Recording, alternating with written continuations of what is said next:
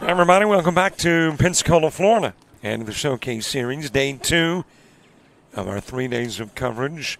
Not all of it yesterday here at the University of West Florida, but some of it, maybe even most of yesterday at Crestview. But here we are back in Pensacola, Jim Spooner Field on the campus of the University of West Florida for the 9 a.m. matchup between Mississippi 16 and the Prodigies. That'll find its way in the left field, and Chad Savage on to begin things here in the top of the first. So at 9 a.m. it is your baseball and breakfast, maybe baseball and biscuits here in Pensacola. Eli Ritchie coming to the plate as the two-hitter. 3 guys, Bryson Faye, Miles Batten batting 4th, Landon Smith 5th. Jaden Tricoci is the 6th hitter. Dawson Amaker batting 7th, Eli Schubert 8th, Connor Sargent 9th. All facing Uriah Stagner. Meanwhile, behind the plate for the Prodigies is Connor Boynton. Ethan Volpe at first, second baseman. As the runner will go, and in with the stolen base is Savage.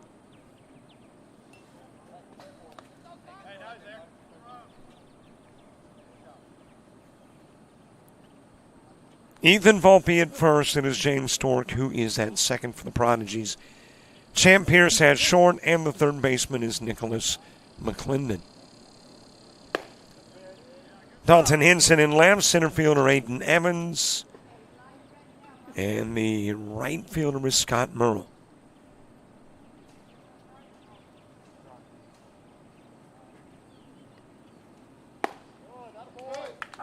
On the outside part of the plate with the pitch to Eli Ritchie. Got a base runner in scoring position very early in this one. Mississippi has played a game. Prodigies have played 2.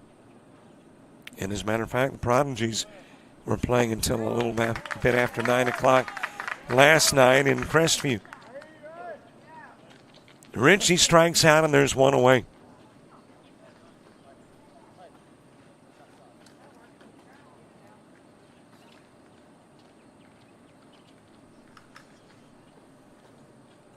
And the Prodigies 0-1-1 in their 2 games. So this is it for the Prodigies in pool play. And Mississippi 16 with 1 more.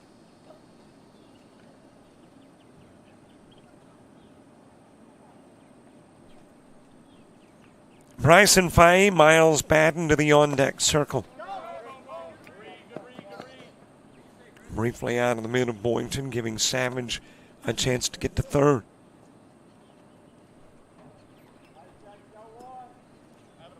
Mississippi has allowed 9, scored 1. So in that one game yesterday, Mississippi 16 losing to 16U Coastal Sports Academy 9-1.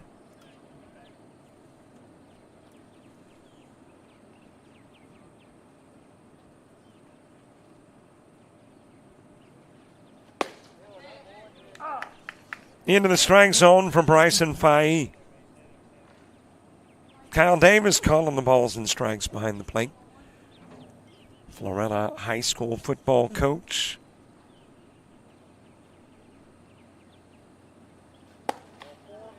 Outside with a pitch and Fahey giving a walk.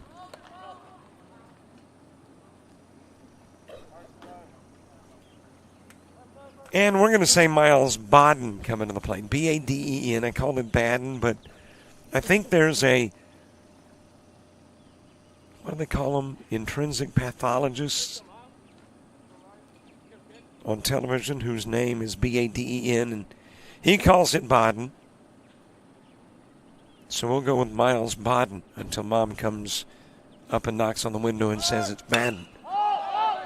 Popped up on the infield by Baden. And McClendon in the last minute calling off Boynton. Able to make the catch and leave the runner stranded at third.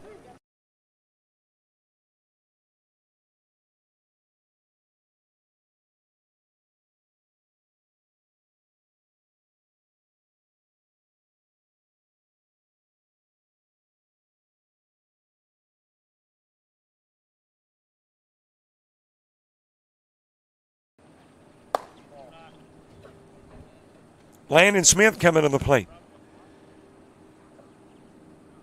I got it out ahead of myself. There are two gone, not three. Still got a base runner at third, got a runner at first. Fahey giving the walk. Savage with a single. Fahey taking off for second. Throw winds up in center field, and trotting home is Savage.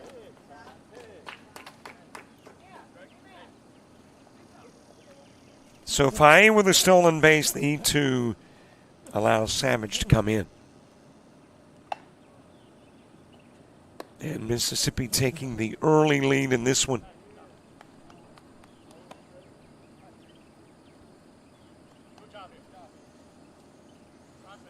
Landon Smith with Jaden Trioki moving to the on-deck circle.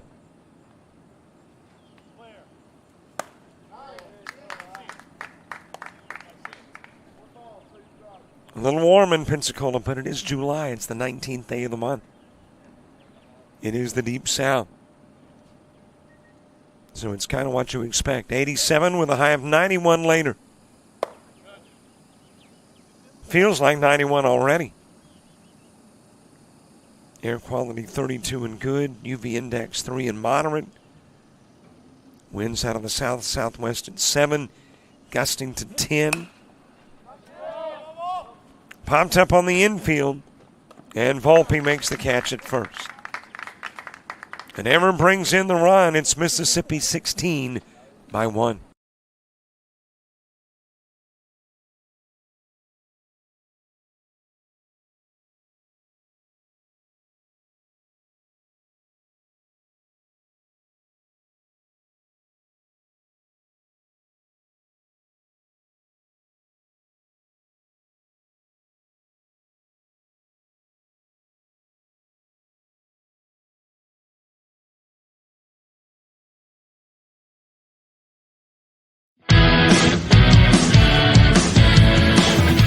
Frustrated. She's having trouble with her defensive player.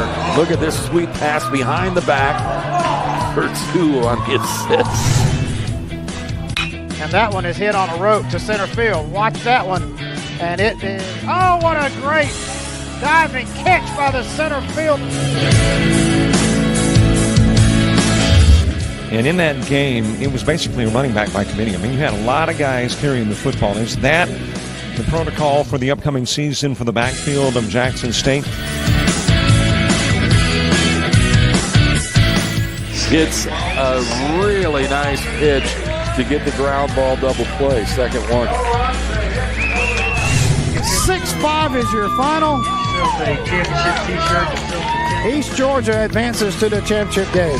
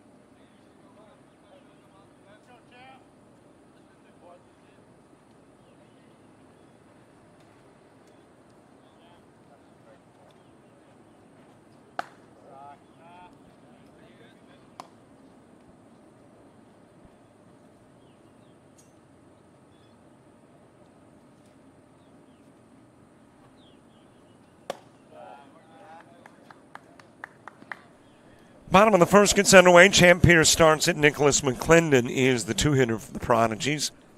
Connor Boynton in the 3 spot. Ethan Volpe batting 4th. Aiden Evans 5th. James Stork is the 6th guy. Uriah Stagner hitting 7th. Scott Merrill 8th and Dalton Hinson 9th.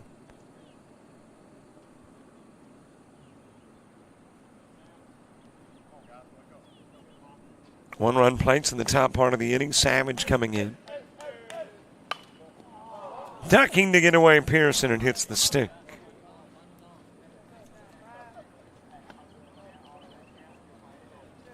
I believe this is Hayden Harris on the hill. Lineup card does not give positions. And it only gave hitters. And Hayden Harris, not a hitter, but there is a roster. Wow. 2 interesting at-bats, or really pitches to Champ Pierce. One got the stick as he's ducking to get away, and the other sends the bat over towards the dugout. And Nicholas McClendon, who got banged up a little bit last night, almost got banged up again today.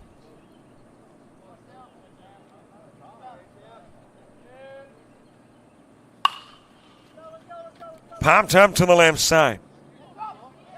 And a little trouble picking it up, but the catch is made in left. And if the gentleman will turn his back, might be able to pick up numbers and tell you who made the catch on the fly ball by Champ Pierce. As there is one away, Nicholas McClendon coming to the plate.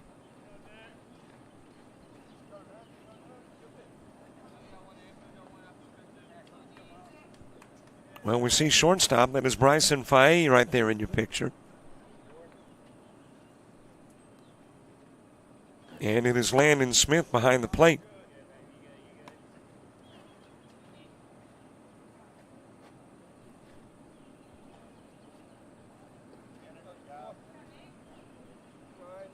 Connor Boynton, nobody aboard, one away. Bottom of the first in a 1-zip game. Low and away with the pitch to McClendon.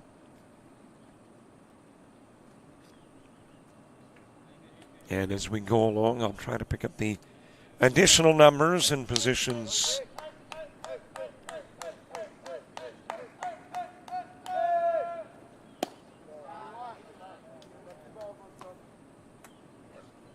Low and away with the offering to McClendon. Try Coach, Amaker, and Schubert when you get to the top of the second.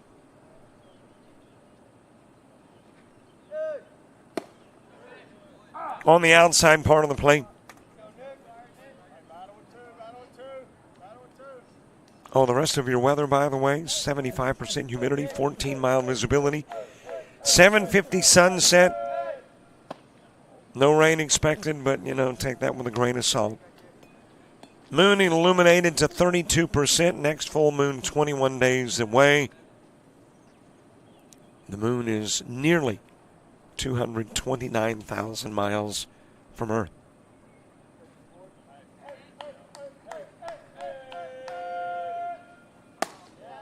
High pitch, and McClendon given a walk.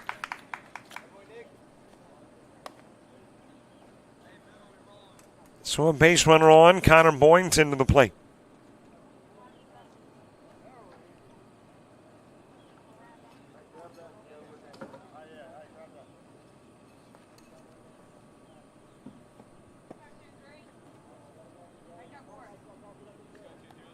Boynton, the Prodigy's catcher, with a base runner in first and one away.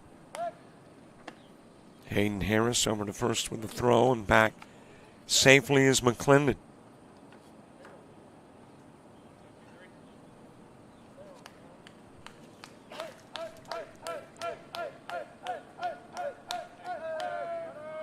Showing bunt, runner goes, no bunt laid down. Safely at second is McClendon with a stolen base.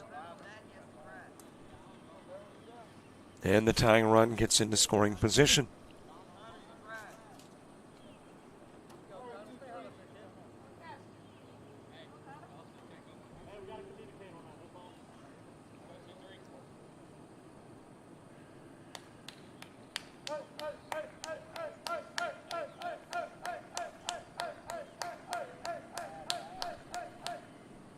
Harris, a long look to the runner, McClendon. And Boynton will step out of the box. Major League Baseball back to regular season play after the All-Star break yesterday. Cubs over the Red Sox 4-1. White Sox bombed the Pirates 10-1. Angels edged the Phillies 6-5. Padres 7-2 over the Nationals. Blue Jays shut out the Giants 4-zip. Mets could have taken the lead in the National League East, but they lost to the Reds 8-4 and stay a half game back at the Phillies. In 10, Marlins 8-7 over the Royals. Okay, they played in Miami. Got to check and see what the attendance is like. They're struggling to draw a crowd. 14,400. Ground towards second. Throw goes over to first, Connor Sargent.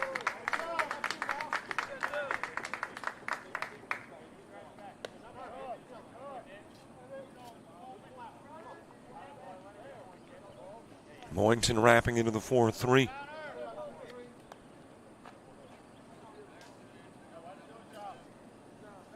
Ethan Volpe to the plate.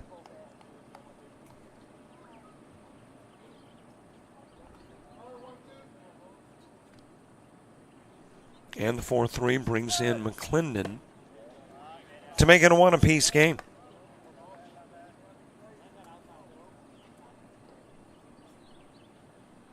So Boynton credited with the RBI.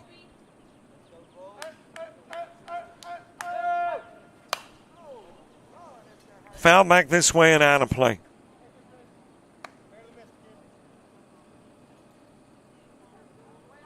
Pearson Boynton the outs. McClendon the runner who has scored. And it is one apiece with the pitch to Volpe. A little high. Aiden Evans on deck. 6, 7, and 8 in the order when you get to the top of the second. Other MLB scores. Guardians beat the A's 8-6. Braves over the Yankees 7-3.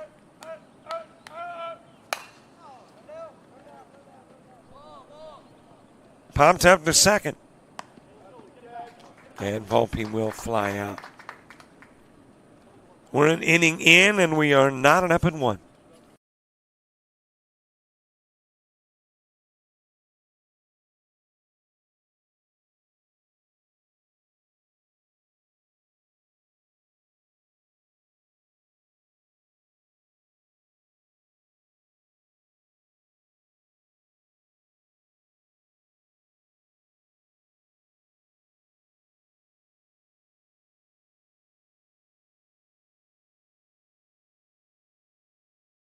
University of Alabama Online, where legends log in. A tradition of excellence. Decades of experience in distance learning. Empowering students of all ages.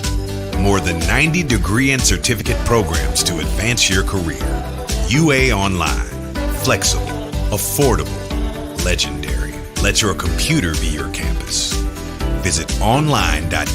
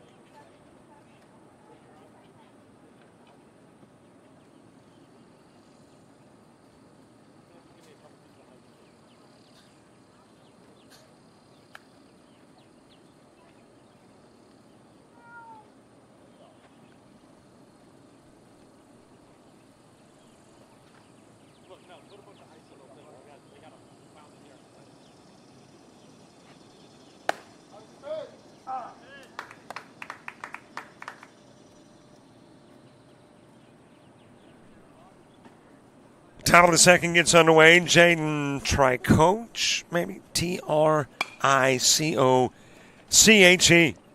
flying into center field, and there's the catch by Aiden Evans. And there's one away. Dawson Amaker next. Eli Schubert on deck.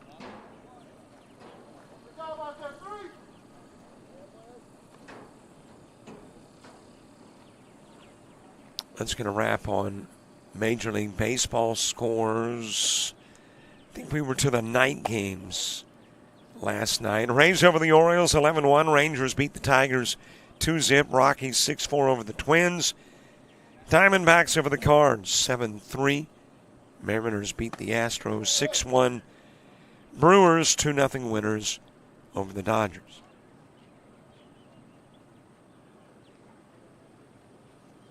And your first game on Saturday, 2:07. Giants and Blue Jays. Standings as of the 19th, as far as the leaderboard is concerned in MLB. American League East, Toronto 3 up on the Yankees. In the Central, Detroit 11 up on Cleveland. And in the West, Houston with a 4-game lead over Seattle. Strike delivered to Amaker. In the National League, Phillies maintaining that half-game lead over the Mets. Chicago's a game up on Milwaukee. And in the West, Dodgers 4.5 over the Padres. Boy, it's the National League. It's got the tight races currently.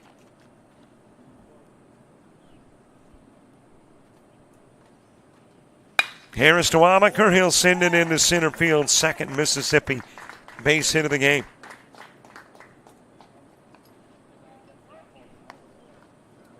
And a runner on in first for Eli Schubert.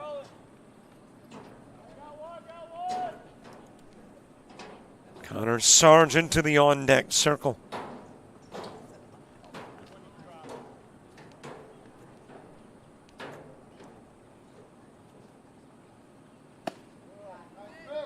On the outside part of the plate to Schubert. Evans, Stork, and Stagner when you get to the bottom of the second for the Prodigies.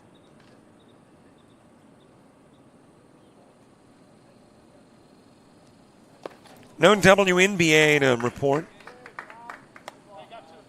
They've got today off, or actually yesterday off. I think they're playing today in the All-Star game.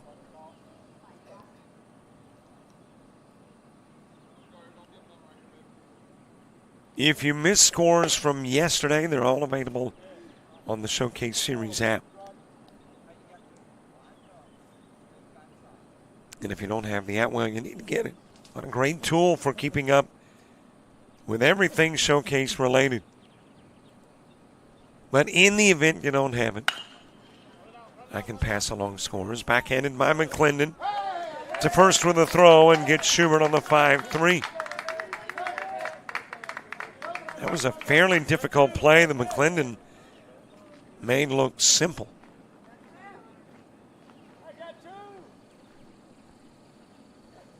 And there's 2 gone for Connor Sargent. Yesterday in the Showcase, 17U Coastal Sports Academy, 2-0 over WFBA Upper Class. Outlaws 20-28, 7-1 over the Prodigies. Florida-Bama 16 beats AA Arrows 16-4-3. Mississippi Scout 16, an 8-zip winner over Florida-Bama 18. 16U Sports Academy, 9-1 winners over Mississippi 16. As that one is sent out of play. Santa Rosa's rivals took the lead and got the win in their last at-bat, beating 3-3-4-8-7. 15U Coastal Sports Academy, 6-4 over the AA Arrows 15. AA Arrows 16 and Prodigies tie at 3. And 3-3-4 beats Stars 16, 3-2. Strikeout of Sargent. Amaker left on as we go to the bottom of the second.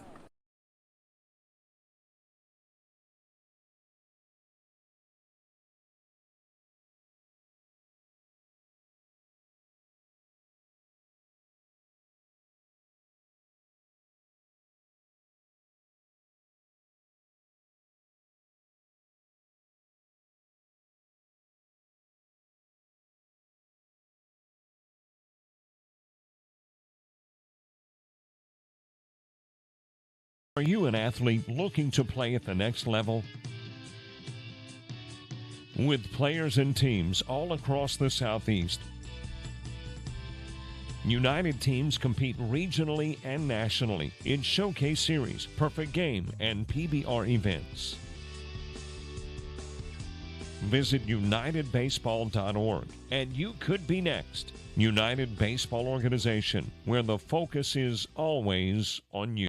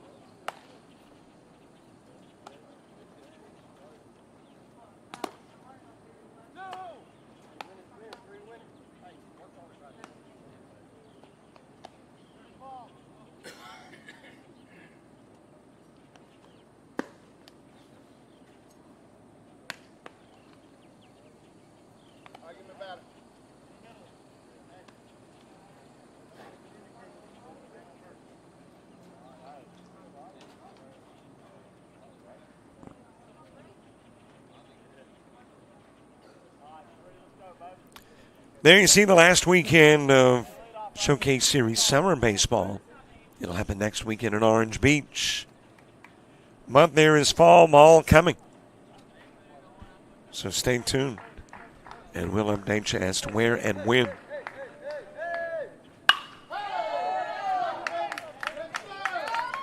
There's a base hit for Aiden Evans. First base hit of the game from Prodigies. And Evans on for James Stork. Uriah Stagner to the on-deck circle.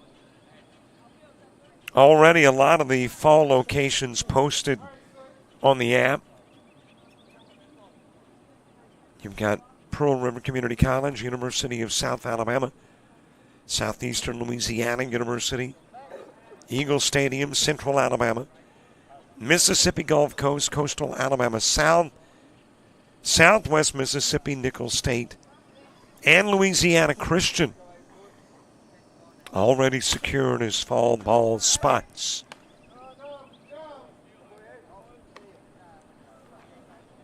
And of course, fall ball a little different.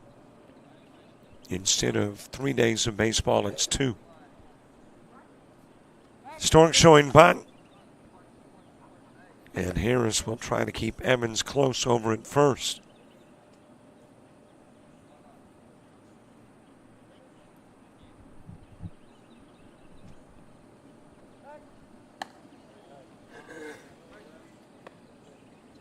Again, Evans able to get back safely.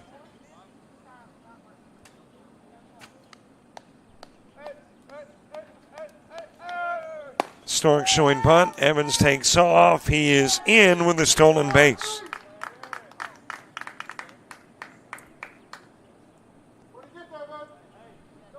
So let's see if the bunt sign is still on to move Evans over to third.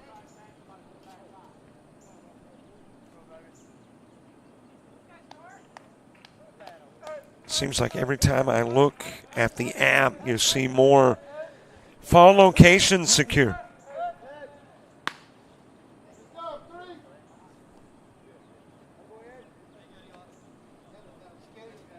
And I'm not sure which ones we will be at, but we'll be somewhere during the fall. Also baseball in the fall, Prime 9 fall ball. You've got an event at Truist Park in Atlanta. And that's all coming this fall. In addition to stuff like ACCC flag football, Bayside Academy football, Georgia Military College football, Coastal Alabama North and South volleyball, and more.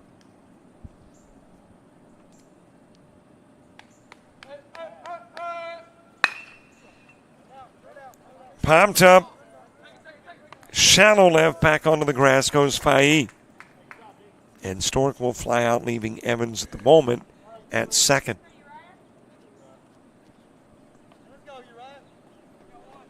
Uriah Stagner next. Also, it is official on Wednesday night at 7. We go one-on-one with Barry Dean of the ALA-BCA, ending his executive director career with the organization after nearly 30 years. And it kind of reads like a who's who as to who we will hear from. Anybody that is somebody in the world of baseball. Butch Thompson of Auburn, Vandy's coach, ton of high school coaches and more. Pro scouts.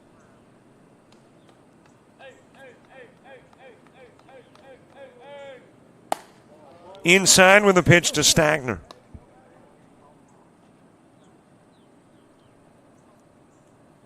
Scott Merle to the on-deck circle.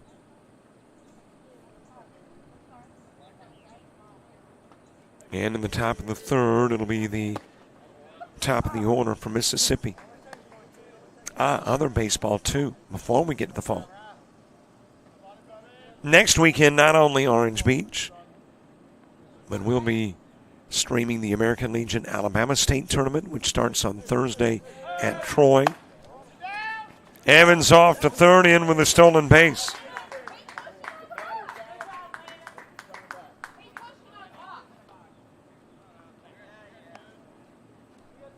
Got a strikeout of Stagner, and apparently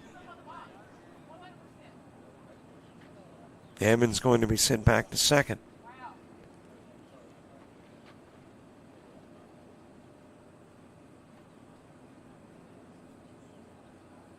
And I am assuming maybe it was foul tipped.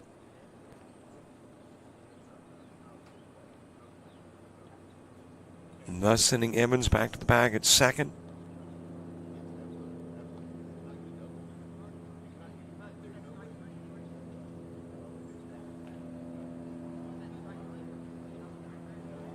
Conversation with the Mississippi Scout 16 coach. It's interesting that he's the coach that came out for an explanation. Since the Prodigy's runner goes back 90 feet, you would think if there was a question mark, it would be from the Prodigies, but Mississippi had a question.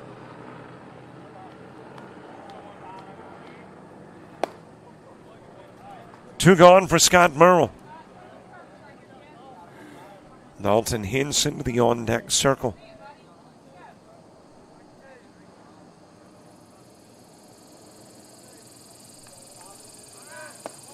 Swing and miss. Evans off to third and in safely. That'll hop out of the mitt of your third baseman, and Evans comes in to score.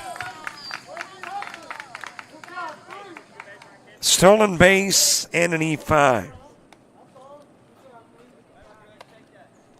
And the Prodigies take the lead.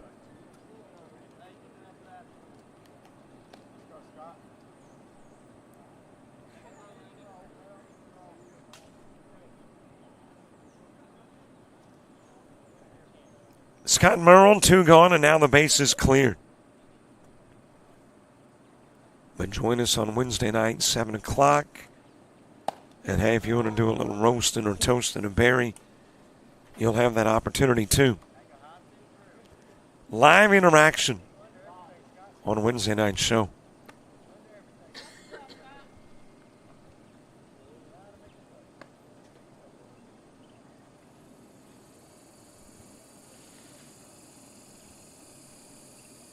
Bottom of the second, 2-1 ball game. We have had no greater than a one-run lead. And it currently belongs to the Prodigies.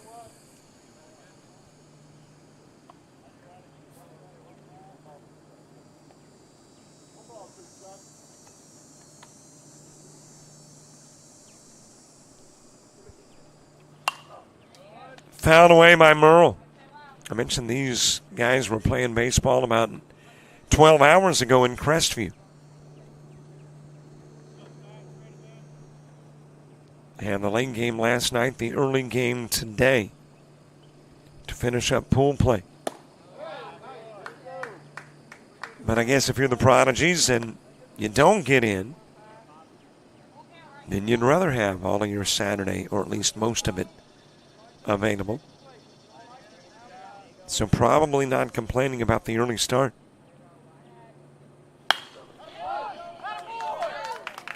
Into left field with a 2-out single from Merle.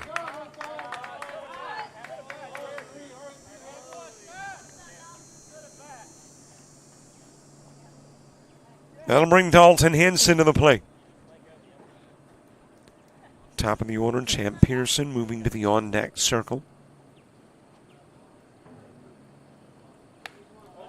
Taking a look at your standings in 16U. Got a couple of pools A and B.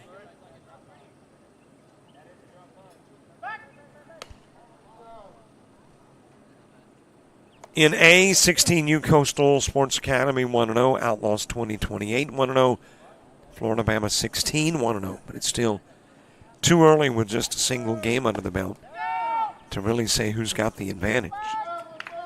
Still on base for Merle.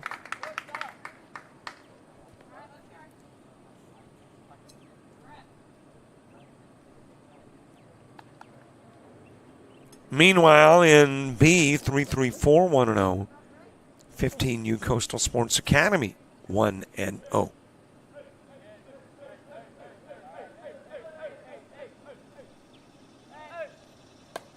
High and away with a pitch to Henson. 18U and A, Santa Rosa Rivals 1-0. And a couple of teams played today for the first time in the pool, 850 Express and the Full Count Freaks. Outside with a pitch, again running is Merle. And he'll be in with a stolen base.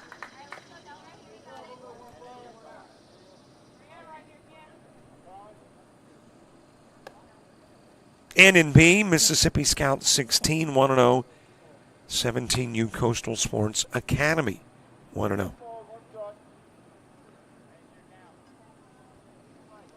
But obviously, at the end of today, the picture becomes much, much more clear. Outside to Henson.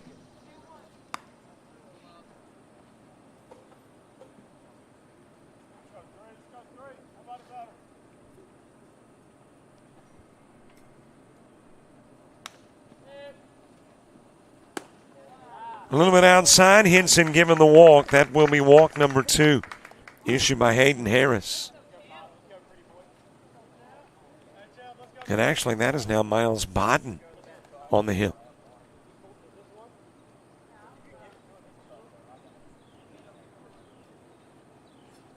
But is Bodden going to stay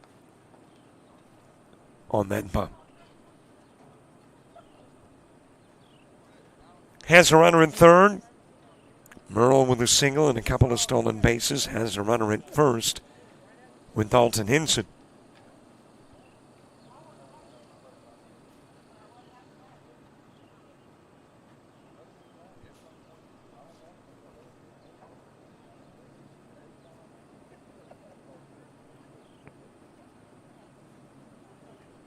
Lengthy conversation.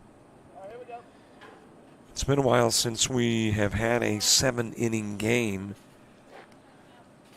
based on the 1 hour, 50-minute time limit.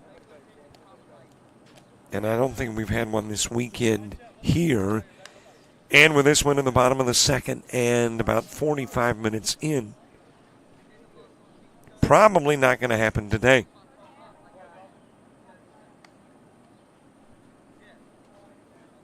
Champ Pierce to the plate.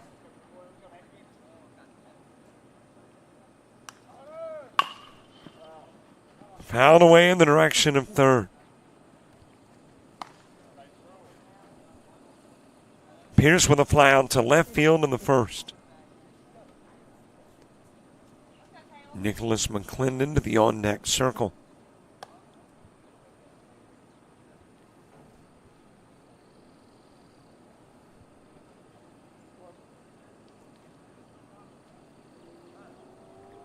Top of the order when you get to the top of the third. Here's the Bodden pitch. It'll go down to second. Stolen base by Hinson. Thought that Merle might come in from third, but decides to hold and play it safe.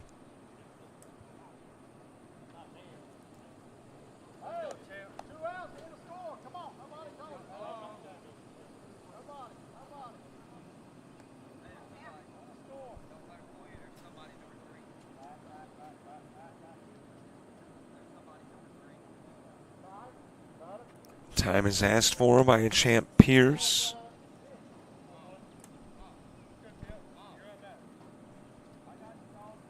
Tomorrow, I think we've got at least one, maybe two pool play games.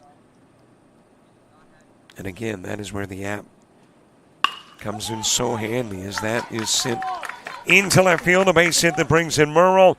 Hinson will hold. RBI single for Champ Pierce.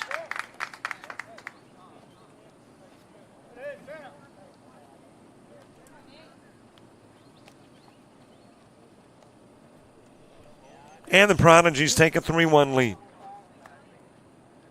Yep, a couple of pool play games at 9 and 11:15. Got the 18U championship at 1:30. 3:45, the 16U.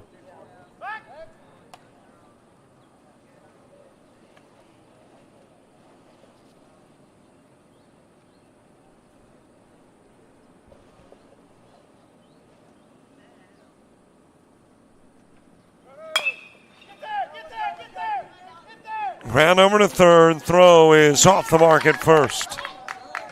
McClendon with a slip and fall cannot advance another base. Hinson will come in, and so too will Pierce.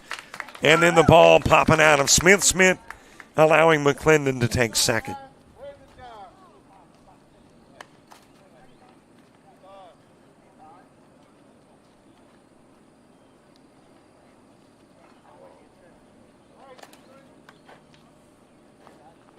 So a couple of runs in.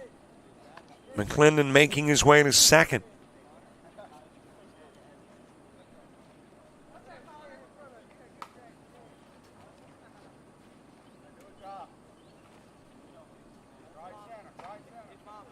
Connor Boynton next. He is the 8th to come to the plate in the inning.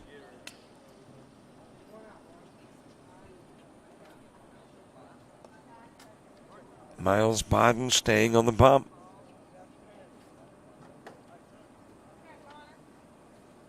After a walk, 3 base hits.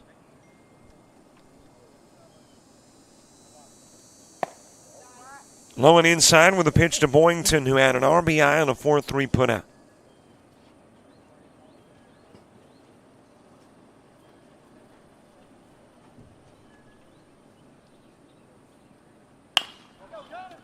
Ground towards third.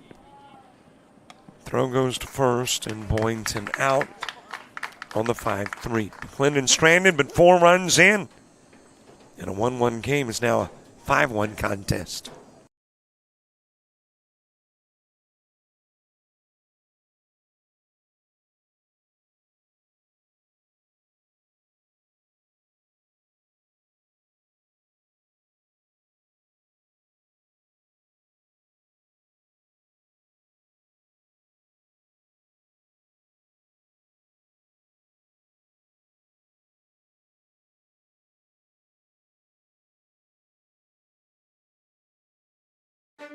You made it. You went further than even you believed. You took your friends, your teammates, teachers, and coaches. You needed Dad, but Mom was there through it all. See, you didn't do it alone. It took a united effort. It also took you. United Baseball is a full-time organization focused on development and advancement of athletes. If you're a high school-age baseball player with a desire to play at the next level, you could be next. Log on to unitedbaseball.org to learn more.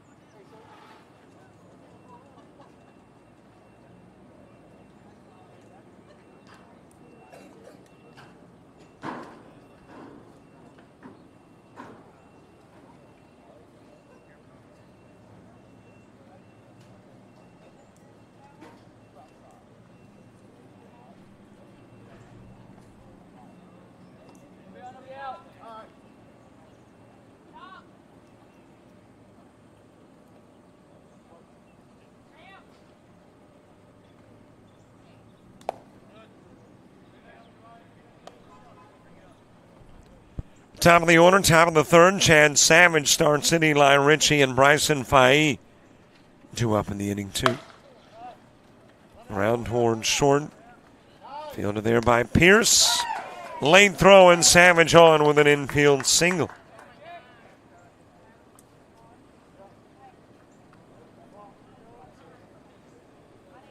So a runner aboard for Eli Ritchie. Bryson Faye to the on-deck circle.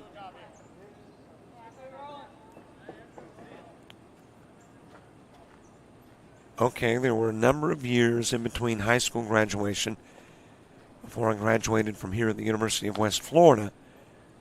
But that graduation was before football here. So that kind of tells you how far back I go.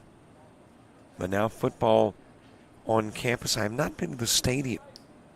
I've seen it on Google Maps, but haven't actually visited the stadium. And didn't they win maybe a national championship a year or 2 ago? Home to the Argonauts, which has got to be in that category of unusual mascot names. Tag down, trying to get the second is Chad Savage.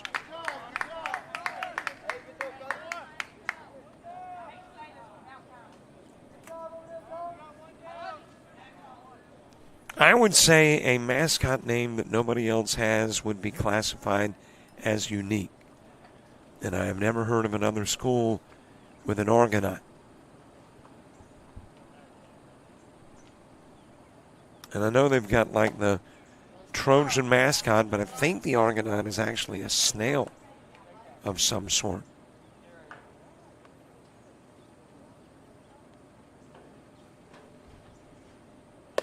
I can be a member of the crew of the mythical ship Argo. So maybe it's kind of transitioned into a member of the crew of the mythical ship.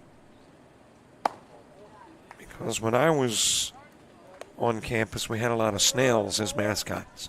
That was before athletics really got popular on campus. Ritchie down to first. And yeah, I could see how the member of the mythical ship Argo kind of conjures up more competitive spirits than a snail.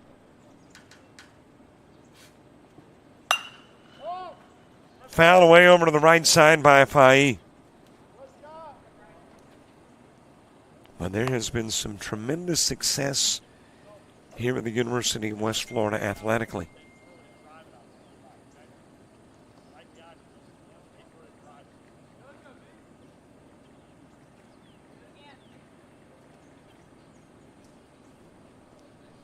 Base runner at first, 1 away. That is chopped by Faye to second. Quick throw to second to get the put out 4-6 of the lead runner, but Faye safely on at first.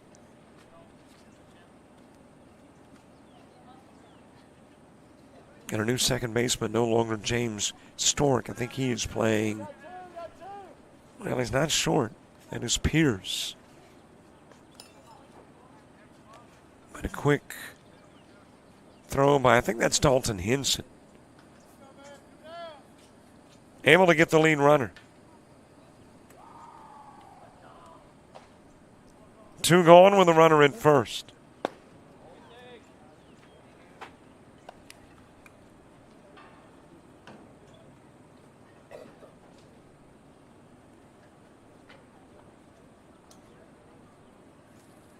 First established in 1963 as part of the State University system of Florida.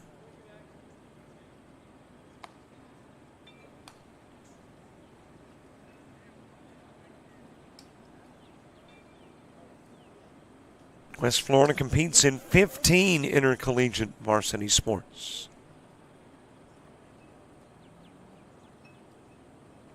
And football won the national championship in 19. Wow.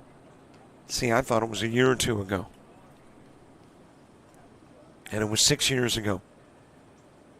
Knocked off Minnesota State University 48-40 in the championship.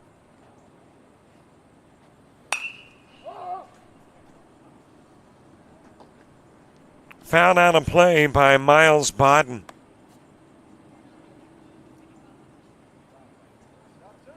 Notable alumni, Kenneth Cockrell, an astronaut. Ambassador Carmen Maria Martinez. Roy Jones Jr. went here to the University of West Florida. Used to be fairly common to see Roy Jones at sporting events. He'd be at high school basketball, junior college basketball. Of course, that's when he had a couple of sons playing.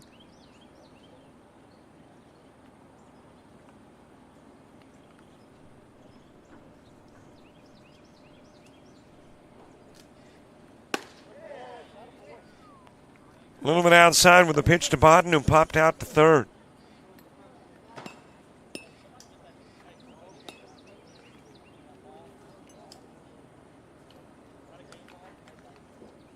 Several in the entertainment industry. Went to school at West Florida. There's a swing, there is a miss, and Bodden down on the count by 2 strikes. Including Jan Hooks, who played on Saturday Night Live.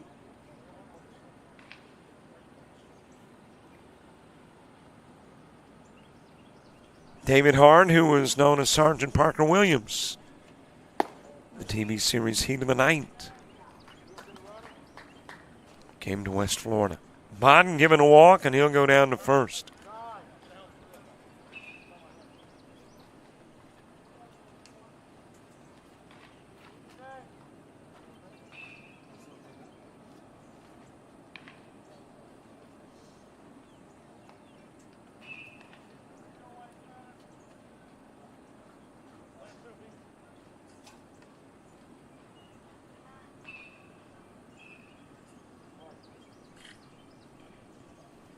Landon Smith next. He popped out to first in the first.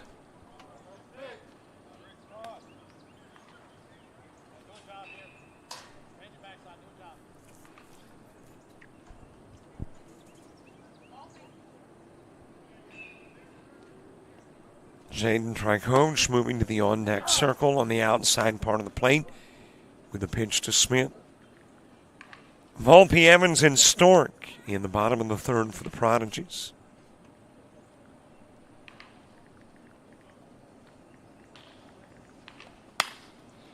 That is floated in the direction of the gap. Left center field and will drop and roll. In to score is Faib. Bodden making his way to third. He's told to go on home. Throw coming to the plate. It is there in time and will hop over Boynton. And Smith will wind up at second with a pair of RBIs.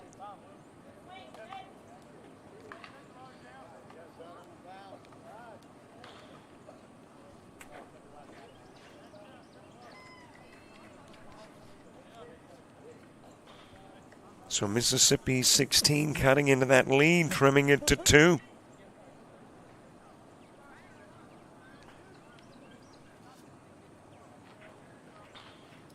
Dawson Amaker to the on-deck circle.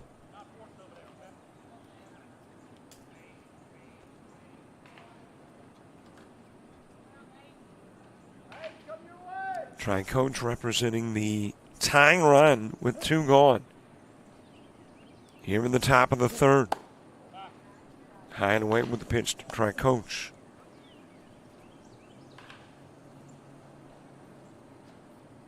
Volpe, Evans, and Stork 4, 5, and 6 in the Prodigy order in the bottom of the third. Pop back towards the screen. Boynton will give it a chase, but it's out of play.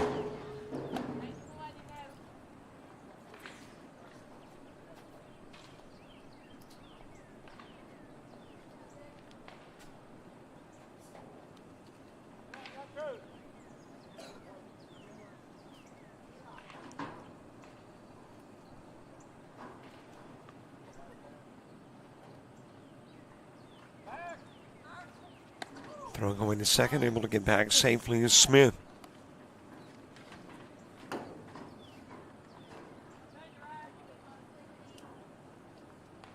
Or maybe it's Tricoche, Tricoche.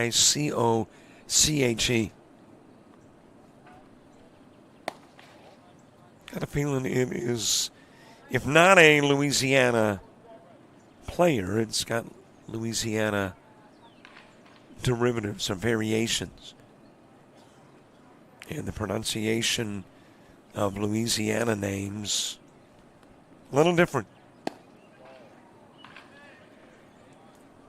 Told the story of some folks from my neck of the woods that were going to Gaucher. This was pre-Google Map. And kept on driving despite seeing Gautier,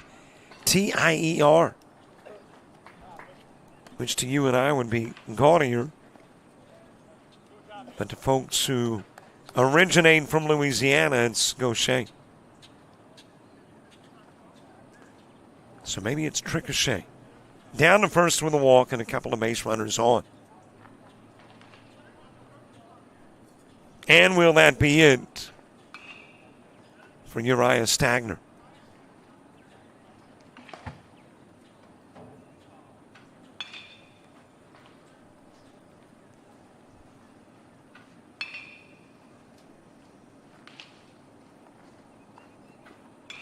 Well, there's some fist bumps going on.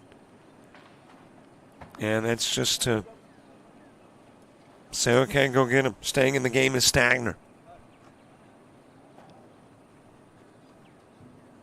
Sometimes hard to know when a fist bump is a, hey, good job, go take a chair, or it's a fist bump to say, okay, go get him. And in this case, it is go get him. Stagner staying in, tossing Amaker to the plate.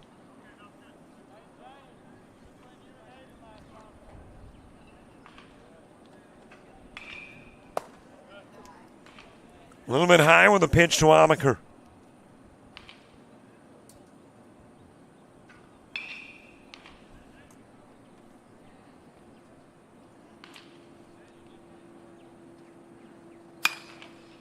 That is popped up to the left side.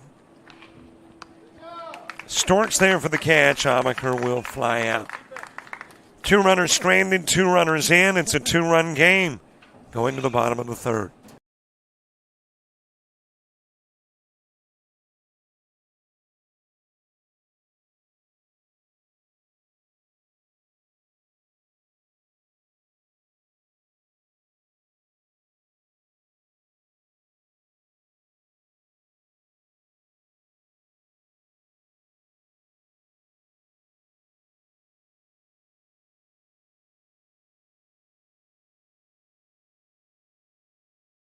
You've played some travel ball, you've shared the videos. Mom and Dad can only root so much. It's time to get real interest from the colleges and scouts in your area, right where you live. That's why the Showcase Series is different. We're not just another tournament, we're an advancement event where you get real-time exposure with live TV coverage of our games that get you seen directly by the coaches you want to impress from anywhere in the world. Register for events at showcaseseries.org. It's your turn at bat.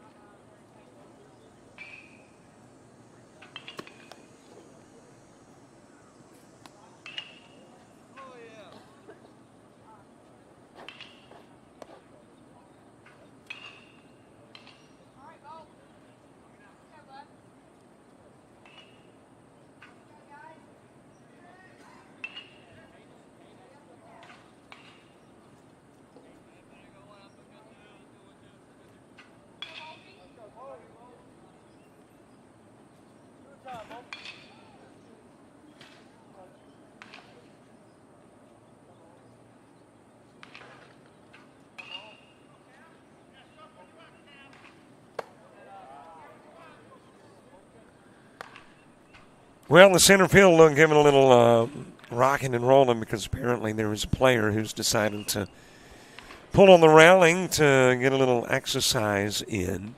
So my apologies, but that's the best look that we can get as far as no platform in center field.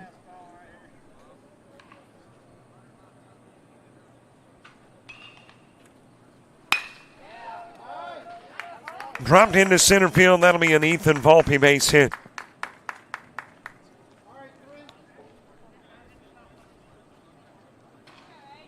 Fourth hit of the ball game for the Prodigies.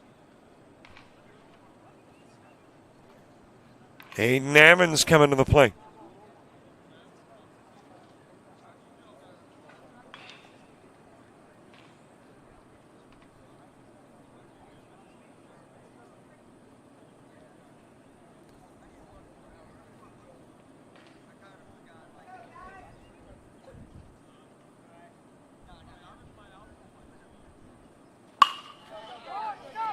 That is a base hit, able to squeeze it down the line into left field. On his way to second is Evans. To third will go Volpe.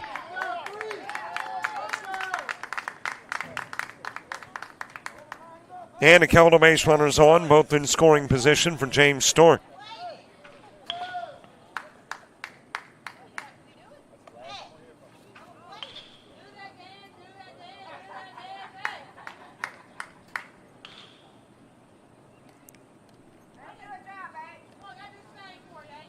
And it's got Coach coming out of the dugout. Let's see if he is going to get Bodden. On a warm day in Pensacola.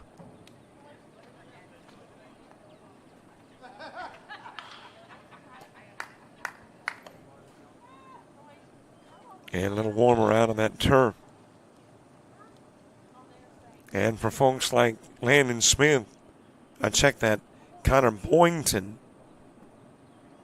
No, it is Landon Smith making his way to the mound with all that extra catching gear. A little hotter for he in for Kyle Davis behind home plate.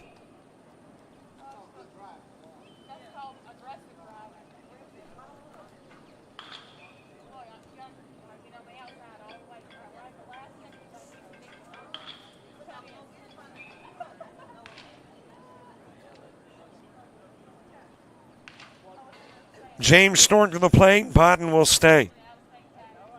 He's given up a single and double. Nobody gone. Stork steps in, delivers it into right field. That'll bring in Volpe. Evans will go to third. And Stork with an RBI single.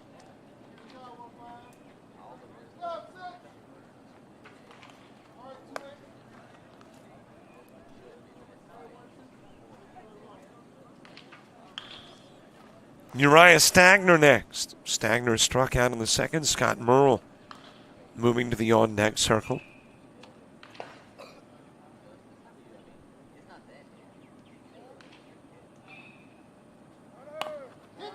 Bunt laid down but fouled by Stagner.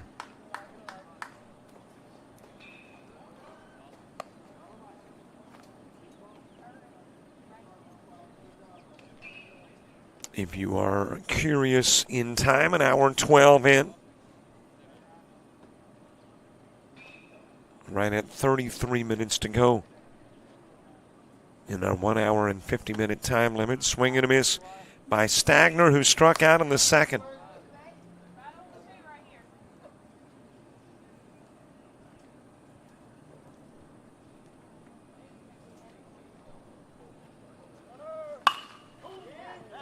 High fly ball towards left. Tagging is Evans, and he'll come in and score on the sacrifice by Stagner.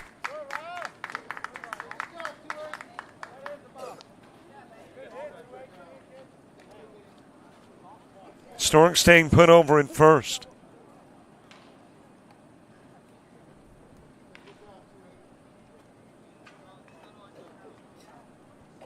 One out for Scott Merle.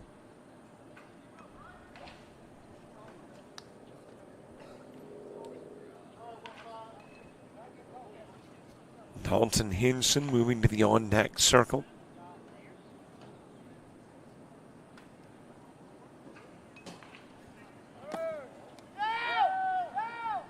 Running is Stork, and he'll be tagged out.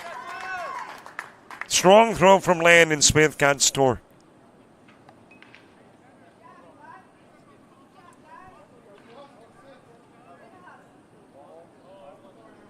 Two gone with the bases clear. Scott Merle with a single in the second, came in and scored a run. Stole a couple of bases too.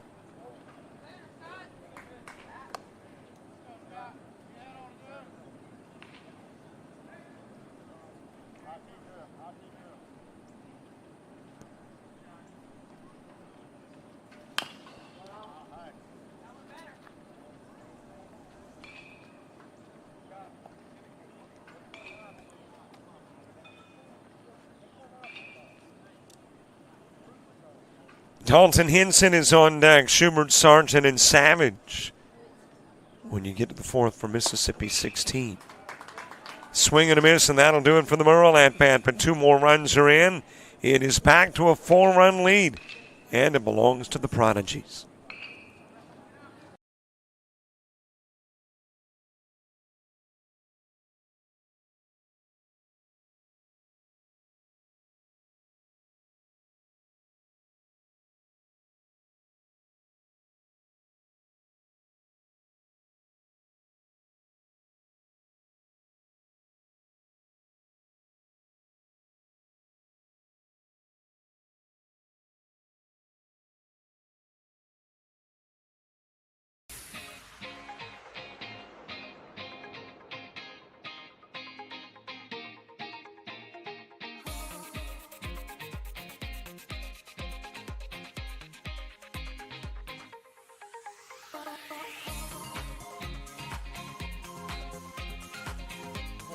Here's the 7 guy.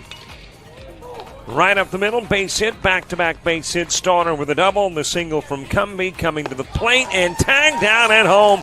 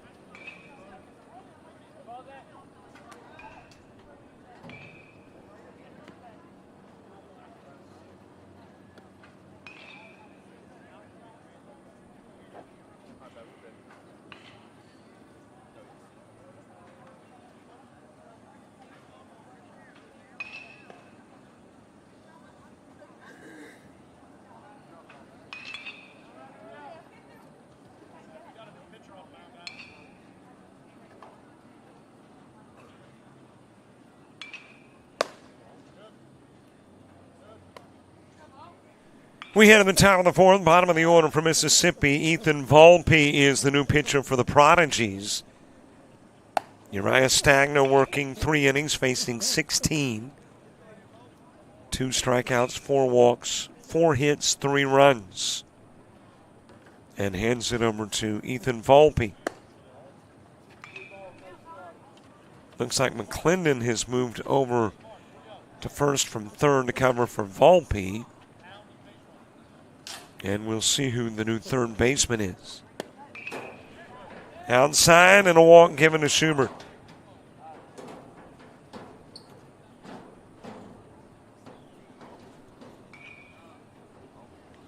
So Volpe comes in and walks the leadoff guy, Connor Sargent to the plate.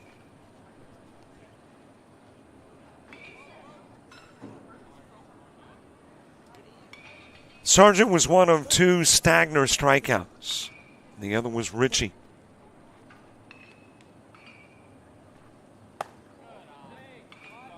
A little bit outside with the pitch to Sargent. Chad Savage on deck.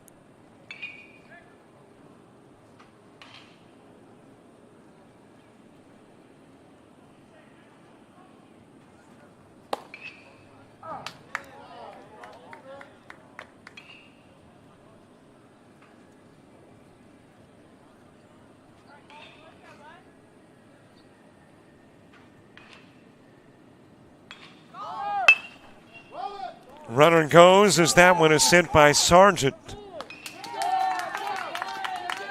Fielded it short. And I believe that is Dalton Henson who fires over to first and gets Sargent on the 6-3 that moves Schubert to second.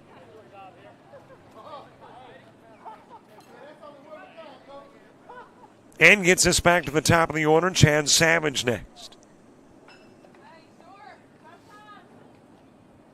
I've got a cloud hanging over in Pensacola, so I checked the radar, and it looks like rain is north of us. And if the weather radar holds true, it should be a pretty good day. There's some activity way out in the Gulf of Mexico, and there's some rain up in Tennessee. And actually, little rain shower developing north of us, but all of it appears to be staying away from us. I say that as we have kind of a nasty looking cloud hanging over Jim Spooner. Into left field, Schubert on his way to third, and Savage has got his third base hit of the game.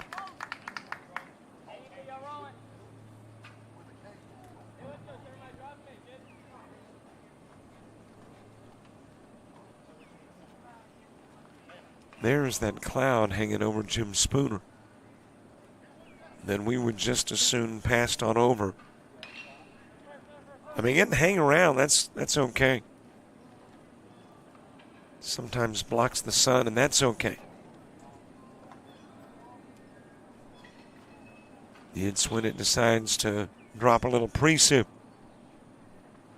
that becomes problematic. Savage back at first as Eli Ritchie steps in.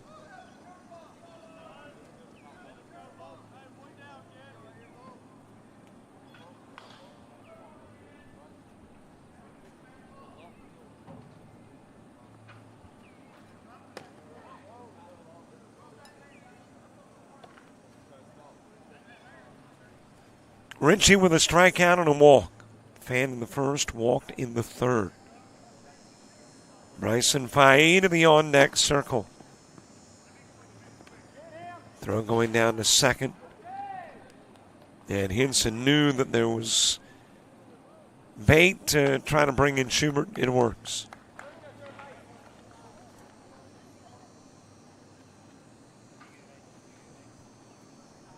(7-4) game with the Schubert score. Savage officially credited with a stolen base at second. On the inside part of the plate.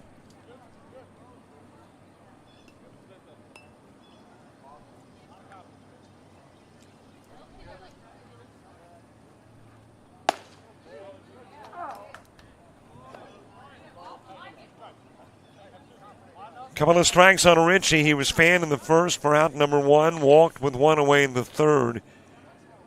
But Faye quickly followed with a put out 4-6 that got Ritchie off the base path.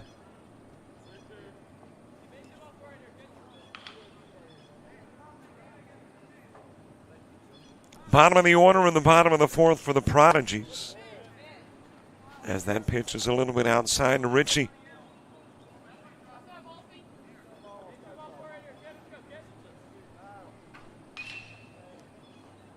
Mississippi 16 hanging around. They'll play the next game too. That is Stork back at second, over to first with the throw. Had it, dropped it, picked up, couldn't get it to first in time. And you got runners on the corners with one away. And the tying run coming to the plate in the form of Bryson Faye.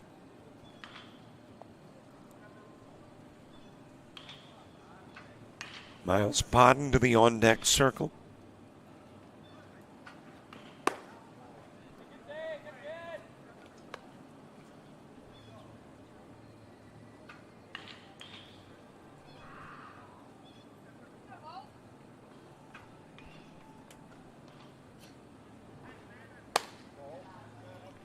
A little bit high with a pitch to Faye.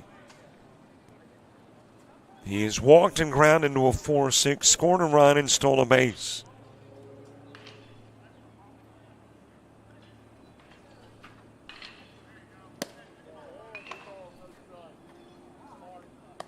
Count runs to 3-0.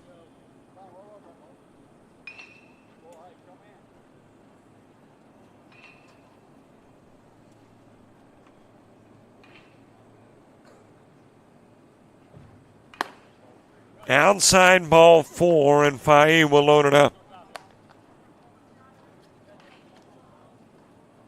Tying run gets on. Go ahead run coming to the plate in the form of Miles Podden.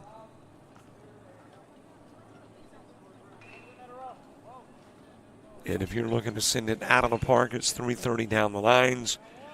370 to the gap. Center field doesn't say, but I would guess that is 390-ish to 400.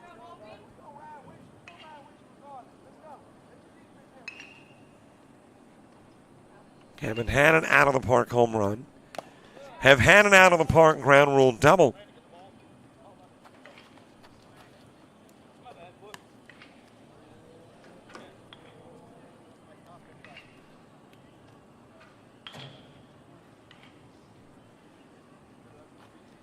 Podden popped out to third and walked. He has scored a run as the bases loaded. One away, Landon Smith on deck.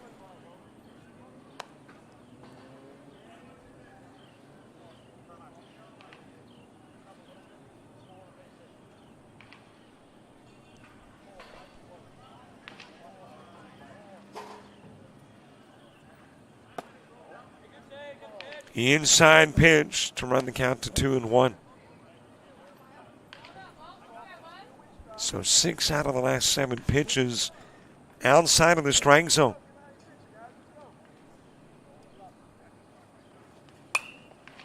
Fouled away in the count even. Bodden the second out in the first inning. Walked with 2 gone and scored on a Landon Smith single in the third inning.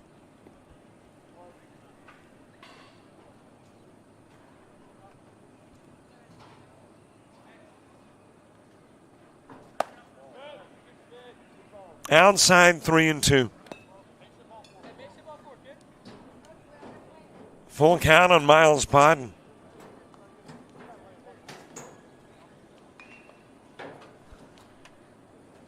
Here's the payoff. It is popped up right side, and that'll drop foul. Stork with a long run over from second, but couldn't get there in time to bring it in. And we'll get a second payoff pitch to Bodden.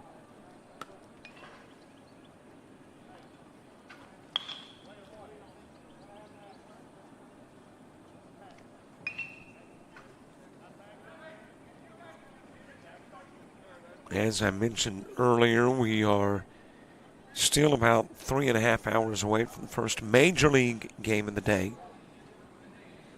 It will come at 2:07 this afternoon.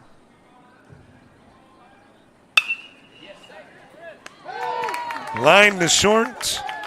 Hinson will fire over to second and turn the double play. Couple of runners stranded, 1 run in. A 3-run Prodigy's lead going to the home half of the 4th.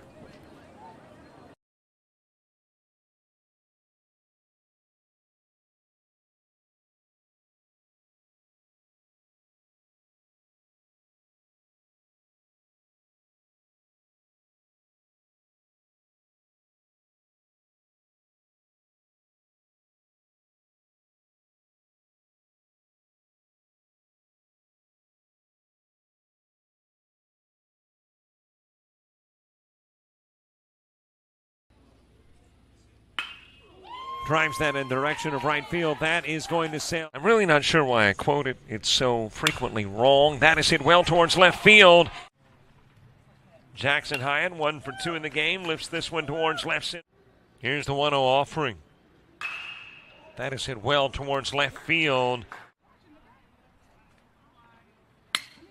High fly ball, left.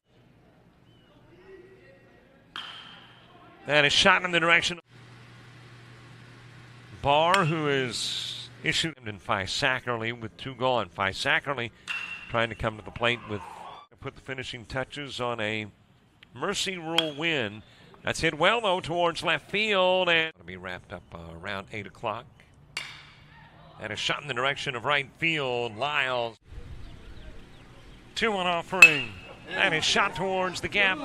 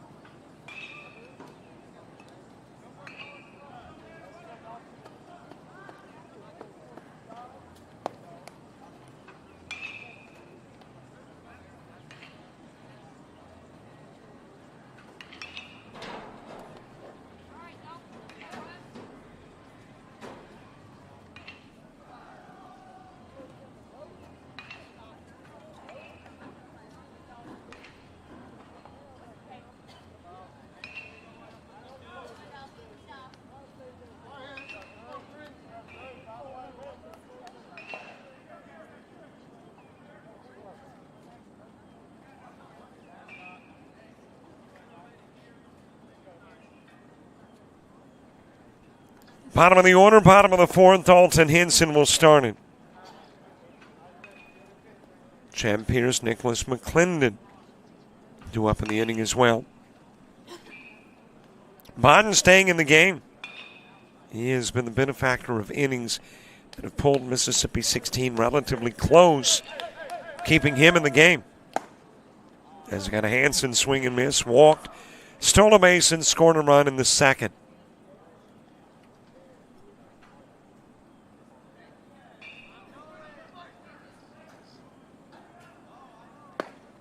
Top of the order, Champ Pierce, Nicholas McClendon on deck.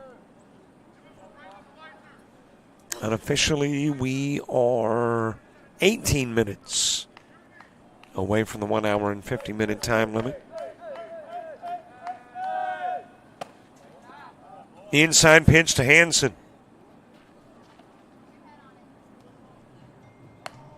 Prodigy's about to wrap up pool play. Can they get in if they win with a 1-1-1 record? Well, if you look at the 16U standings, your answer would be no. Because 16U Coastal Sports Academy has already won 2 games. And the worst they could finish is 2-1.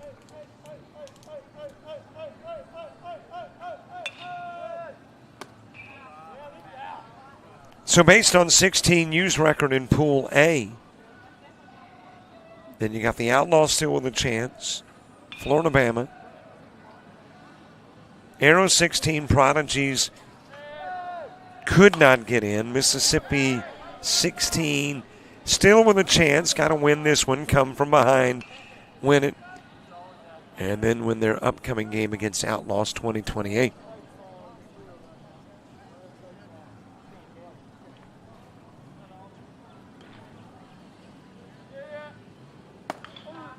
on the outside part of the plate, and out goes Dalton Hansen. And Bodden will pick up his third strikeout of the game.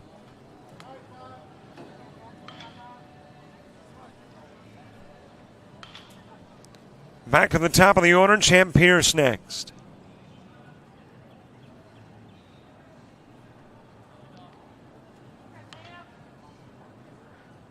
Nicholas McClendon to the on-deck circle.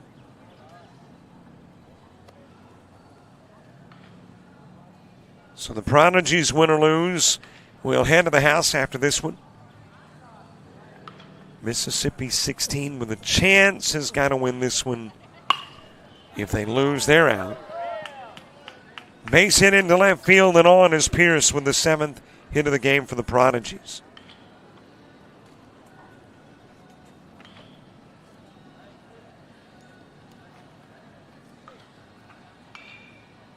Double-A 16 out. In B, everybody's still got a chance. No 2-win team, no 2-loss team. Either 1-0 or 0-1.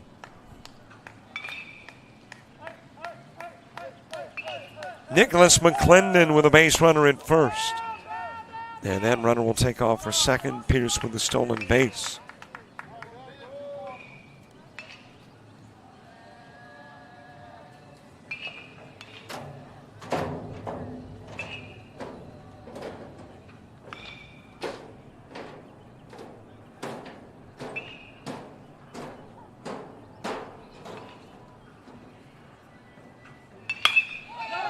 That is a base rip into left field for McClendon.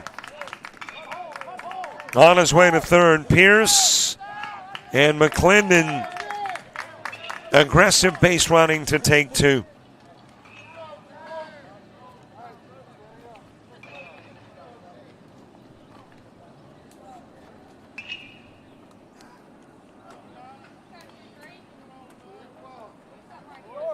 Connor Boynton next with a couple of groundouts.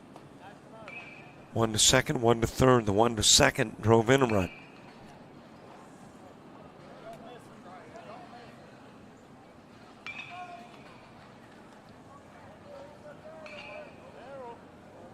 Prodigies with a 3-run lead. The biggest lead has been 4.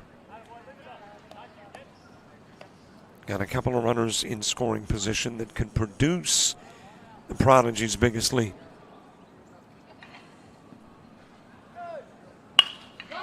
Shot up the middle. That'll be a base hit that brings in Pierce. McClendon taking the turn at third, but holding there. And Boynton with his second RBI in the game.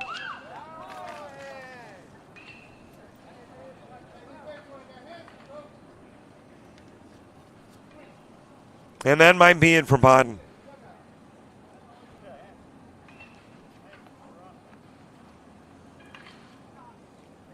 Coach coming out to the bump. All hands on deck. Which one will have baseball in hand, though? Looks like Connor Sargent is headed to the dugout, which might be an indication he is headed to the bump. And definitely Bodden is leaving.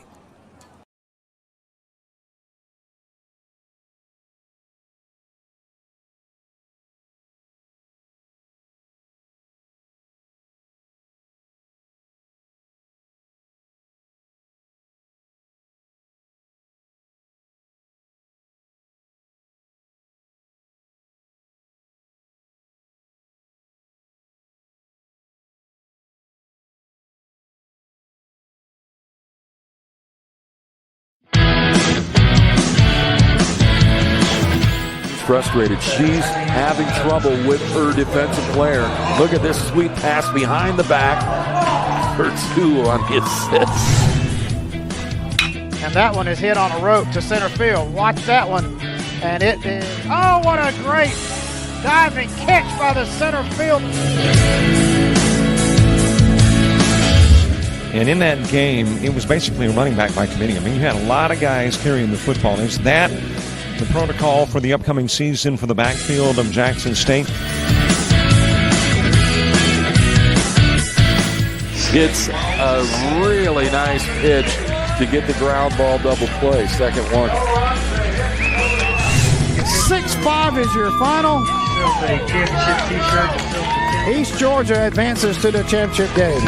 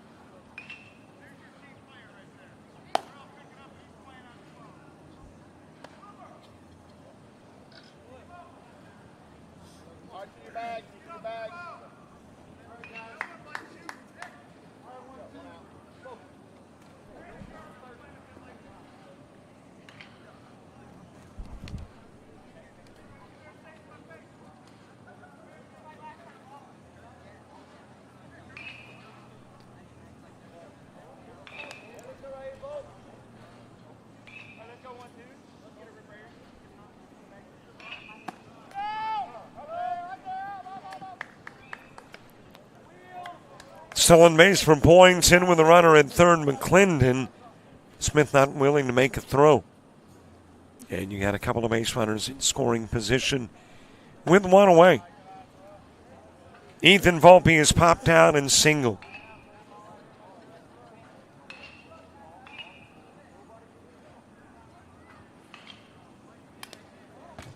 Foul back by Volpe. Prodigy's now with 9 hits in the game.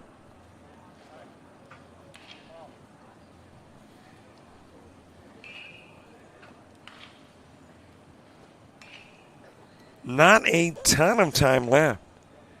Again, this is where you get in that area of, do you go to the next inning? Obviously, at the moment we will, because the Prodigies are still batting with the lead.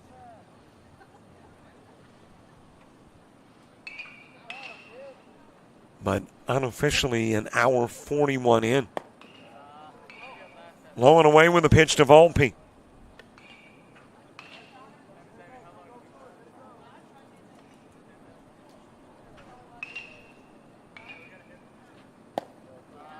That's low, that's away. Volpe given a walk.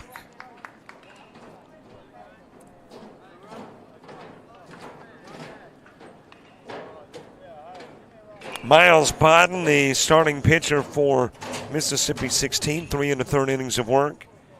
Faced 21, 3 strikeouts, 2 walks, 9 hits. He has given up 8 runs and is responsible for 2 of the 3 currently on.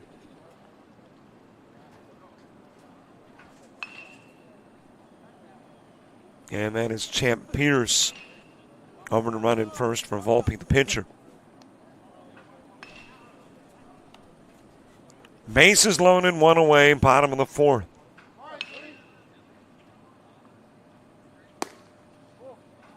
On the outside part of the plate with the pitch to Aiden Evans, who is perfect in the game. Has singled, doubled, stolen a couple of bases, and scored a couple of runs. That is floated towards left field, and that's going to drop in as a base hit throw coming to the plate. Might have had an opportunity for the out at second or third, but he was thinking about the lead runner.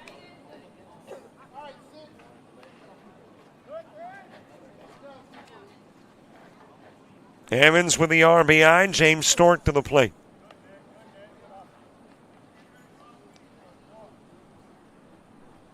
And the lead now 5 with the bases full.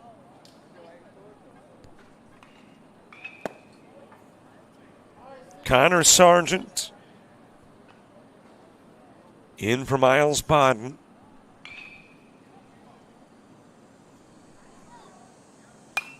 That is floated foul up against the screen. And like a slinky, found its way down the stands.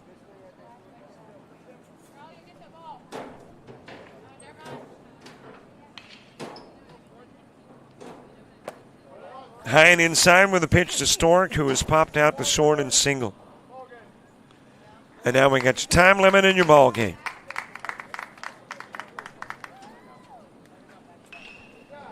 So this one will end in the bottom of the fourth.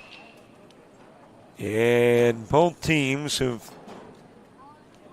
determined that they won't be participating tomorrow. Mississippi 16's got another game. Prodigies have wrapped up their play at 1-1-1. Mississippi 16, 4 hits, 2 errors, stranding 6. They got a run in the first, 2 runs in the third, and a run in the fourth. For the Prodigies, a total of 10 hits. They will leave 4 on and get a run in the first, 4 runs in the second, 2 in the third, and added 2 more in the fourth.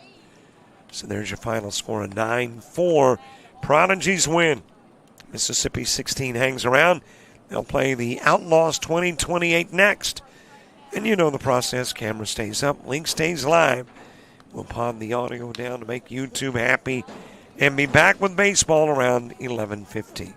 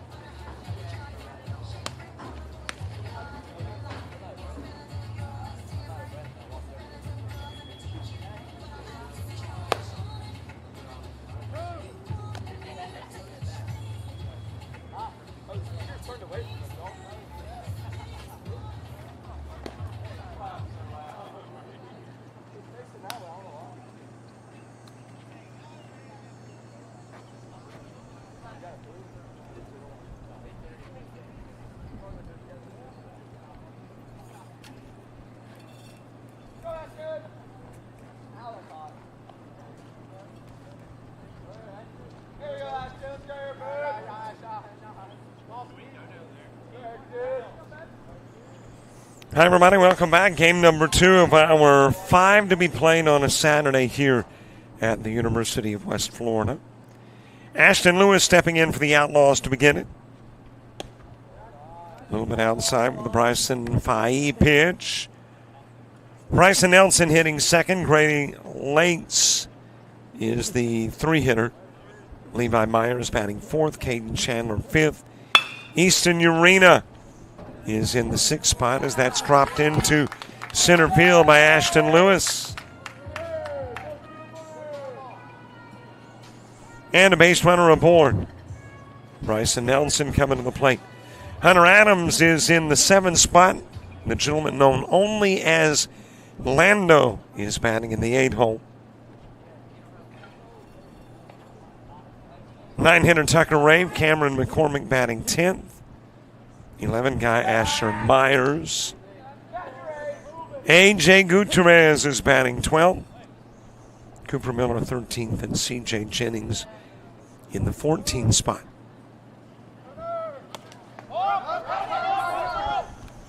That'll go to the screen. Lewis was running and he'll easily take second.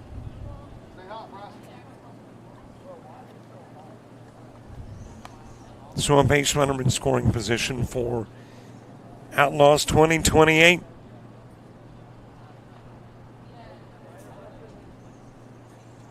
And where Mississippi 16 is concerned, they can't get into championship play. They've lost a couple of games.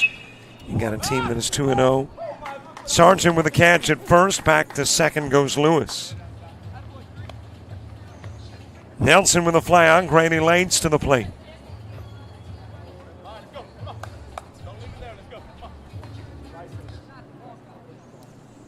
Levi Myers on deck.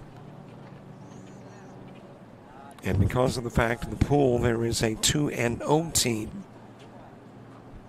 No matter what happens here, Mississippi 16 can't get in.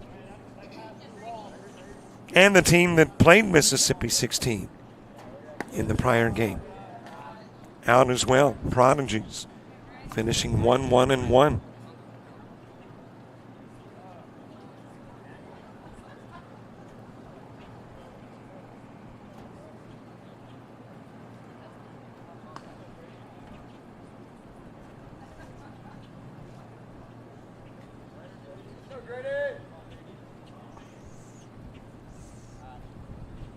Grady L-A-C-Z, Lax or Lakes, followed by Levi Myers.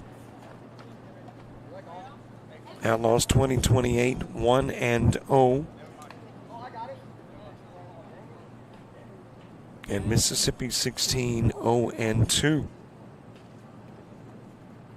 Outlaws have allowed a single run, scoring 7. Mississippi has allowed 18, scoring 5.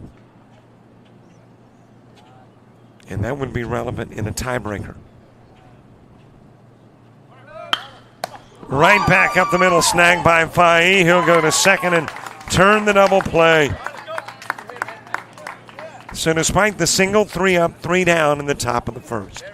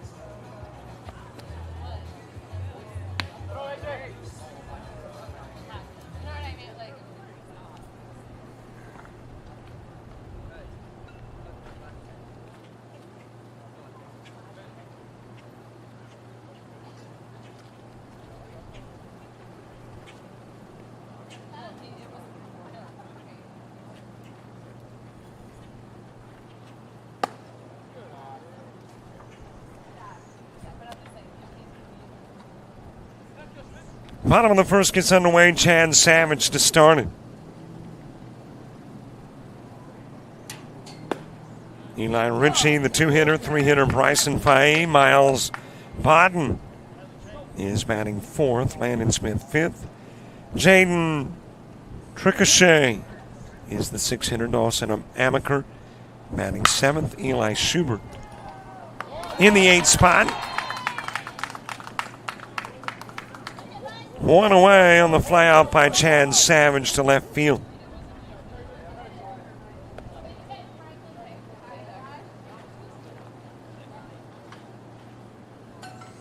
That's got Eli Ritchie coming to the plate.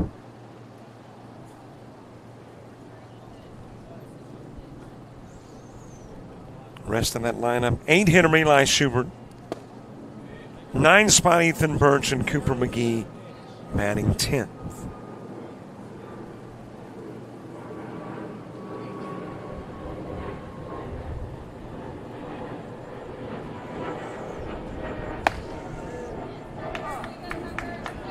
Hearing air traffic for, I think, the first time this weekend, though I'm sure Pensacola International Airport is very busy.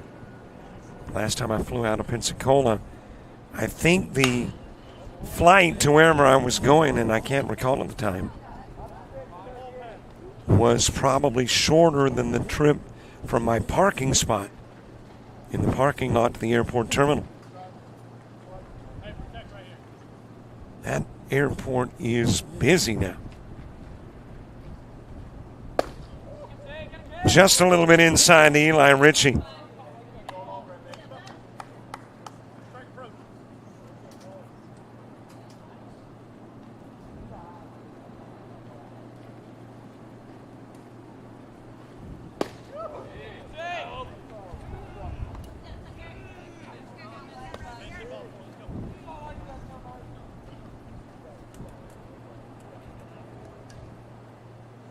One away, nobody aboard. Eli Ritchie followed by Bryson Faye. Miles Bodden is in the hole.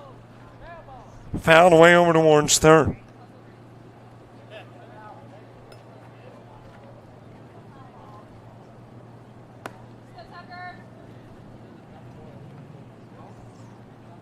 On a warm day in Pensacola, it was 87. The opening game, I haven't yet looked at my app to see what it's like here in game number 2. But I think it's safe to say warmer. Into left field, Eli Ritchie with a one-out single.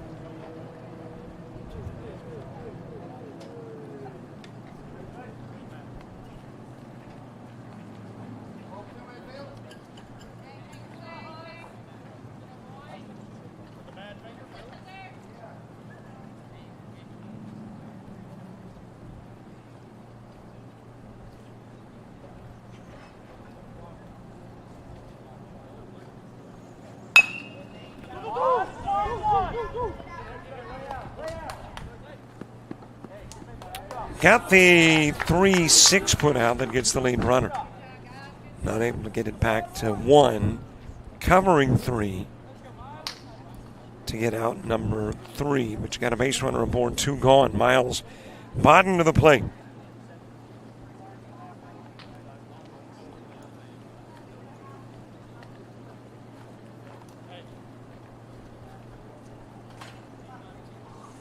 All right, all names in book. Just got lineup actually right after the start of the game from Mississippi. Thank you very much to Mississippi.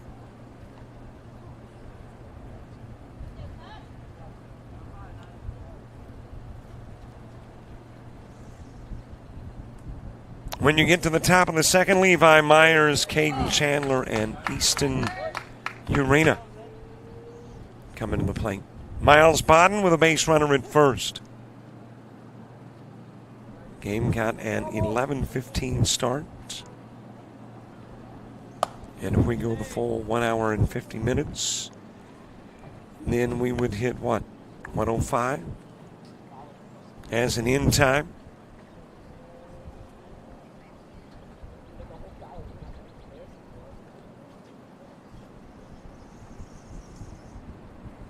Landon Smith to the on-deck circle. That a shot over towards left center field. Drops in. Will be extra bases for Bodden. Faye on his way to third. He'll be told to hold there. And Bodden with a double that puts a couple of guys in scoring position for Landon Smith.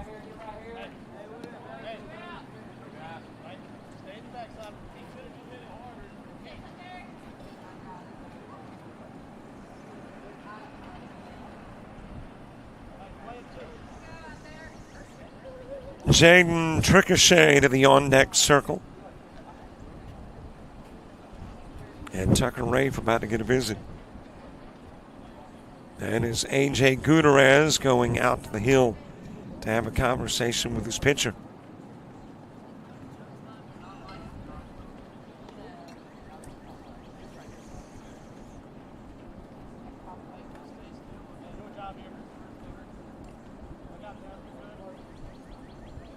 Here's what it's like in Pensacola. 90 and feels like 92.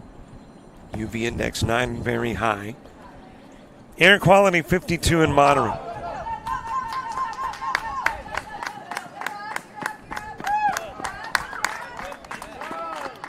Costly error brings in Faye. And Mississippi 16 taking the lead.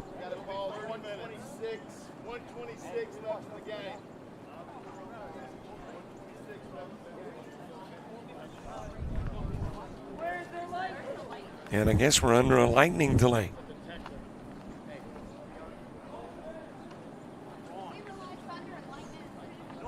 Well, it is gorgeous over Jim Spooner Field, but apparently somewhere nearby it is lightning. There is nobody, believe me, that wants to put us into a lightning delay and postpone the day. So apparently lightning somewhere. I'm looking at the radar. And there is a little cluster of rain going to the north of us. I don't think we're going to see any precip out of it. But apparently it has struck within a certain range of the park, forcing us into a delay.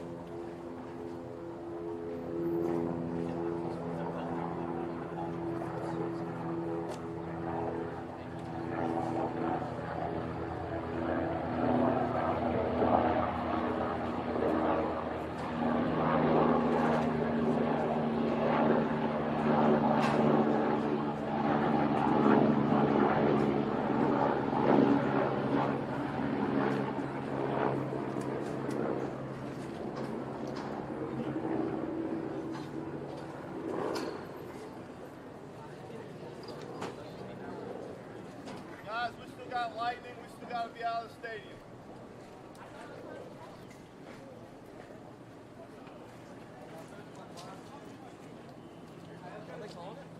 What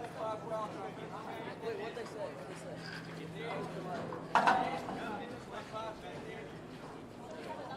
Lost me there. I'm sitting right here. Lost me there.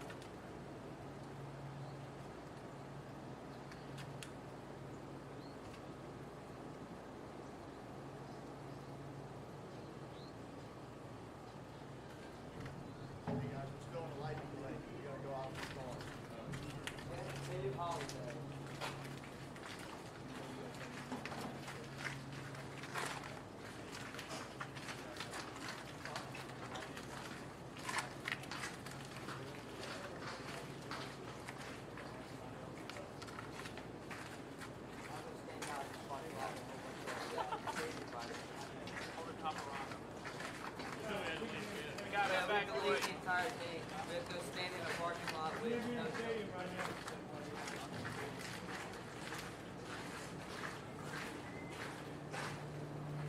Getting them out? Yeah.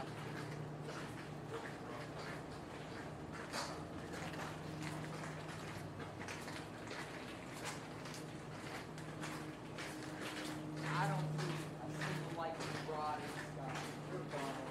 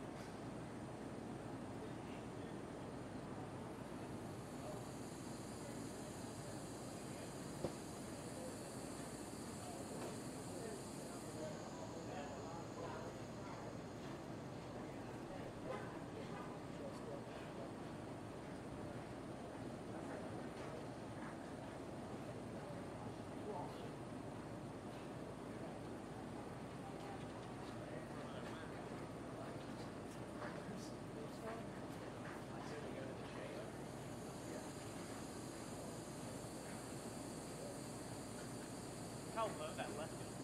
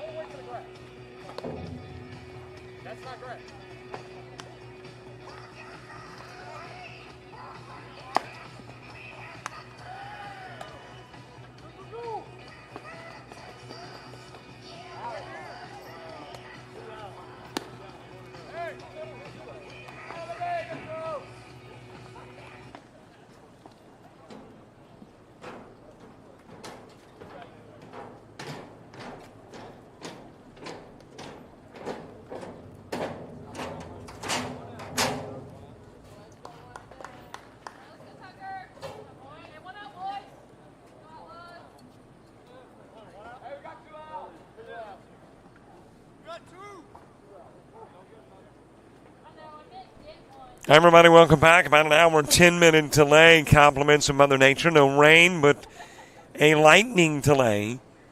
And as a result, in a 1-0 ball game with Bodden, your base runner, over at third, we resume play. Landon Smith to the plate. To recap, the brief Outlaw, Mississippi 16 showing prior to the lightning. Lewis with a single. Nelson lined out to first. And then Lace with a line out the pitcher who got Lewis. And that was how the Outlaws first went. Bottom part of the inning, a Richie single, a Faye 3-6. Faye gets on, eventually comes in on the Bodden double. And then Bodden goes to third, and here we are with Landon Smith hitting. And there is an hour left in the game. So we'll shorten the game by about 30 minutes or so. As I mentioned, no rainfall, but there was a lightning detector that the school says, based on safety reasons, you must abide by. Smith will swing, miss, and strike out. And the runner left at third. It's a 1-0 Mississippi 16 lead as we resume play in Pensacola.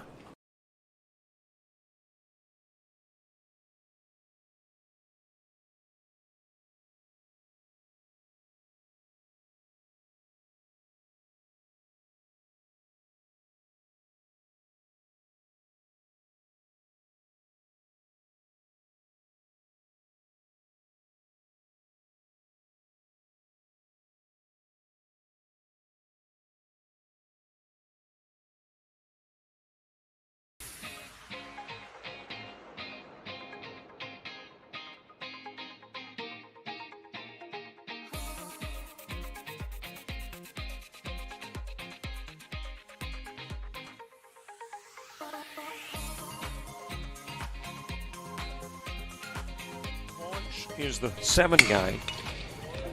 Right up the middle, base hit, back-to-back base hit. Starter with a double, the single from Cumbie coming to the plate and tagged down.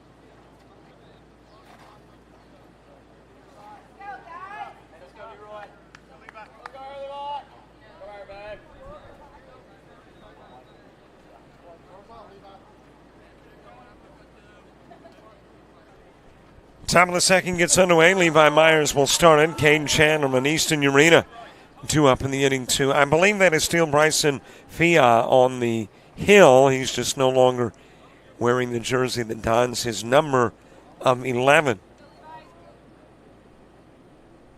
So it apparently got a little warm, or who knows, maybe got a little Taco Bell sauce on that jersey. And took off the jersey and faces Myers to begin the second. Chandler and Urena 2 up in the inning 2. That is shot over to orange right field. That'll be an extra base hit. Rolls all the way to the warning track. Myers is on his way to second. Easily there, tries for 3, and he's got it standing. So the Outlaws come back with a bang, a triple from Levi Myers.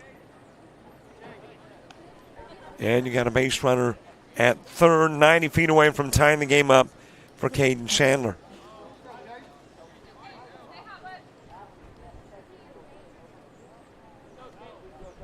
Now, there must be a couple of guys from Mississippi that got some taco sauce on their jerseys, because the right fielder not donning numbers anymore either.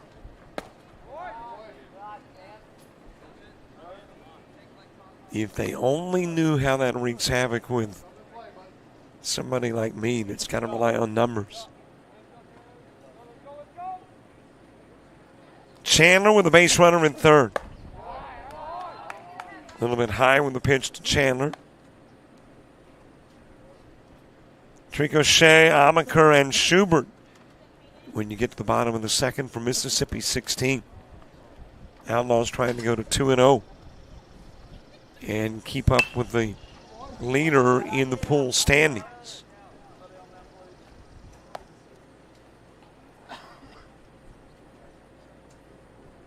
Sunshine today, no mention of rain, but we are off a pretty big body of water.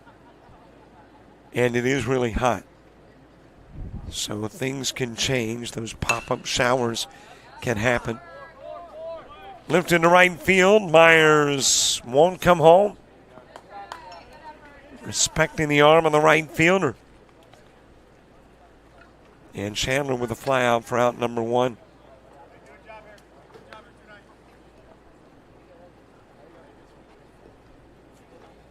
Easton Urena next. Hunter Adams to the on-deck circle.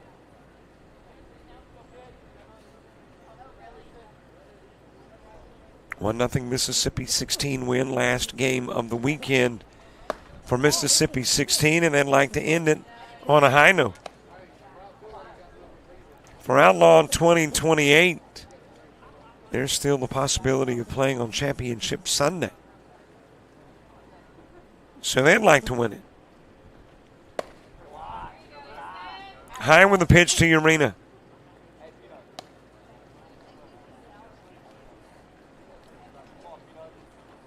Outlaws have got a single game to go. And in that last matchup of pool play, take on Florida-Bama 16. So they will not face the current leader in the standings. And that is 16U Coastal Sports Academy.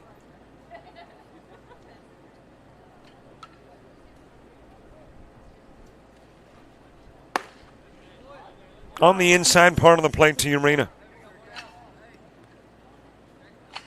Hunter Adams to the on-deck circle.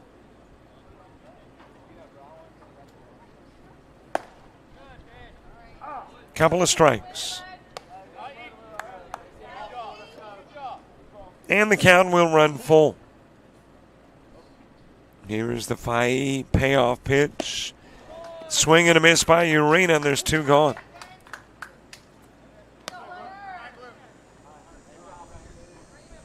And it will be up to Hunter Adams to try not to waste a leadoff triple.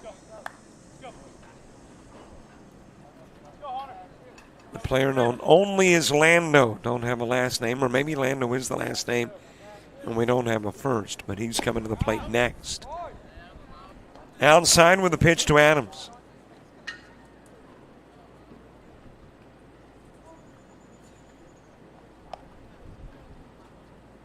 Tying run 90 feet away. He's been there for 2 outs now.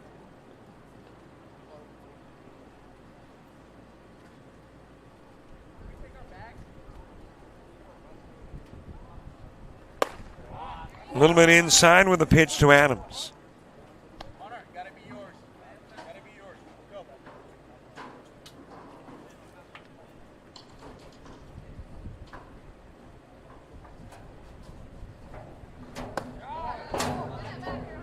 Technically, we are just about an hour 50 into the game, and there are still a ton of players we haven't seen come to the plate yet.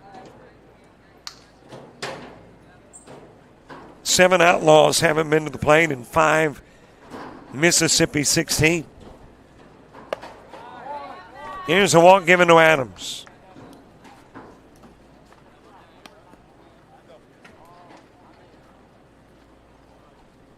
Runners on the corners and Lando to the plate. And Lando, I think, is the first name because the last name is on the jersey. At least that's my assumption. I think it's pretty fair. Outside of pro athletes, do you wear the jersey that's got the name of another player? Typically no, unless, of course, you're a pickup. And you're borrowing the jersey. So I guess that's a possibility, too. We're going to cover all the bases. But I'm going to go with Landon Peters.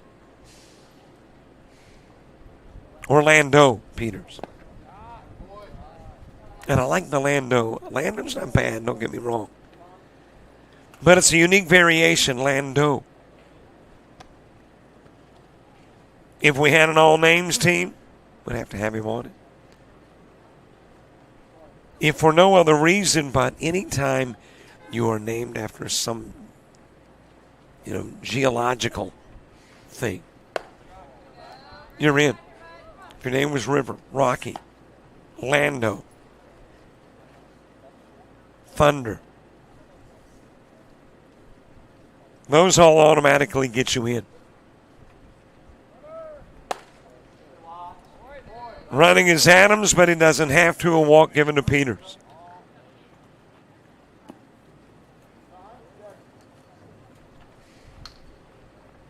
And it's loaded with 2 gone for Tucker Rafe.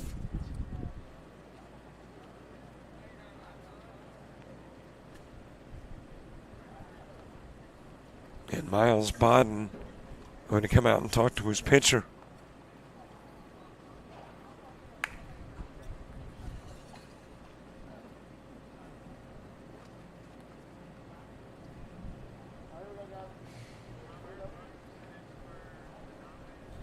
Well, and that may not be Fahey because now I see the gentleman playing short is wearing 11, so I don't know who your pitcher is.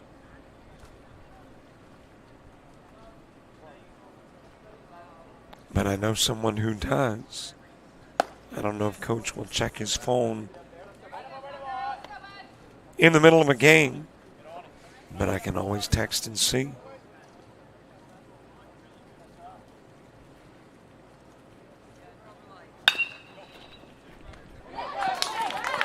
That's going to find its way into left field and allow runs to come in. Myers will score. Adams will score.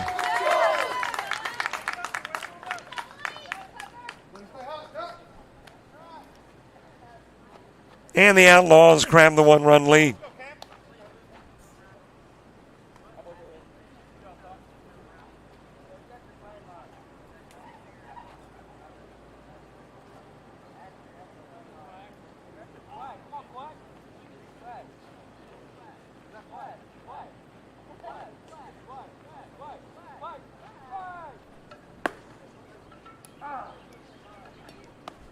Couple of runners on for Cameron McCormick.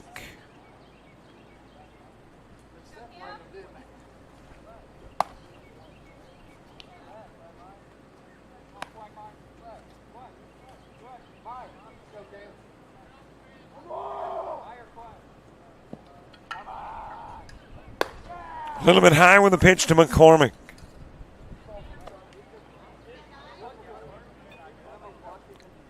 Top of the second, 2-1 game.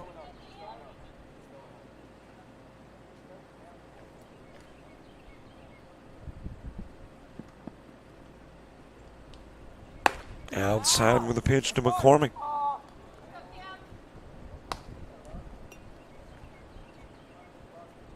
So Faye will work an inning.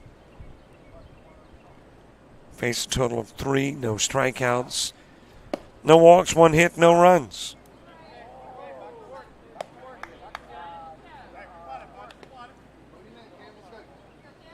He'll move to short, and the new guy takes to the hill, and of course that throws away. It debunks all of my theories in regards to maybe the jersey got some Taco Bell sauce on it.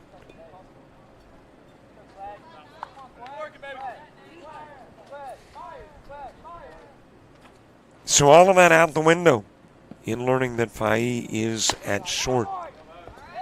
Outside, and the walk given to McCormick.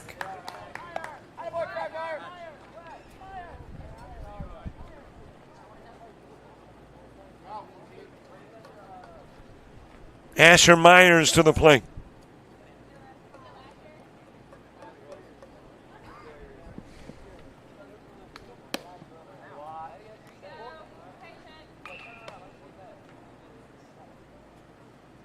A.J. Gutierrez to the on-deck circle.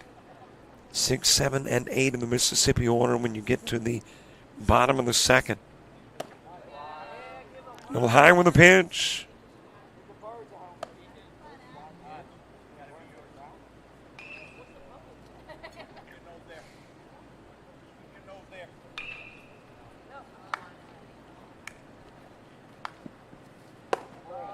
A little high, a little inside with that one. And the count runs to 3-0. And your mystery pitcher is a pitch outside of the strike zone away from walking a runner or a hitter and turning him into a runner and bringing in a run, and that's what happens with the walk of Asher Myers. So Lando Peters scoring from third. Myers getting the RBI. Coach coming out to talk to or get your pitcher.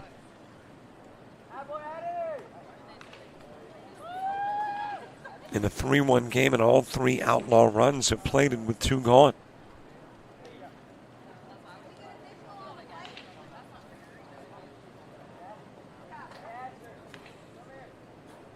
We came back at about 12:52.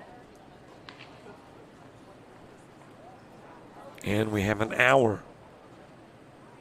So about 1:52. We'll wrap it up. I have not inquired yet, but I am assuming that the rest of the games for the day shorten just a little bit too,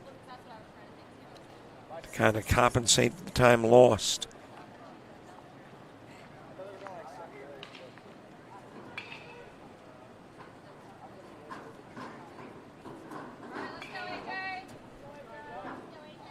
A.J. Gutierrez, followed by Cooper Miller.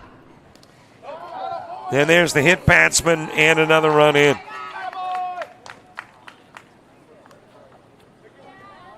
So Rave scores McCormick, Myers, and Gutierrez at third, second, and first.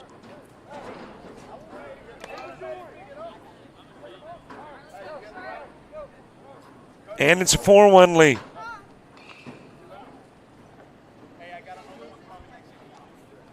Cooper Miller next, C.J. Jennings to follow.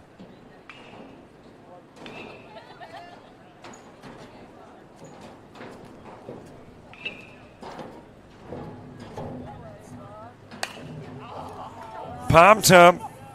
Fade at short. Thinking he'd been called off, apparently. And 2 runs will come in, McCormick and Myers.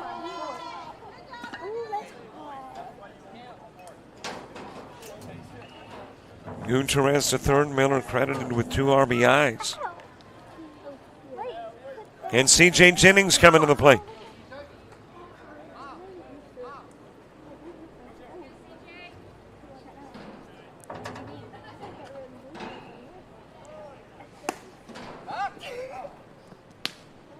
Off and running is Miller, got the stolen base to second.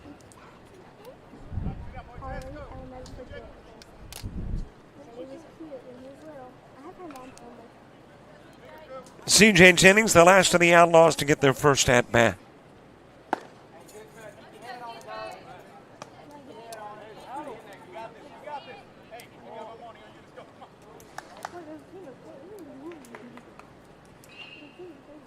Runners at second and third.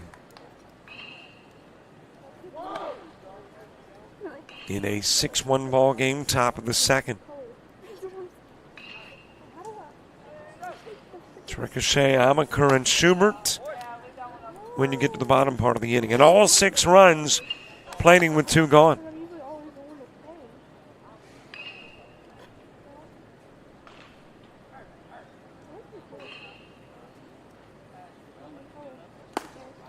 Swing and a miss by Jennings. He'll strike out and put it into the inning, leaving 2 on, but 6 will come in as we go to the bottom of the second.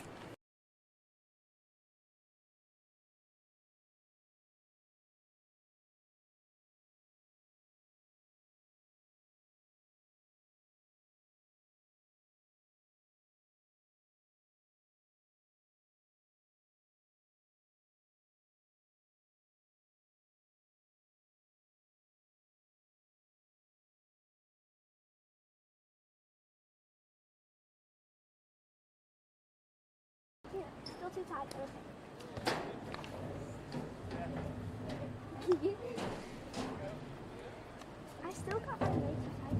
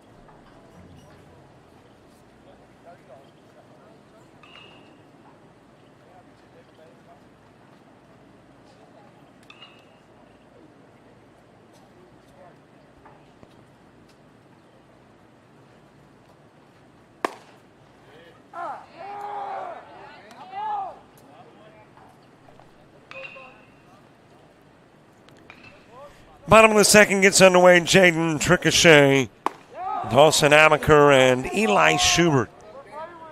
2 up in the inning, facing a new guy on the bump, Cameron McCormick. Tucker Rafe will work an inning.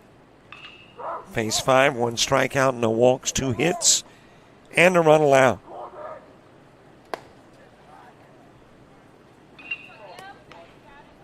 Tricochet, Amaker, and Schubert in the bottom of the second. After about an hour and 20-minute lightning delay, as that is popped up in the direction of center field, and reaching from short to make the catch is Ashton Lewis.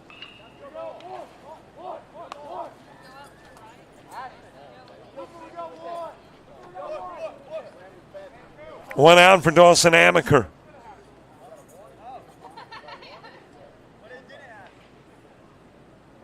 Eli Schubert to the on-deck circle.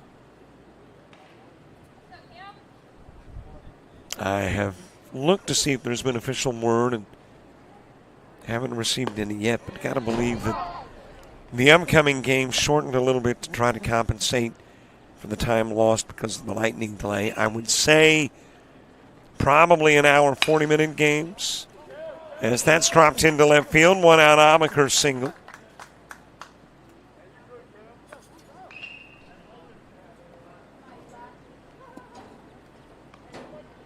And a base runner on for Eli Schubert.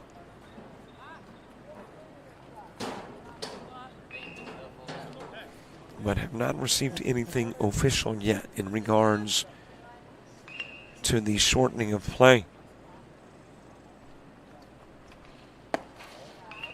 Low and away with a pitch to Schubert.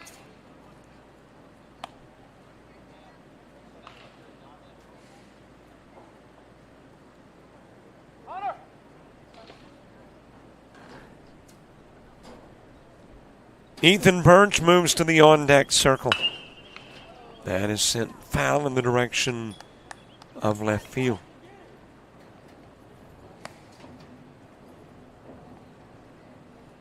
And I have a feeling Ethan Birch might be the guy who pitched the prior inning. And yeah, I'm looking over to the on-deck circle. It's a gentleman with no jersey.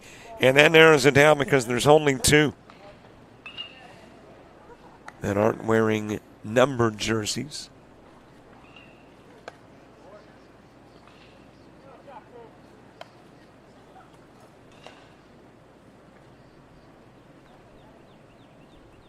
So I'm thinking it was Ethan Birch that worked the second inning on the bump for Mississippi 16.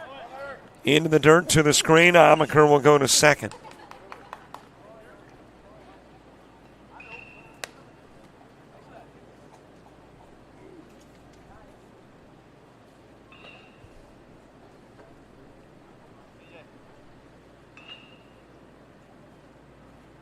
And now meeting on the bump. Outlaws conversing. In the middle of the conversation, number 99, Cameron McCormick. I don't know what it is about 99 versus any number of jersey numbers that makes me speculate as to why. I mean, 12 doesn't, 21 doesn't. When I was a kid, I think I was 12 because of Kenny Stabler. That was my sports hero for a bit. So I'm assuming that if you're McCormick, as you got the walk given to Schubert, maybe you don 99 for a sports hero. Could that be J.J. Watts?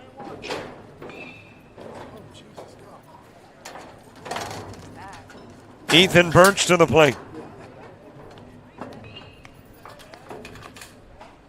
Wayne Gretzky. I think this kid's too young to be wearing a 99 for Gretzky.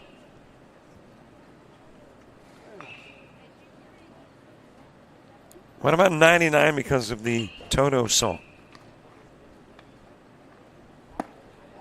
Or 99 on Get Smart. You know, the 60s television show, Agent 99? Okay, that goes even further back than Gretzky.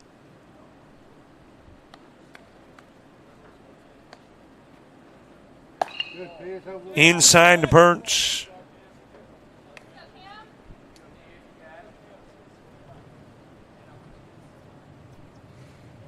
So if I had to pick, the 99 is based on a relatively contemporary athlete. Low pitch to Birch. Cooper McGee on deck.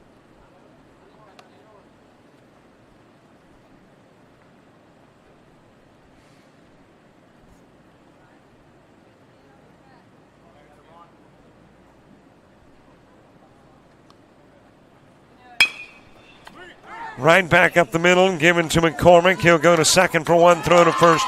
Gets two, and the double play is turned. 1-6-3 on the DP. Amaker is left aboard, and we've played two.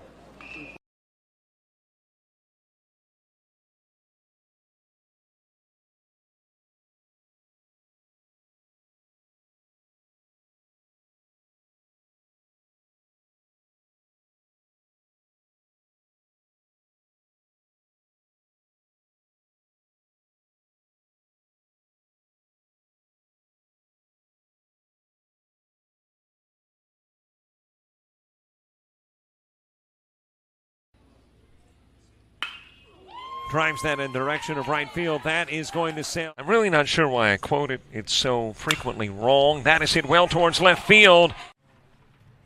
Jackson Hyatt, 1 for 2 in the game, lifts this one towards left center. Here's the 1-0 offering. That is hit well towards left field. High fly ball, left.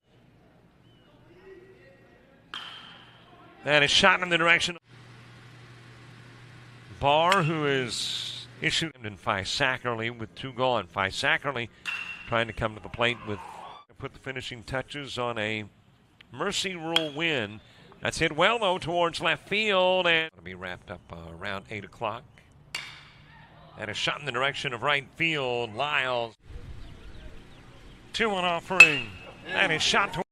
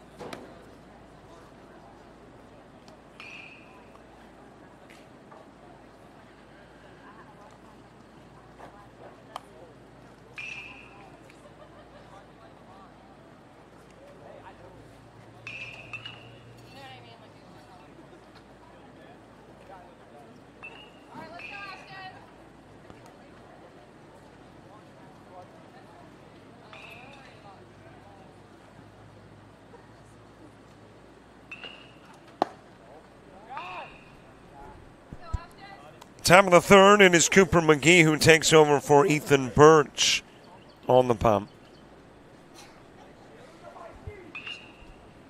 And to the numberless jerseys or shirts have really blown my theory to smithereens. Is that what it is? Something rings. Smithereens. Because these are the 2 guys that were late ads. So again, no taco sauce, no food on the jersey, and thus donning a t-shirt. That's how they came. Cooper McGee facing the top of the order. Ashton Lewis, Bryson Nelson, Grady Lace due up in the inning too.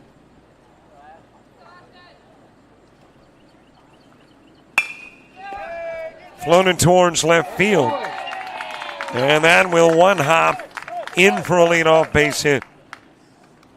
And the Outlaws have put leadoff on every inning. Lewis in the first and in the third. Myers in the second.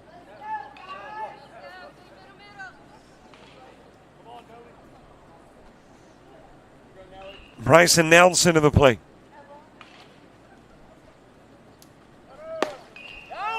Off and running is Lewis, and he'll get in with a stolen base. Throw winds up in center, but he'll not advance.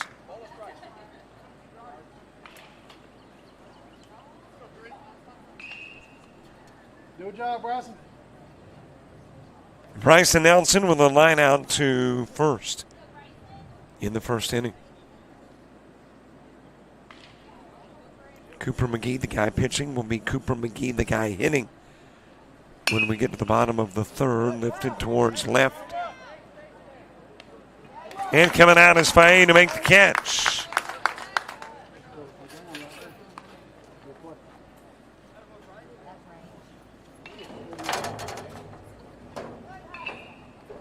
And there's one away with one on.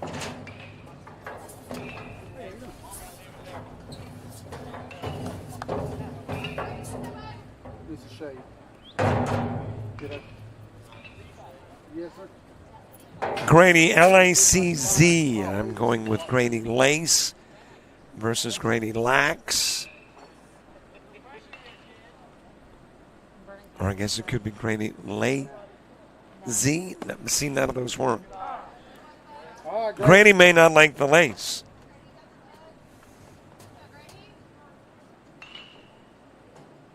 And heck, I might have read it wrong off the scorecard.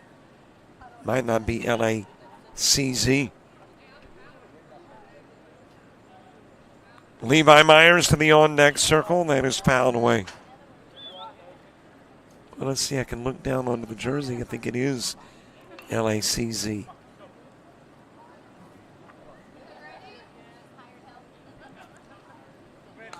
Let's go with Lays.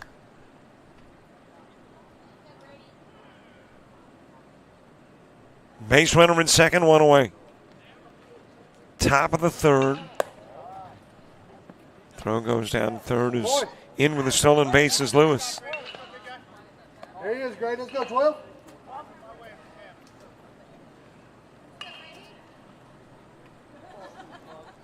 And now a runner 90 feet away that can add another run to the lead. It's 5 currently.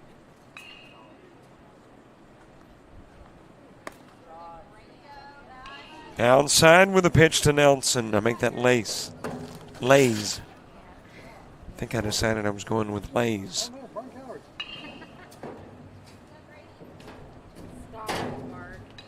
He lined out to first, which became part of a double play. Ashton Lewis, or actually lined out to the pitcher. And at the time it was Faye who was the pitcher and able to catch Lewis off the bag at second. Turn the laser into a double play. Downside the Lays. And the count runs full, 3-2.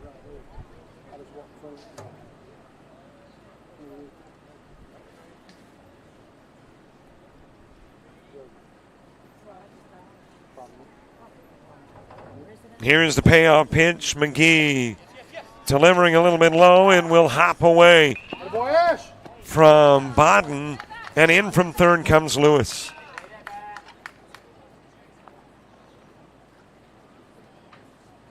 Go, Levi.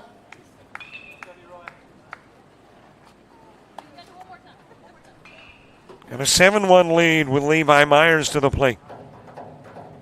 Myers with a triple and a run scored in the second. Led off the inning with a triple, and then it looked like maybe he wasn't going to come in. Chandler and Urena went down. But then Myers indeed comes in, as did 5 others with 2 outs. Fouled away by Myers.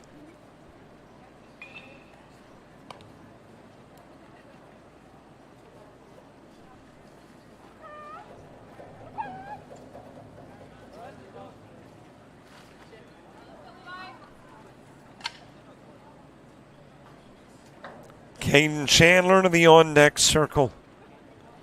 McGee's pitch into the dirt. And that's got Lays going to second.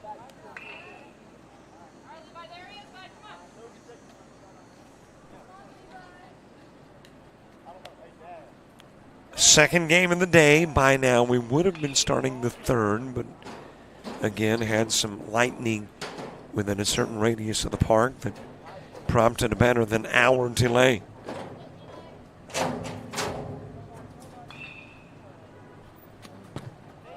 Going behind Lays with the pitch are actually Myers, and that will move Lays to third.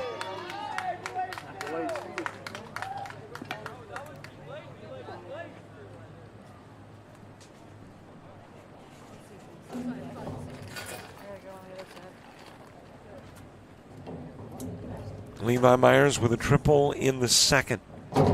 Back to the plate here in the third. Got a runner at third with one away and a run in.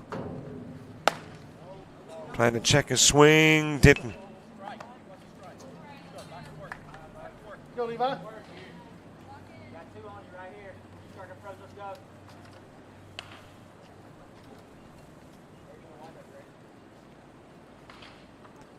The McGee pitch. Got the outside part of the plate, and out will go Myers. And Cooper McGee will pick up his first strikeout of the game.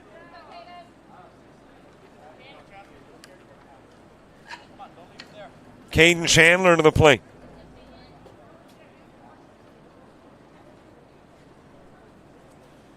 Chandler with a fly out to right field, 0 for 1 in the game.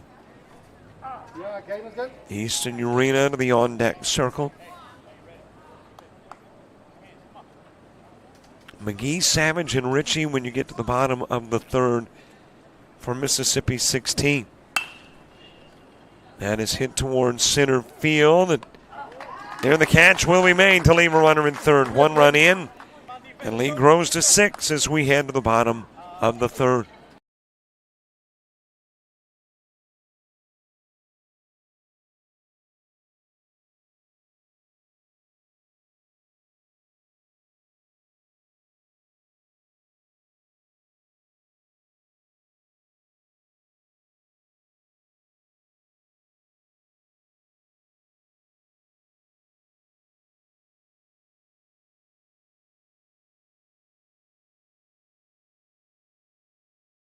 You've played some travel ball, you've shared the videos. Mom and Dad can only root so much. It's time to get real interest from the colleges and scouts in your area, right where you live. That's why the Showcase Series is different. We're not just another tournament, we're an advancement event where you get real-time exposure with live TV coverage of our games that get you seen directly by the coaches you want to impress from anywhere in the world. Register for events at showcaseseries.org. It's your turn at bat.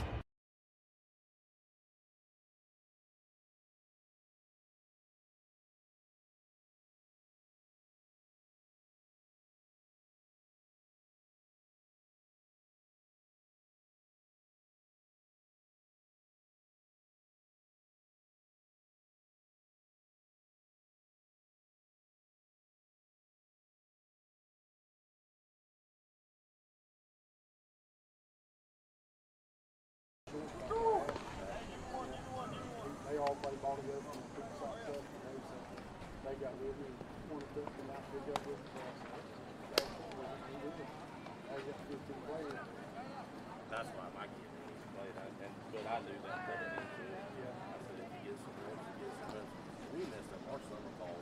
He's going to be a freshman this year. Our summer ball school got backed up. They didn't have a freshman summer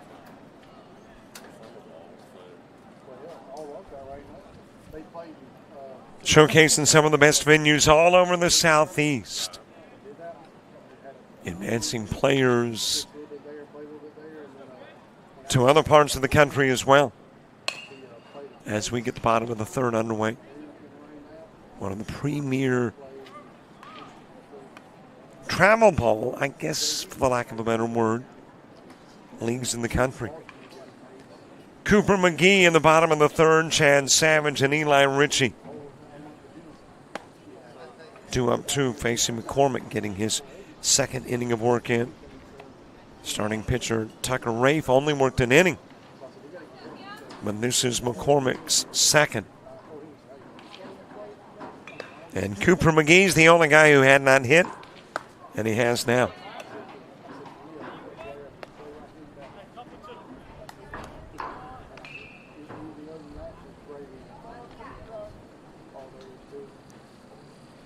Here's the 1-2 offering. It's a little bit inside.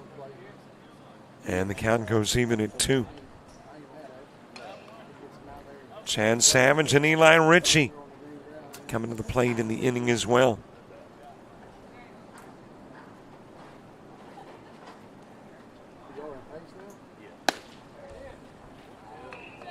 Just a little bit outside. Gutierrez thinking it might have been a K and was ready to throw it around the horn. Instead, he will hand deliver to McCormick.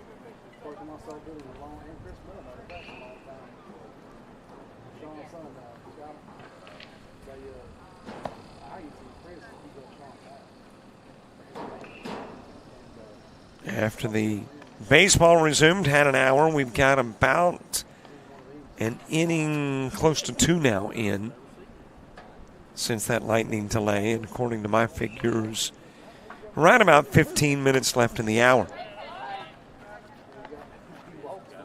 Which means we probably go to the 4th, but not much more.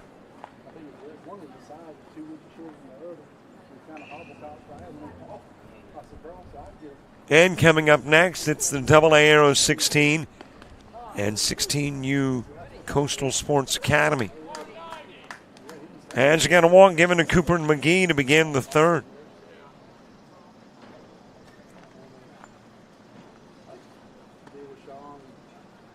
And that is potentially a big game, though they're not playing, for Outlaws 2028 if they win this one. And they sure would like to see the AA Arrows knock off 16U Coastal Sports.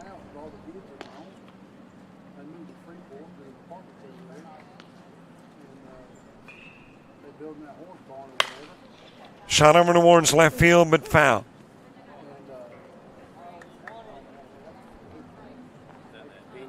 In the direction of Easton Urena now playing left.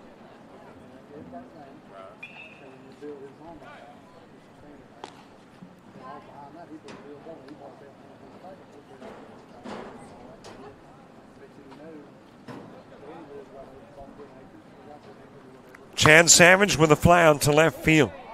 And that is a fair ball, able to sneak it underneath the mid at 3rd of Asher Myers. And you got a couple of runners on. One compliments of the walk, the other the hit.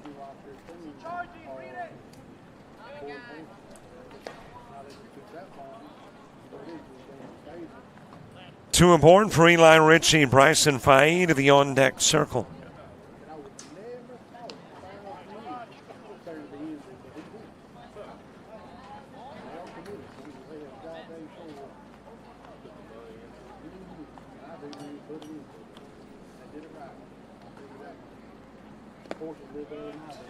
Check swing by Ritchie. Ritchie with one of the now 4 Mississippi 16 base hits.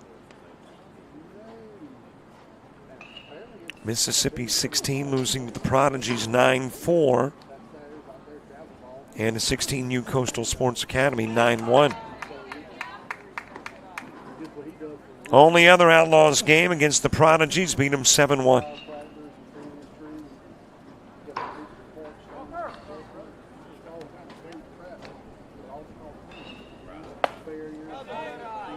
Inside with a pitch to Ritchie.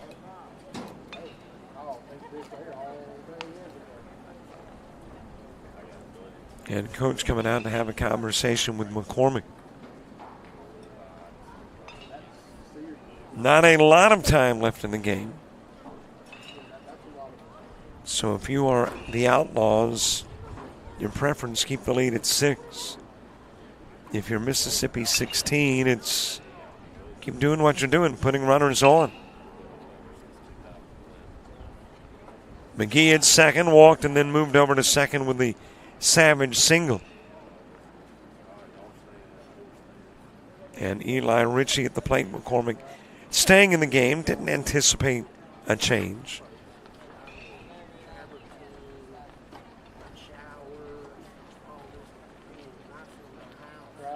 stays in to continue the at-bat against Ritchie.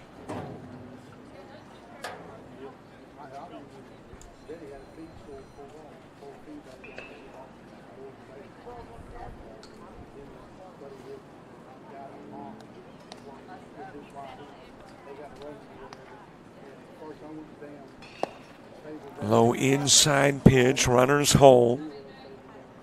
Ritchie singled and then was taken out of the picture when Faye wrapped into a 3-6. Faye eventually came in and scored. And that represents the lone Mississippi run of the game.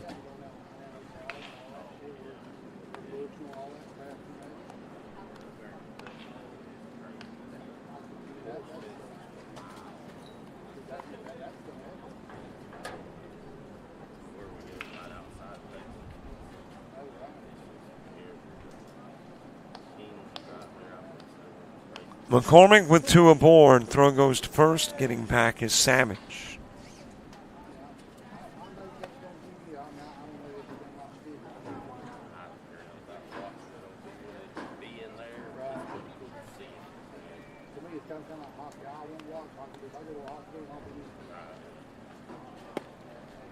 Inside to Ritchie. He's given a walk, and the bases are loaded in the bottom of the third.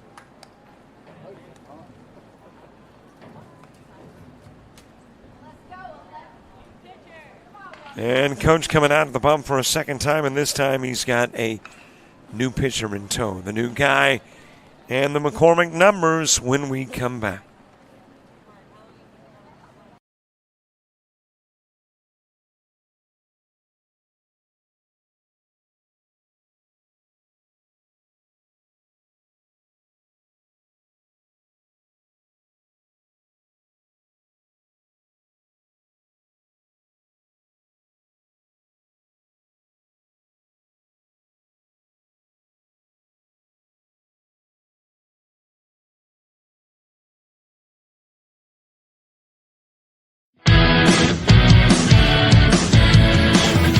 Frustrated. She's having trouble with her defensive player. Look at this sweet pass behind the back for 2 on the assist. And that one is hit on a rope to center field. Watch that one. And it is, oh, what a great diving catch by the center field. And in that game, it was basically a running back by committee. I mean, you had a lot of guys carrying the football. Is that the protocol for the upcoming season for the backfield of Jackson State? It's a really nice pitch to get the ground ball double play. Second one. 6-5 is your final. East Georgia advances to the championship game.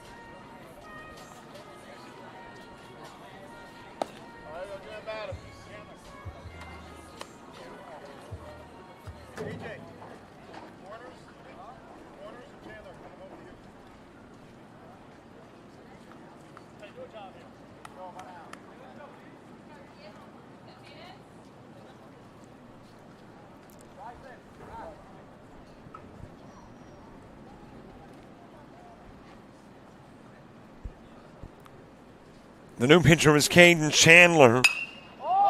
And the first pitch he throws popped up on the infield. One away on the fly out, the second. And there for the catch is Bryson Nelson.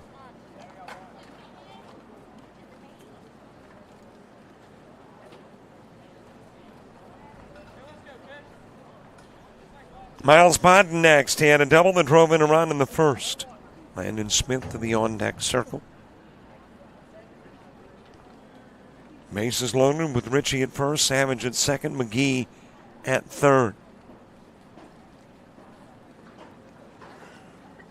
7-1 ball game, bottom of the third, but not a lot of time left. Restarted the game around 12:50. And it is 1:45.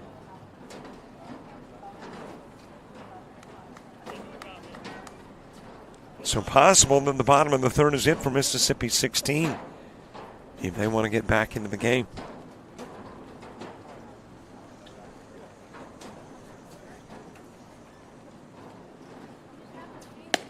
Outside with a pitch to Bodden.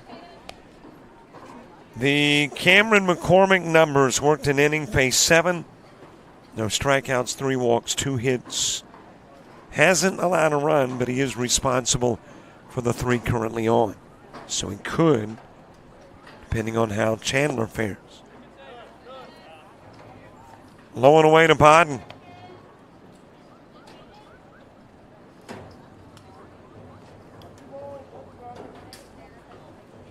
Two and 1 the count. Landon Smith on deck.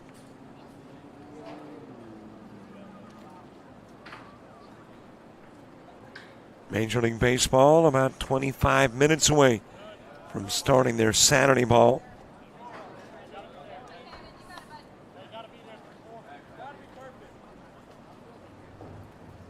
Miles Bodden with the 3-1 count.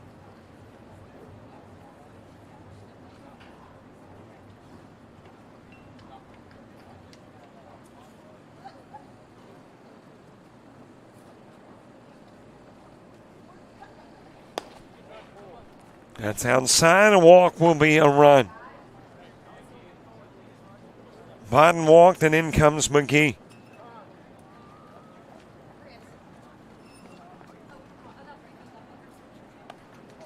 And Bodden picks up the RBI as a result.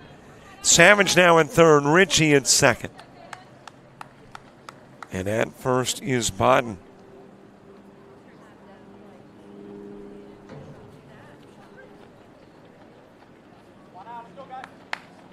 WNBA All-Star Game is tonight, 7:30. And then they get back to the regular schedule on Tuesday.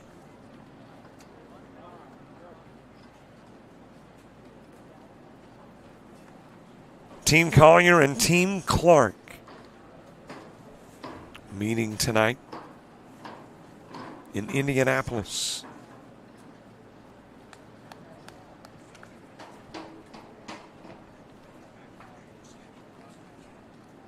Landon Smith struck out in the first. Got the bases loaded with 1 away and 1 in here in the bottom of the third.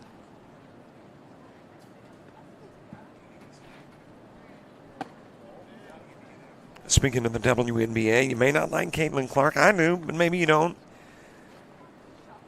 And that's okay. But there's just no denying the impact she has on the game. Brings crowds in. So why not play the All-Star Game in her backyard? And fill up the house, even though she's not playing. Out with an injury. I'm not sure how long. But that's an 18,000-seat place, and that means you're going to have a huge crowd on hand for the All-Star Game.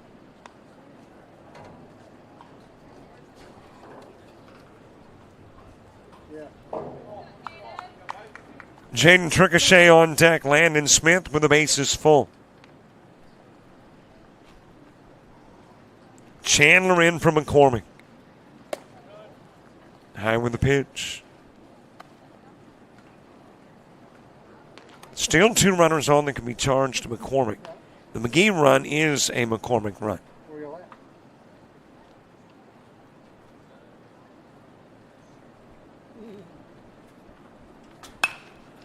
Shot over towards right field, and that is a fair ball just inside the chalk. In to score is Savage. Ritchie comes in too. Bodden goes to third and Landon Smith at first.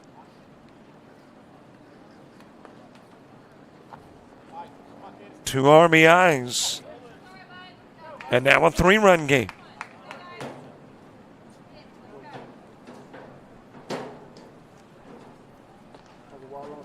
Jaden Tricochet next. Dawson Amaker moving to the on-deck circle. We can close the books now on Cameron McCormick. Worked an inning, faced 7, no strikeouts, 3 walks, 2 hits, and 3 runs allowed. How many days y'all gonna be in Canada, Drew? Oh, really? The 2 runners on there, the responsibility of Caden Chandler, who came in and got it out on his first pitch, but hasn't been able to get that second out. That might be it. No, it'll drop into right field as a base hit. And a run will come in to score as Bodden comes in from third. So Tricochet with the RBI single. And it is a 7-5 game. And we have been back an hour, so the bottom of the third apparently will be it. And the Outlaws needing 2 more outs before 2 more runs. And Caden Chandler is going to come out. An unhappy Caden Chandler. The new Outlaw when we return.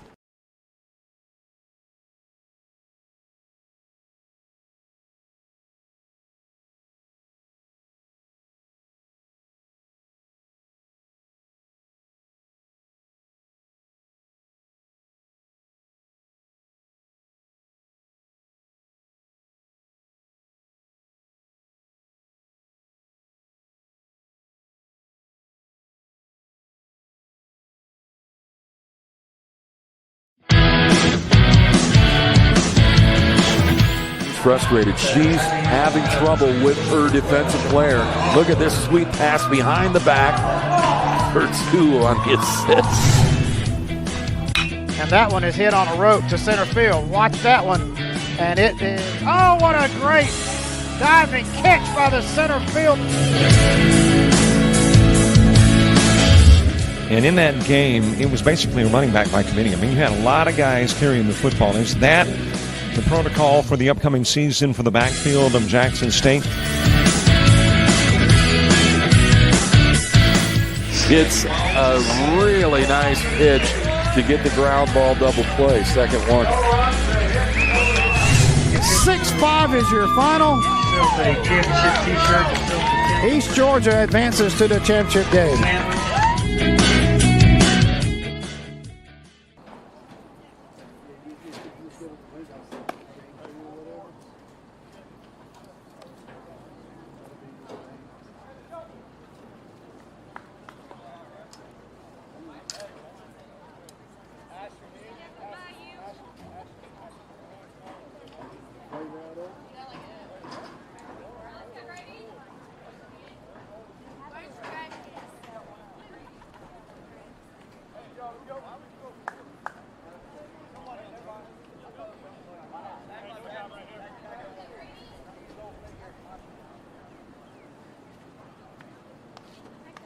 New pitcher Grady Lacey as Caden Chandler will leave after getting an out.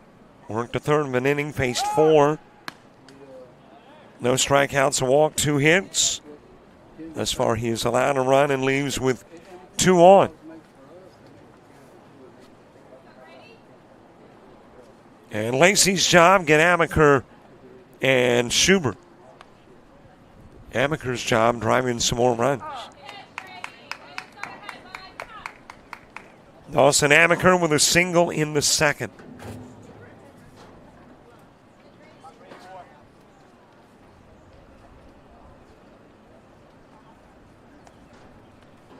Mississippi 16 has now out-hit the Outlaws. That is ground to short. Not in time to second to get the out, and the bases loaded. Fielder's choice has Amaker at first. Ricochet at second and Smith at third. And now the potential tying run in scoring position, winning run on.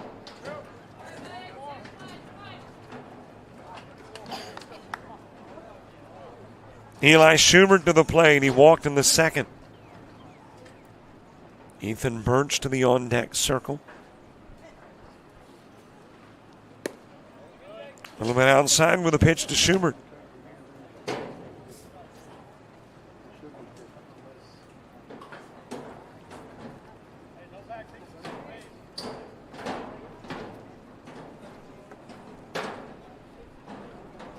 Schubert with a walk in the second. Ground right back up the middle. Nice scoop at second. Throw over to first. Almost a double play.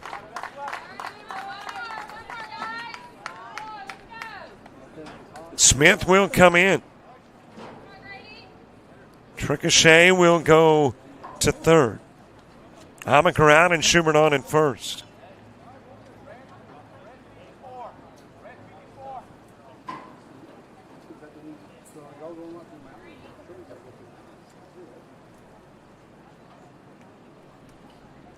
Two gone for Ethan Birch, and Mississippi 16 is hit around.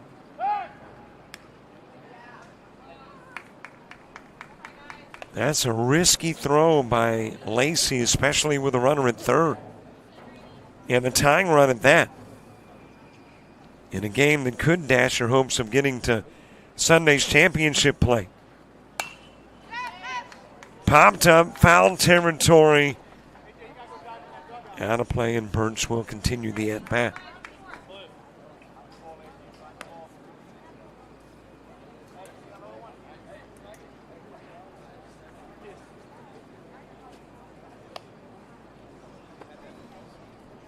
Birch is wrapped into a 1-6-3 double play. Mississippi trying to leave here with a win in the pocket. Got the winning run at second. I make that at first. Tying run at third. That is hit well towards left field. That is going to sail over the head of your left fielder and roll.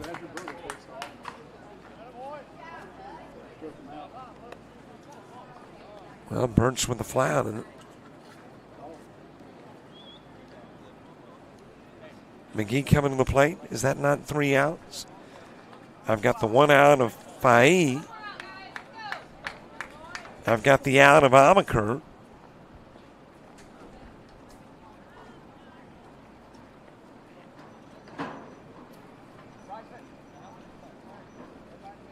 Well, and apparently somewhere along the way they added a hitter. Because this apparently, you got 2 guys that aren't wearing jerseys. Although this appears to be McGee. And it is. Chad Savage is on deck. So that was Birch with a fly out.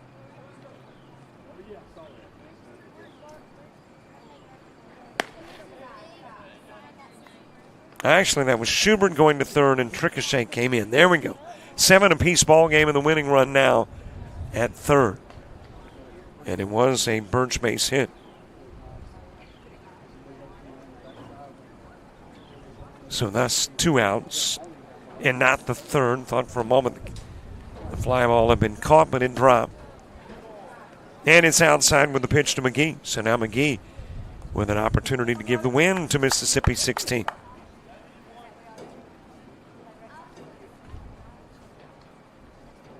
Well, give me a little time. I'll figure it out maybe eventually. I should learn not to look down at my scorebook to see who it is chasing down a fly ball.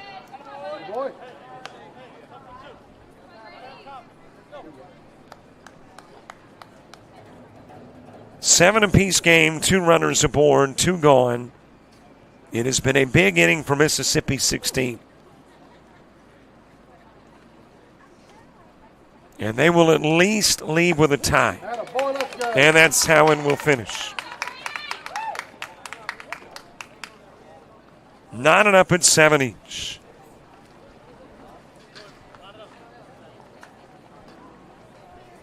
However, the bad news for the Outlaws is that does put a noticeable dent in their chances to play baseball on Sunday in the 16U championship.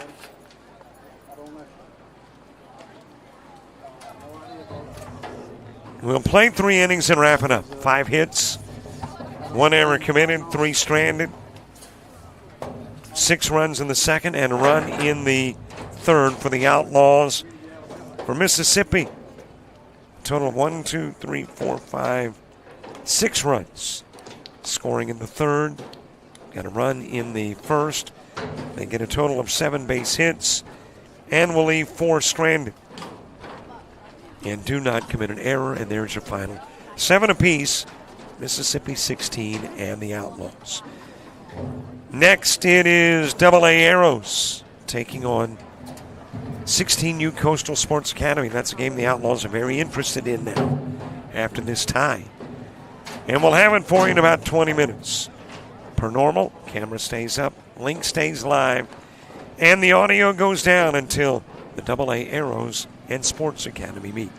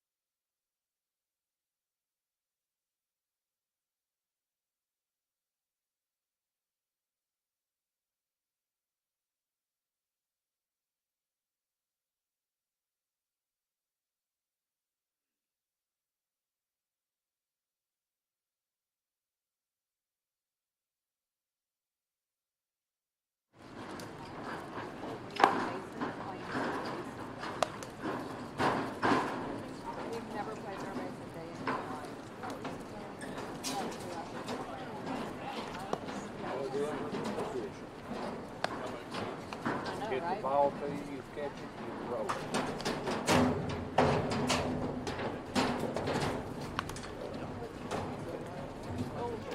Hey, just FYI, just says my phone up behind me.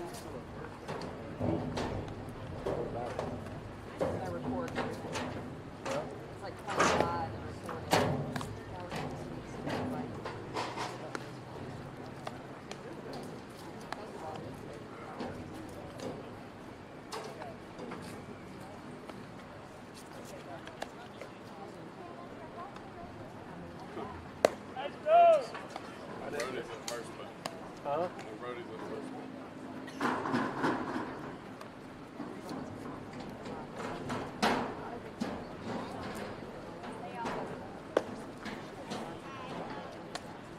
I fell on the stairs. I jumped and hurried. And I can't reach down over there. Yeah, it didn't hurt because we just chopped off the back.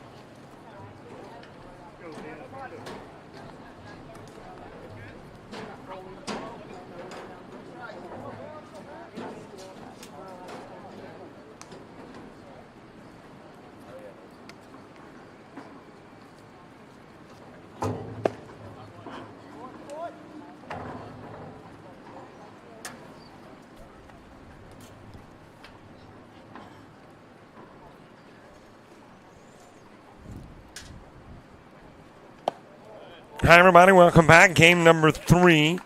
AA Arrows 16 taking on 16U Coastal Sports Academy. Arrows 0-1-1.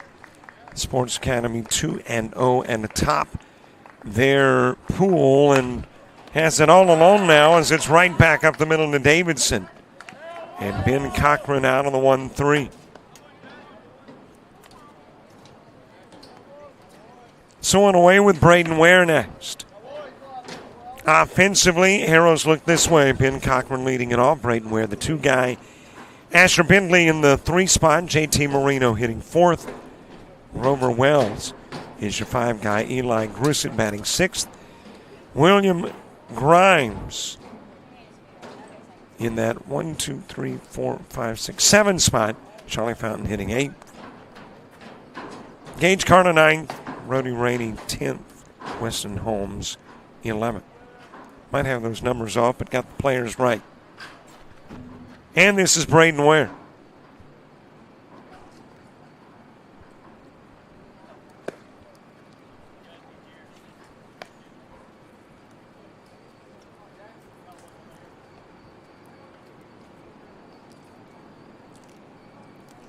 Meanwhile, I've got last names for the defense, and my mission is to have first names before the game is over. Davidson on the hill for 16U Sports Academy. Behind the plate, Bryant. At first, Hartley. Second baseman, Bush. Andrews at short. Neomata is at third. Powell in left. Scruggs in center. And Pettis in right field. But I think I've encountered this problem before. That's why I keep old scorebooks. I'll do a little cross-referencing and see if I can figure out first names that go with last. Game got a 2:17 start. And if we were going an hour 40 as that one is sent foul, then you're going to take it to just shy of 4. If we're still going to 150, a little after 4. And I'm thinking we're probably going 140 because of that roughly 1 hour and 15 minute lightning delay earlier in the day.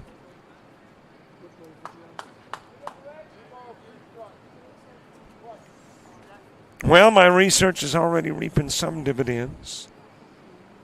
I see some of these names from a scorebook earlier. Of course, the problem now I run into is trying to read my own writing.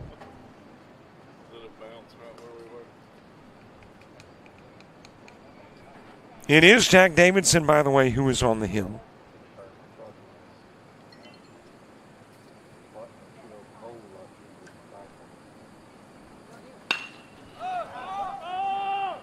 That is floated in the direction of center field. That'll drop in for Braden Ware.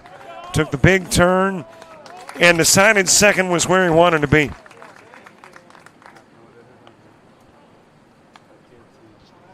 And you got a base runner in scoring position for Asher Bentley.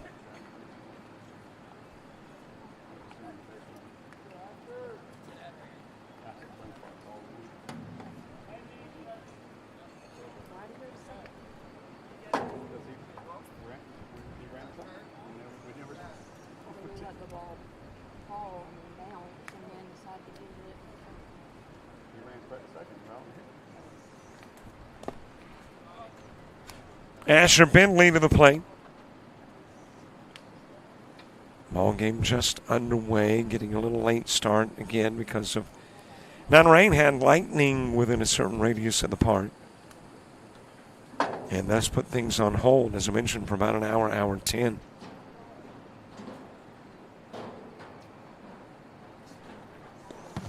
Well, I'm making progress in the first name search as the Wild Offering gets Ware to third.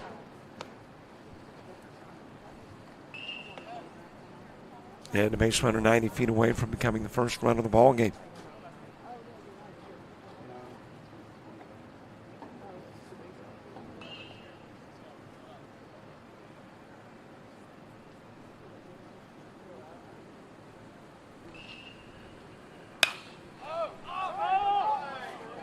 Popped up. Calling for it at second is Tristan Bush, and he'll make the catch. Ware forced to hold at third. And there is two away.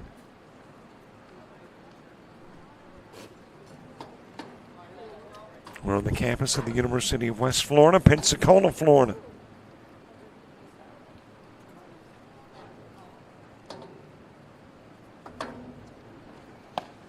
We were here yesterday for about a game and an inning. And then moved to Crestview. Had some rain in Crestview too. And then came back this morning to Pensacola.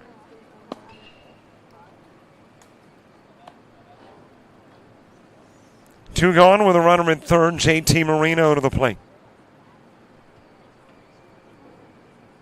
Grover Wells to the on-deck circle.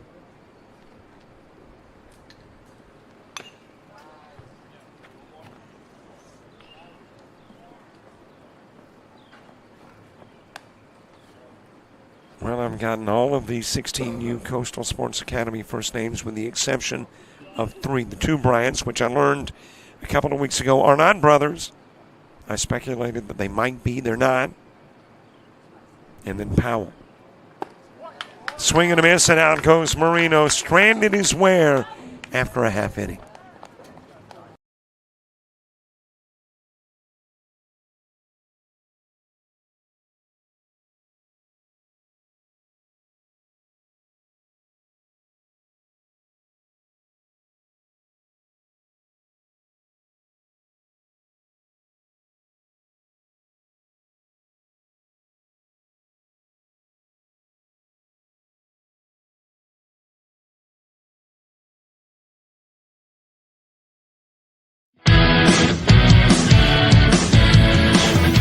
Frustrated. She's having trouble with her defensive player.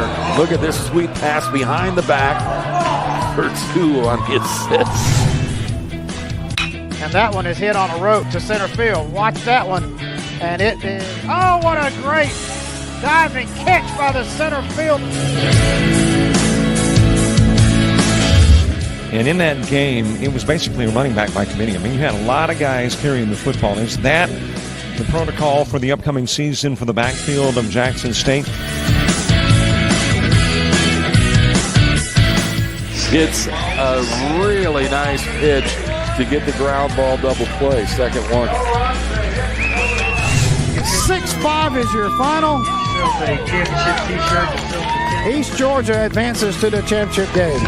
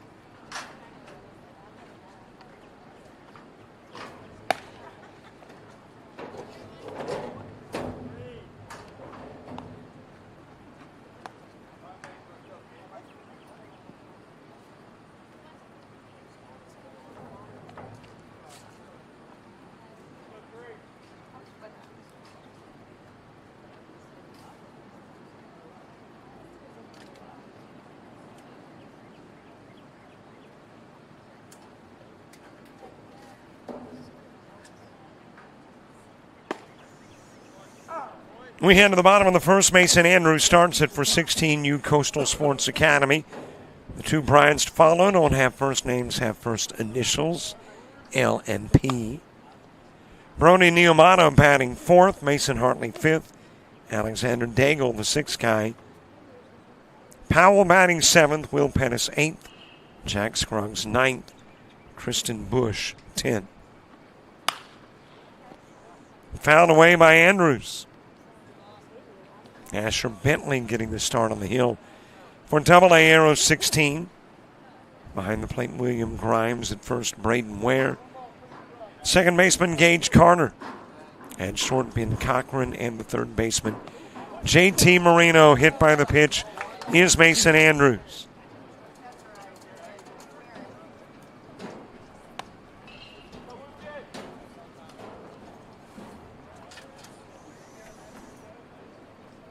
One of the two Bryants coming to the plate next. L. Bryant.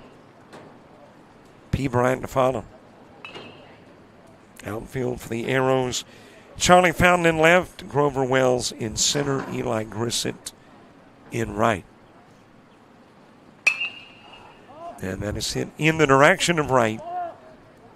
Over into foul territory and unreachable by a couple of guys chasing it. Braden Ware and Eli Grissett.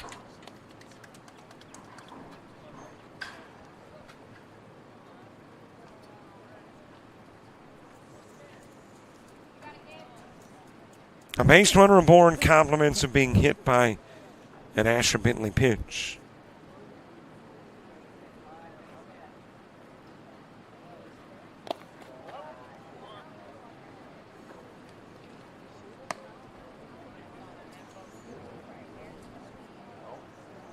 Taking a look at these two in the standings. All Coastal has to do is win it, and they've got the pool captured. As that is ground towards third, Marino will go to second. Can't get the lead runner. Throw to first, not there either. And a couple of base runners on for P. Bryant.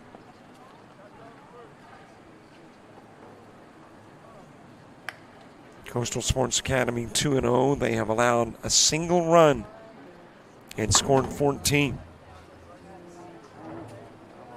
AA Arrows 16-0-1-1. Allowing 7, scoring 6. Arrows are out. Prodigies are out. Mississippi 16 out in Pool A, and the only teams with a chance, Florida Bama 16 and the Outlaws. And both teams are hoping for a Coastal loss.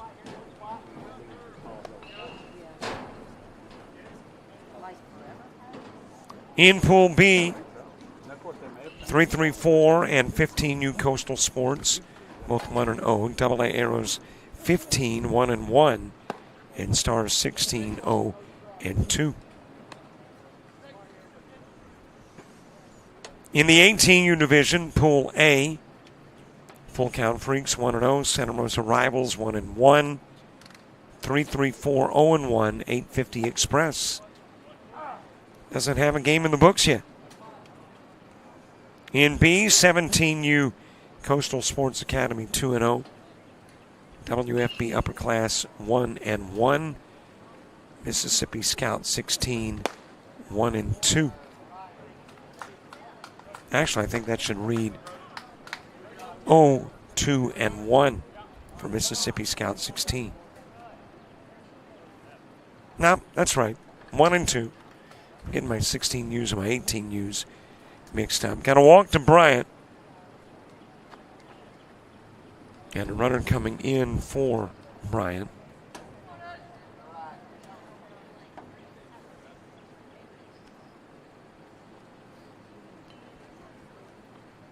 And that runner for Bryant is Blackmer. And more precisely, Jackson Blackmer.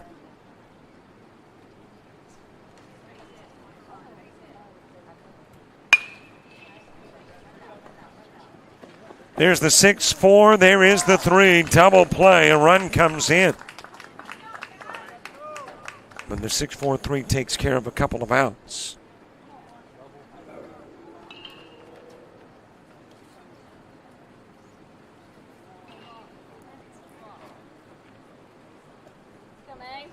Brian will go to third.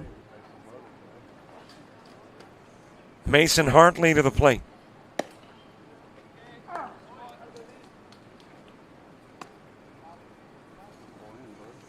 Andrews will come in to score. And Coastal Sports taking a 1-zip lead. What if, and it's still possible, if Coastal Sports Academy captured all the pools in which they have a team? 15U, 16U, 17U. And at this point, they're all unbeaten.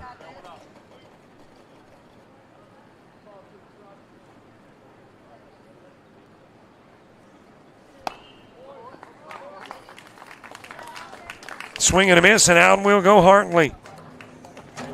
One runner is stranded, one runner is in.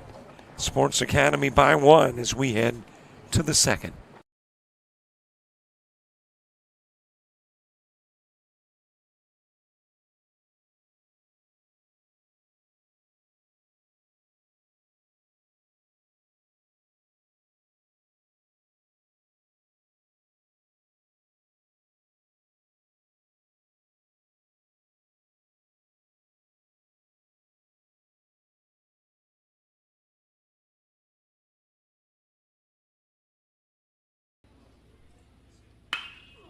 Drives that in the direction of right field. That is going to sail. I'm really not sure why I quote it. It's so frequently wrong. That is hit well towards left field.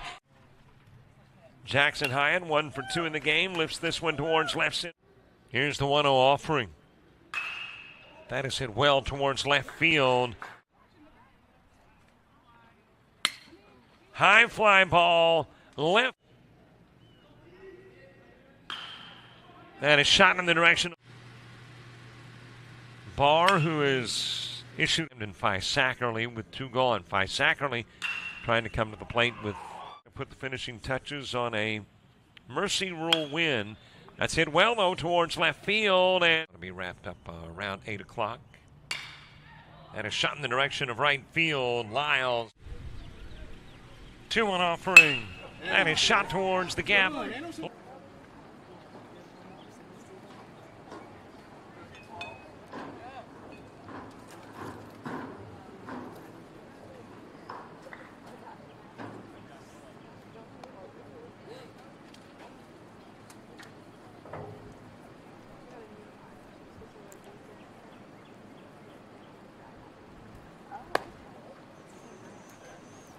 Top of the second gets underway. Grover Wells will start it.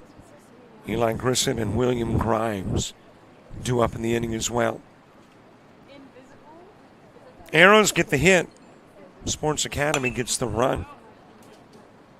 Sports Academy produces a run without a hit. Had a hit batsman, a fielder's choice, a walk, and the double play brings in Andrews.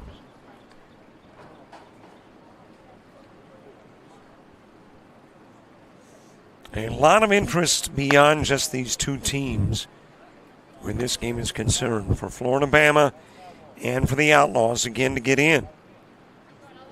They've got to see Coastal Sports lose. Double A Arrows already out of the picture as far as Sunday play is concerned. Double A Arrows a week ago in Mobile got to the championship game and finished as the runner-up in their division in Mobile.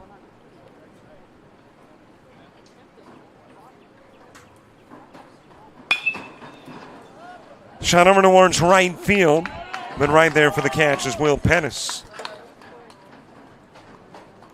And Wells flies out. Eli Grissom next.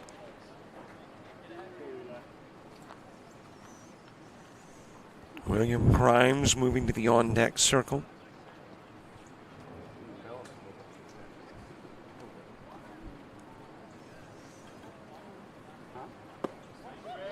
2 more games to go. And if you got the Showcase Series app, then you know who's coming up. It's how I find out who's coming up. Florida-Bama 16 and Outlaws 20-28. That's a big game. Could be bigger depending upon this one. And then somewhere around 6, 6:30 or 7 o'clock tonight, Stars 16 and 15U Coastal Sports Academy here.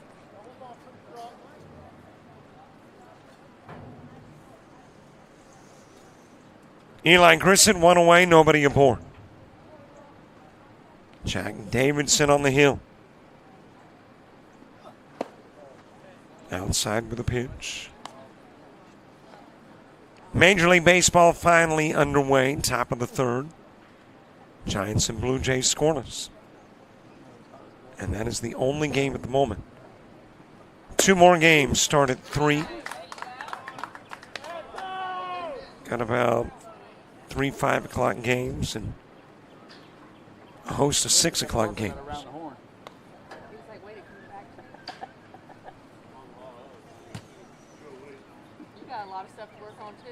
Two gone with a strikeout of Grissom. William Grimes to the plate.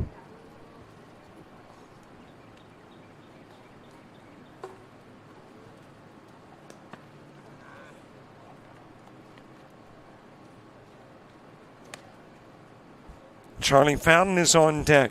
Daigle, Powell, and Pettis when you get to the bottom of the second for Coastal Sports.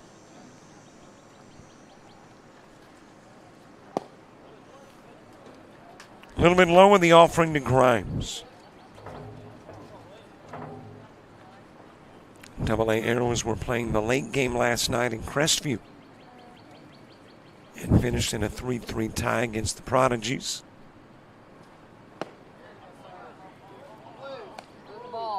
Of course, the early game today here featured the Prodigies.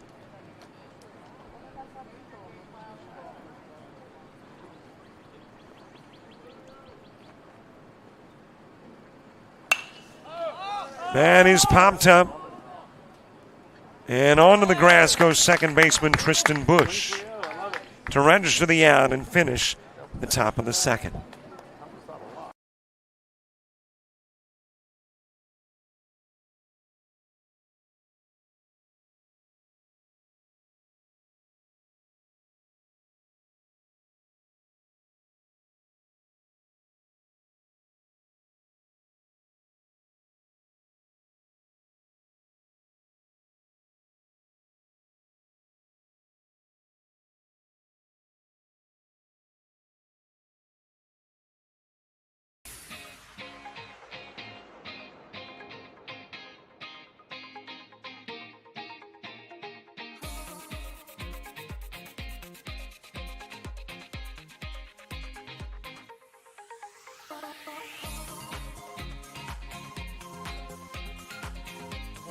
Here's the 7 guy. Right up the middle, base hit, back-to-back base hit. Starter with a double, the single from Cumbie coming to the plate and tagged down. And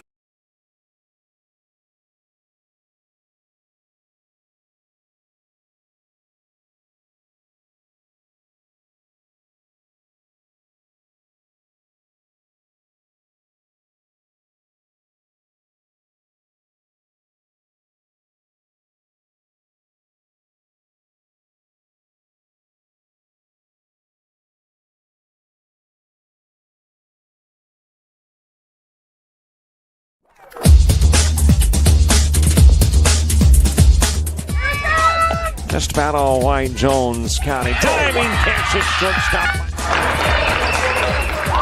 Gross.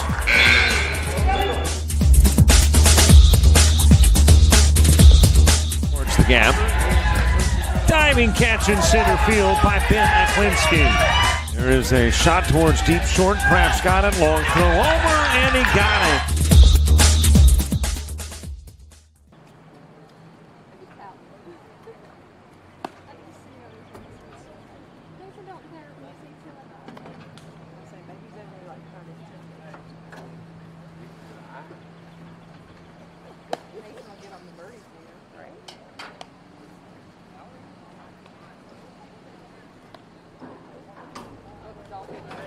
hot. I can't sit there. I can't see. I gotta go farther. Oh, wait. Here, let me try this one. Maybe I'll, I step down. Oh, I'm gonna go ahead and go to the bathroom now. No, I'm gonna stand up and out.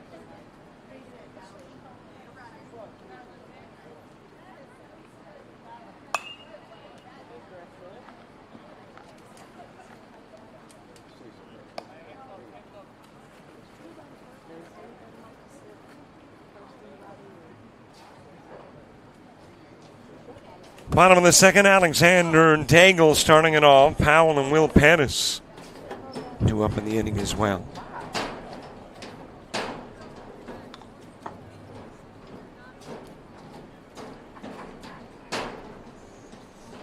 Hey, a reminder coming up on Wednesday, live and in color, that could be dangerous in itself. But adios, Barry. Barry Dean is about to leave the ALA-BCA after nearly 30 years, 25 of which have been as executive director. Little bobble in second, but able to hang with it and get the out is Gage Carter. And Daigle grounds into the 4-3.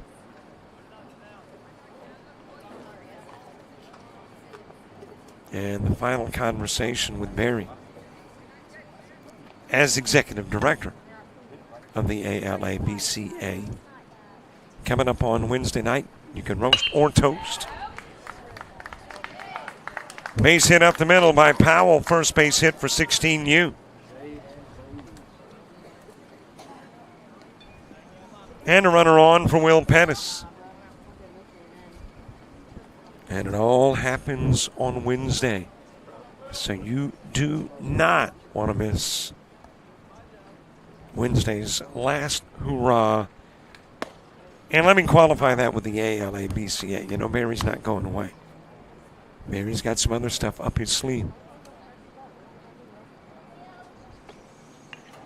Will Pettis followed by Jack Scruggs. Shot towards short. Cochran going to the bag to get one out. Lobs over to first to get the other. And the double play will take care of 2 and send us to the 3rd.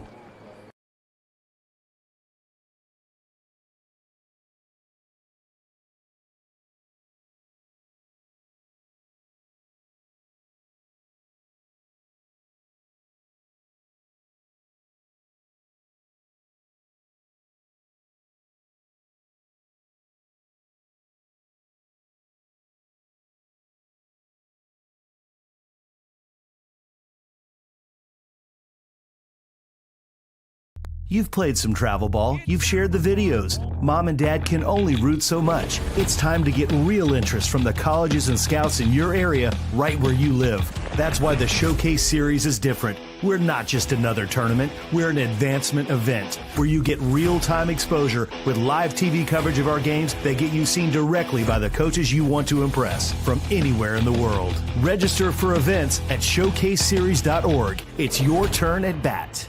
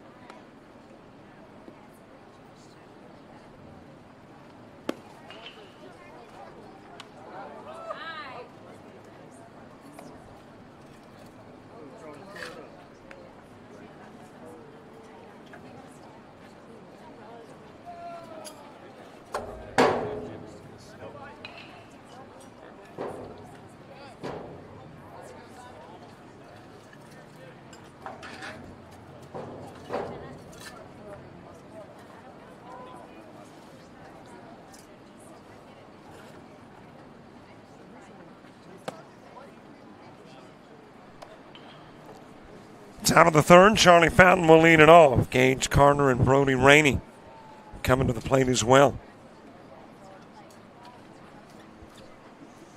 Jack Davidson getting his third inning of work in a ball game that got a 2:17 start.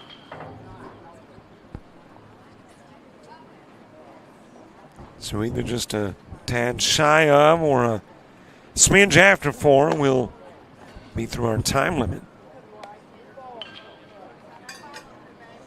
Count runs to 3-0 on Fountain.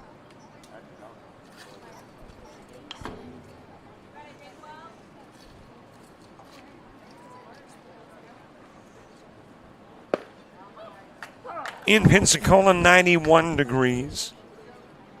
Feels like 94. UV index 8 and very high. Air quality 35 and good. Ground over towards second. Picked up by Bush. Goes to first and gets the out of Fountain.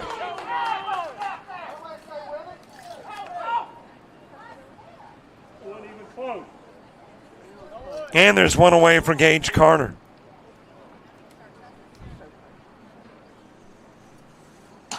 "14-mile visibility, 64% humidity. 7:50 sunset. Winds out of the south-southwest at 12, gusting to 16. That's what it says. I don't see anything moving. No flags, no leaves, no trees.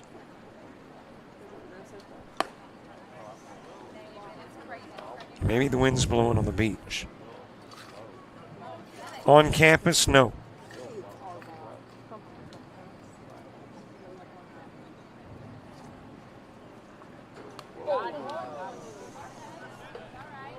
Doinked by the pitch is Carter, and he'll go to first.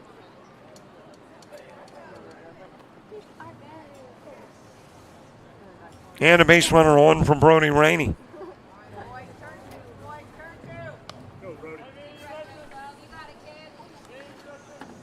Weston Holmes to the on-deck circle.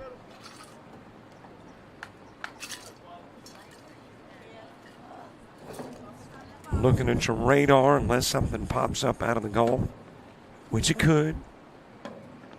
But right now there is nothing within several hundred miles of Pensacola. And it's moving this way. Now there's some stuff a little north of Mobile, a little north of New Orleans. But nothing that appears to be headed this way at the moment. Fouled out a play by Rainey. That was pretty close.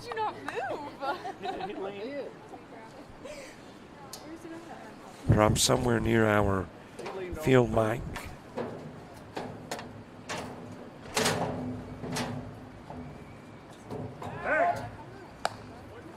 It must have went down, huh?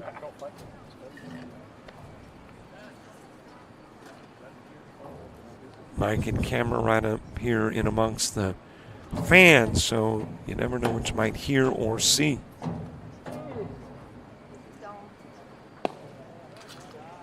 Low inside pitch to Rainey.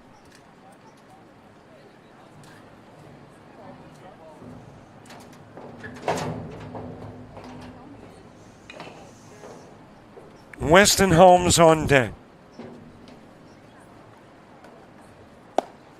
Another low inside pitch to Rainey. Double A arrows from my neck of the woods, just a little bit north of Florida, primarily in the Andalusia, Alabama area. Brandon Ware. I don't know where I was going with Landon. Brandon Ware, assistant head coach at LBW, coaching these Double A arrows. As a walk is given to Rainey.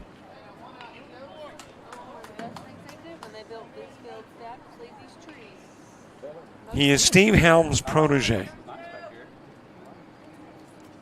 Apprentice.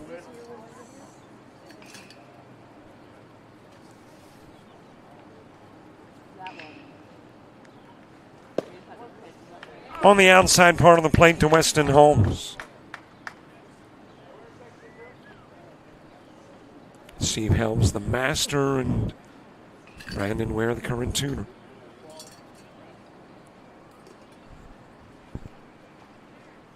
Ben Cochran to the on-deck circle. A little bit inside.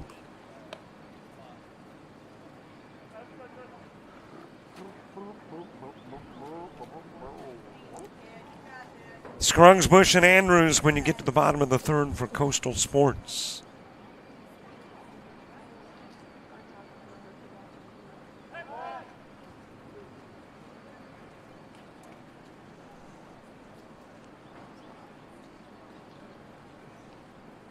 It is a warm day in Pensacola. I'm in a press box that is air conditioned, but the AC not working particularly good on a hot day. Throw to first and able to pick off. Rainey is Bryant. And almost got Carter. But Carter able to get in safely to third.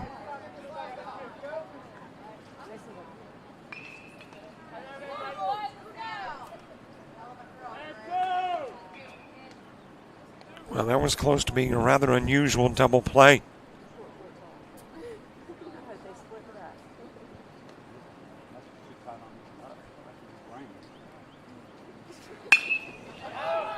Popped up by Holmes to center field. Jack Scruggs is there. He'll make the catch. And for the second time in 3 innings, Arrows will strand a runner 90 feet away.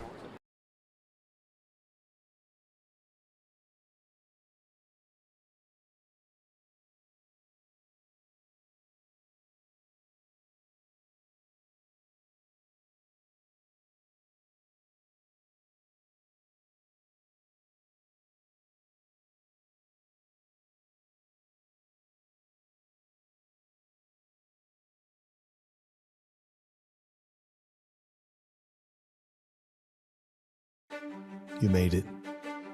You went further than even you believed. You took your friends, your teammates, teachers, and coaches. You needed Dad, but Mom was there through it all. See, you didn't do it alone. It took a united effort. It also took you. United Baseball is a full-time organization focused on development and advancement of athletes. If you're a high school-age baseball player with a desire to play at the next level, you could be next. Log on to unitedbaseball.org to learn more.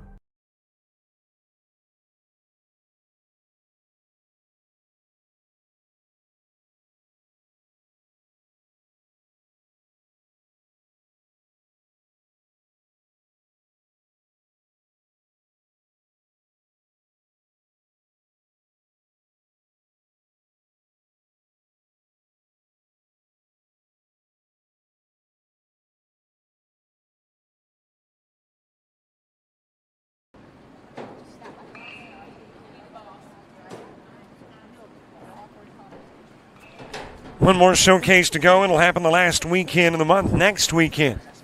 At Orange Beach, Jason Thompson will be there for all the play-by-play. I'm headed to a couple of spots next week. Oops, wrong button as you got the pop-up into center field and a drop in for Jack Scruggs. Here's the button I was trying to punch. Get your scoreboard up with a runner at first in the bottom of the third.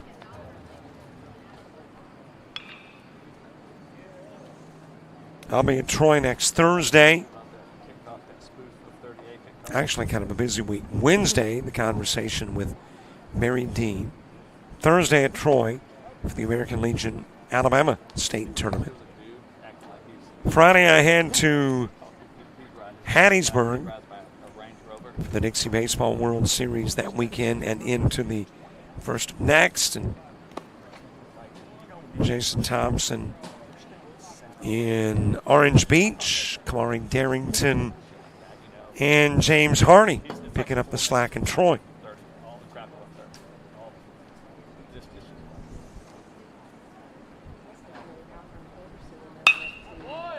Ground into right field, base hit by Bush.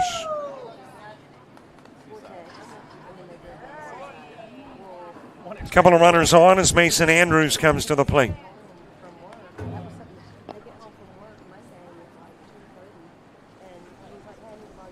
Andrews hit by a pitch in the first, came in and scored the only run of the game thus far. Yeah, they missed some girls that wanted to come back. Double-A Arrows have been able to pull off a double play in each of the first 2 innings. A 6-4-3 in the first, and a unassisted put out at second and the throw to first in the second. Good bunt, perfectly placed by Andrews.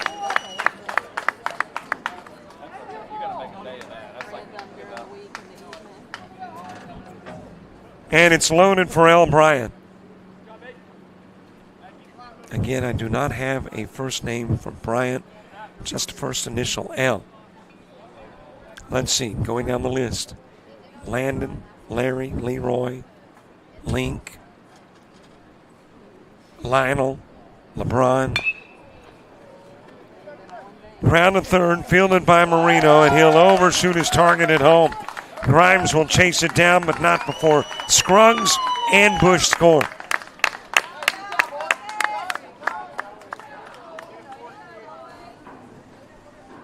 So a costly first error, allowing 2 runs in.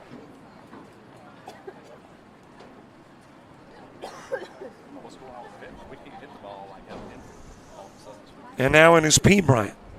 And again, no first name, just first initial. So let's see, Philip, Peter, Paul. I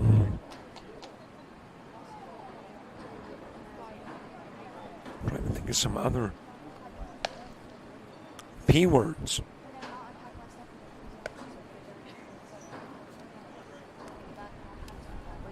Brony Neomata moving to the on-deck circle.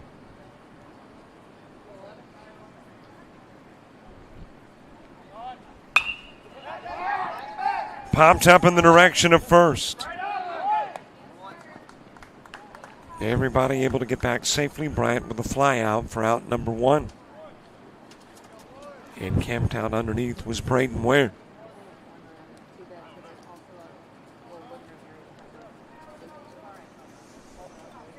One away from Brody Neumata. He hit into the 6-4-3 double play. Mason Hartley to the on-deck circle, top of the order for the Arrows. That is launched in the direction of center field. Drops in as a base hit. Andrews is in. Bryant to third, and the throw getting away from Marino. That'll get Bryant in. Neumata with a single, drives in 1. And the throw around brings in another.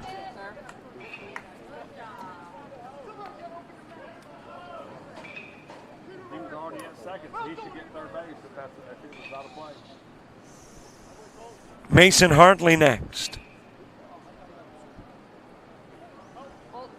Hartley struck out in the first. Alexander Daigle to the on-deck circle. And Neomata is going to be given third. Apparently the ball, when it was thrown away towards Marino, went into the dugout. And Neomata will be given third.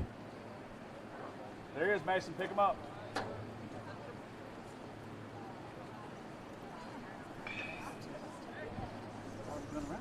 So another run 90 feet away from Mason Hartley.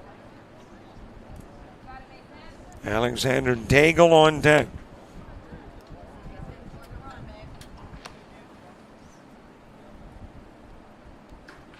Bottom of the third. We are right at 47 minutes in.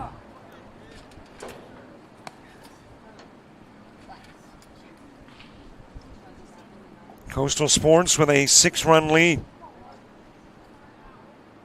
I make that a 5-run lead, trying to add that 6th run over at third, Neumata.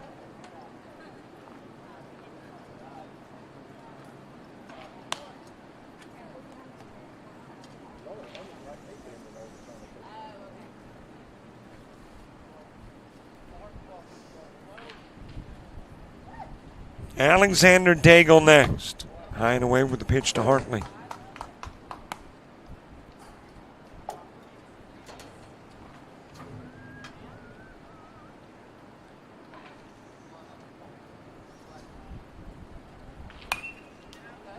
Off the screen foul. Blown out in the inning, the Bryant fly out to first. Cochran, Ware, and Bentley. 1, 2, and 3 in the Arrows order when you get to the fourth inning. Popped up towards left. Charlie Fountain is there. He'll make the catch. Holding at third is Neomata.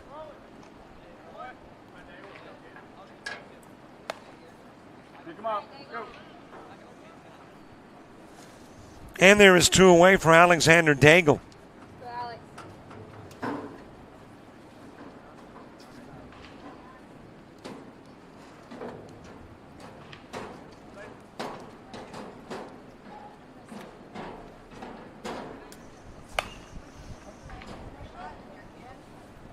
Fouled off in the direction of first by Daigle, who ground into a 4-3 to begin the second. Trying to extend the third. Arrows trying to get to the top of the fourth. Another one fouled away and a 2-strike count on Daigle.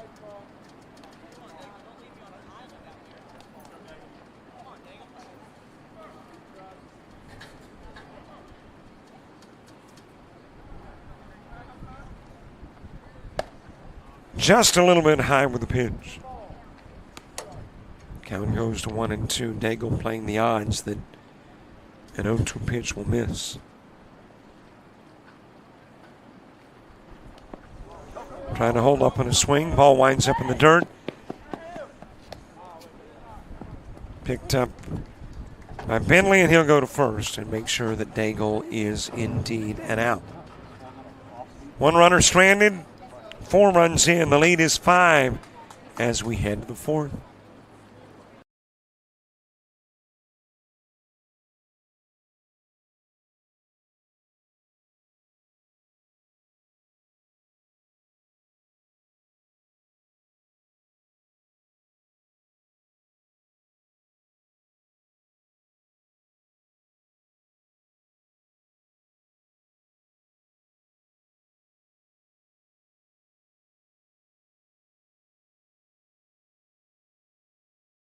Are you an athlete looking to play at the next level? With players and teams all across the Southeast, United teams compete regionally and nationally in Showcase Series, Perfect Game, and PBR events. Visit UnitedBaseball.org and you could be next. United Baseball Organization, where the focus is always on you.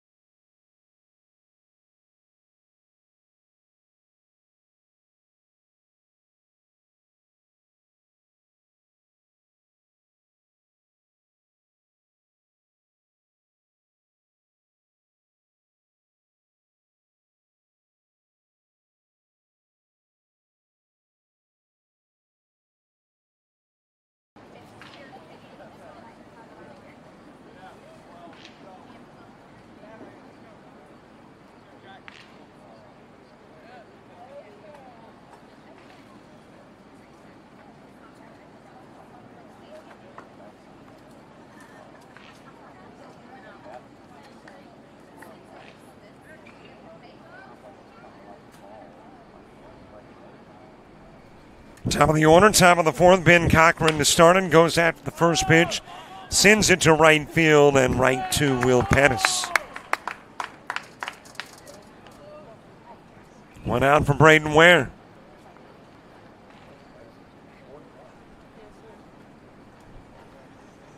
Asher Bentley on deck. And don't forget to subscribe to our YouTube channel. Now on our way to 7,000. That's the goal. 7,000 subscribers, and all it takes is a few more clicks on the mouse. No paperwork to fill out, no credit card information to submit, no background check.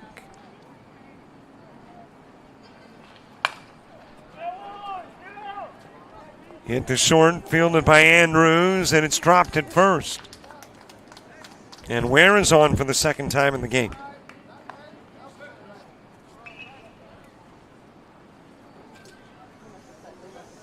Asher Bentley to the plate.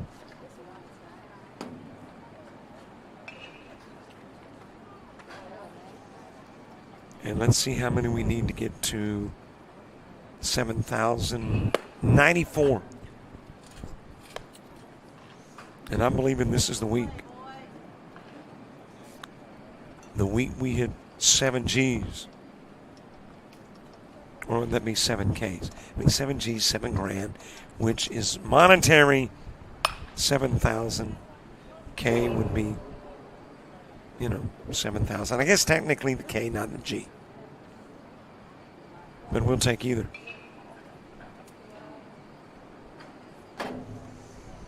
Asher Bentley with a fly out to second.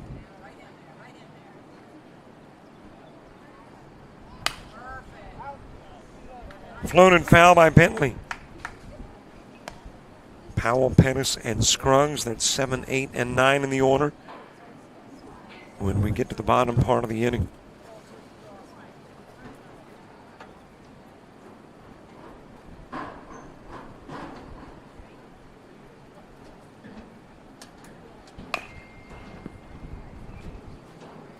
Fouled off over in the direction of third.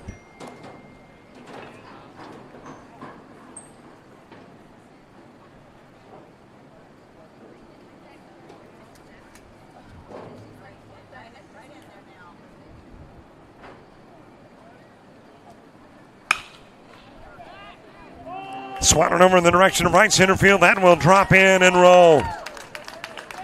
Ware will make his way to third. Asher Bentley pulling into second with a double.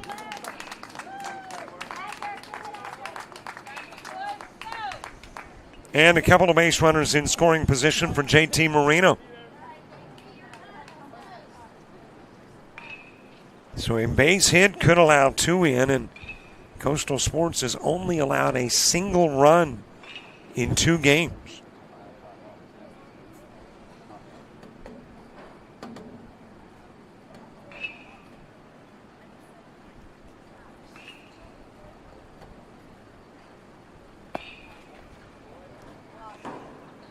(16U Sports Academy).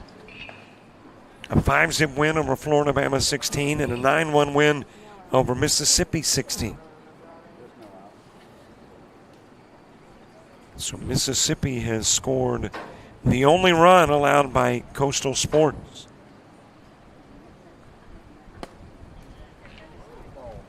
A little bit inside with a pitch to Marino, who struck out in the first.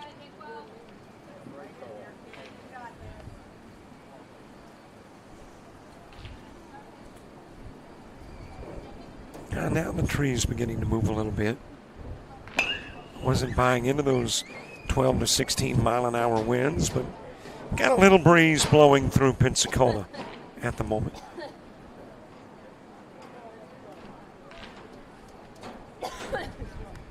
Grover Wells to the on-deck circle.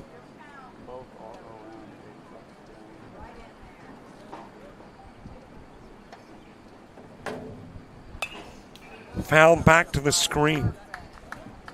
Davidson has 2 strikeouts in the game. One of the 2 is Marino.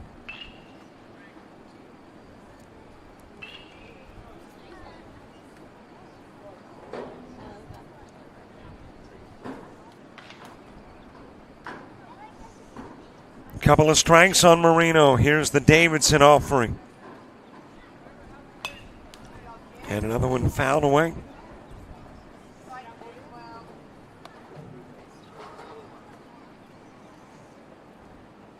Inside of an hour to go in the game, as we are now about 56 minutes into the contest.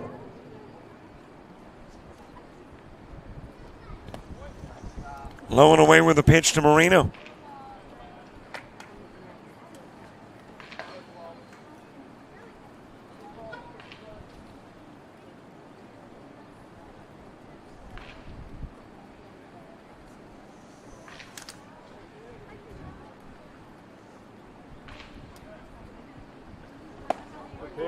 Just a little bit inside of the bases loaded with a walk of Marino.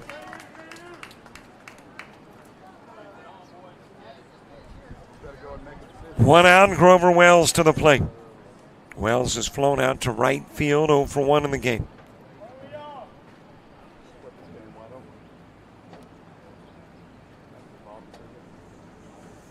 And the Arrows with a chance to take a really big bite out of that lead.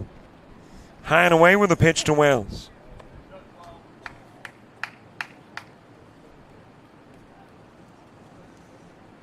Arrows scoring 6 runs in 2 games.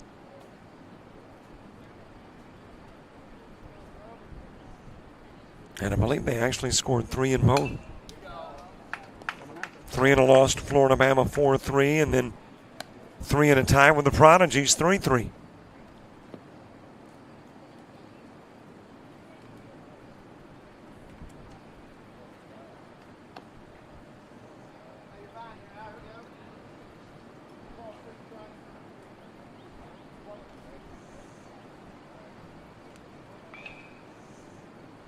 Grover Wells, the first out in the second inning when he flew out to right field.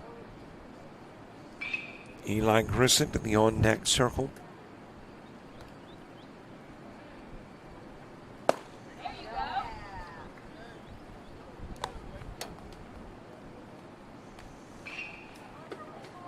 It has been a rather lengthy top of the 4th. A single out with the bases loaded. Arrows trying to get on the board. Sports Academy trying to keep that runs allowed at 1. They've allowed a single run throughout the whole weekend. Shutting out one team and allowing the 1 run to Mississippi, 16 in the other.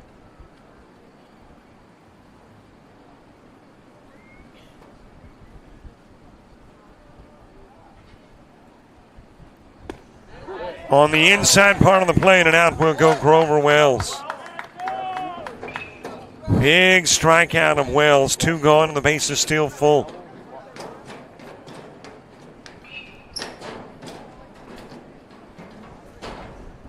Eli Grissett to the plate. Grissett struck out in the second. So now Davidson is fan 3, Marino, Wells, and Grissett. And Davidson with an opportunity to get out of the top part of the 4th unscathed. If you can get Grissett.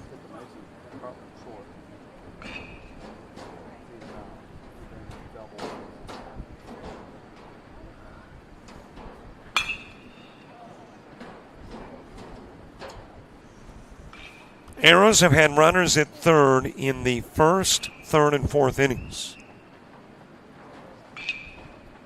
But the problem spot has been bringing them home.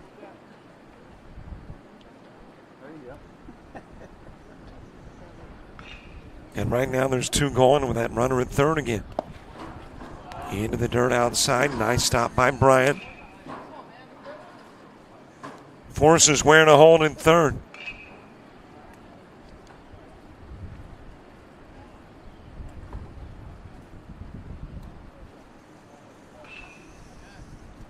Eli Grissett, the left-hander, Davidson, the lefty. Couple of strikes on Grissett.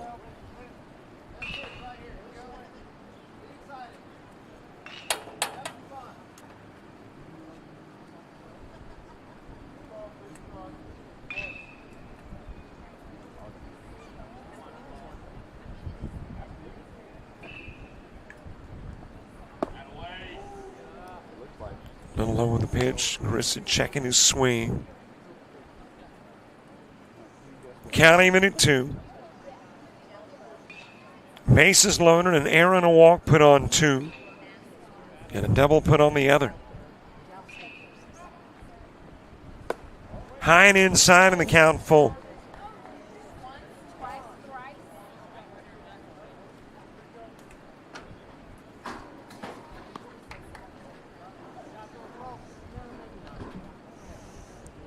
So a big pitch coming. Full count, bases full, 2 gone, top of the 4th. Sports Academy trying to keep that goose egg on the Arrows side of the scoreboard. Arrows trying to take a big bite out of the 5-run lead. And that is low and away. Ware will come in on the bases loaded walk.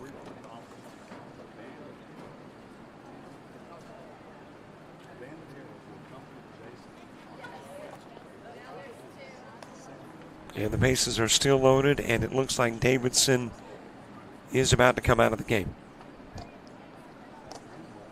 L. Bryant coming to the mound when we come back to Pensacola.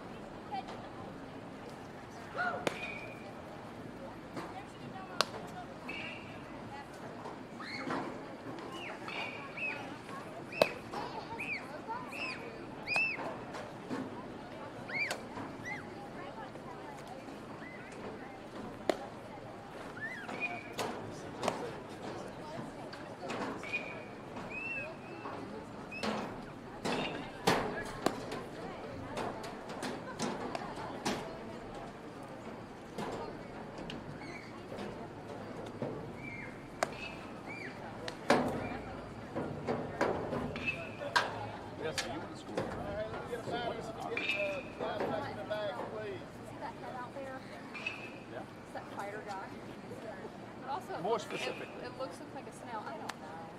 To be honest. A snail? Yeah, whenever you pull up in the front, it looks like a freaking snail. It's like the article. Here, look it up for you. Sorry. No, we already looked it up. Oh. Great mythology. It's a band of heroes that rode on the ship Argo. It's a fighter. In Greek mythology. I figured, you know, a proud alum such as yourself would definitely know what an Argonaut. No. She's a fighter guy. Fighter guy. Right now they're real big on not the fighter guy and like the. Well, the throw to first turns into a balk and brings in Bentley.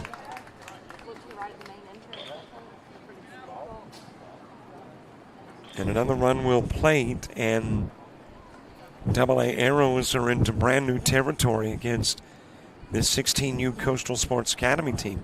Nobody has scored 2 runs on them until now. 4-2. We're trying to give it up. They've got one. Outside with a pitch to William Grimes. A run in the first, and 1, 2, 3, 4 runs in the third. And a 5-run lead has become a 3-run lead here in the top of the fourth. There's another base hit. In comes Marino. Grissom will hold at third. Grimes with an RBI single.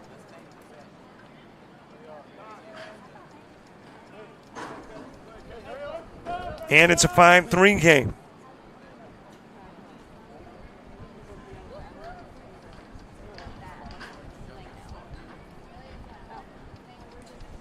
Right in for Davidson, who worked 3 2/3, faced 17.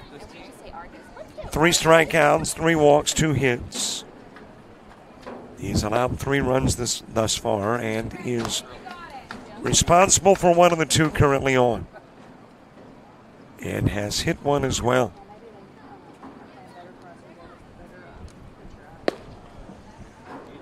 Low and away to Charlie Fountain.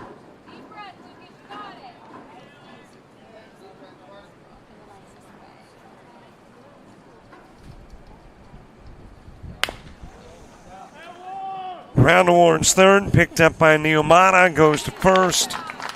Hits Fountain on the 5-3. 2 runners stranded, but 3 runners in. And it's a 5-3 game going to the home half of the 4th.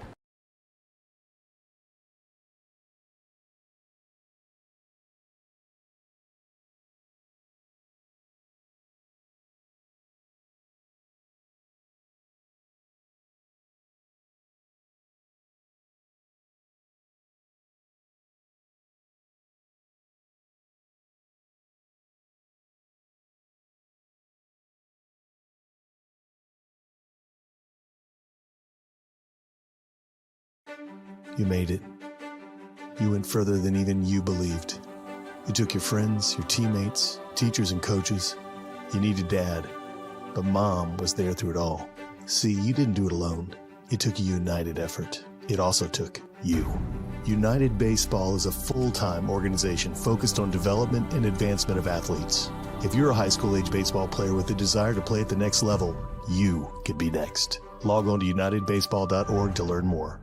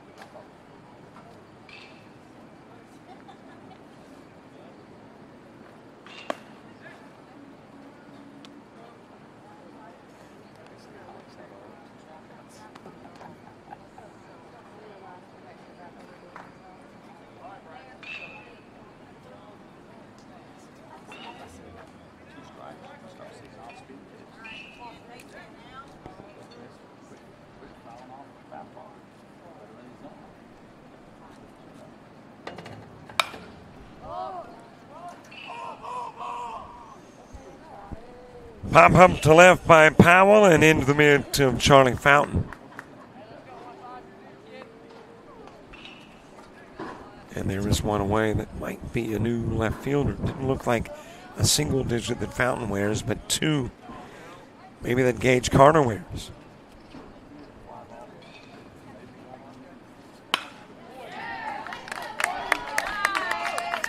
That is a base hit into center field from Will Pettis.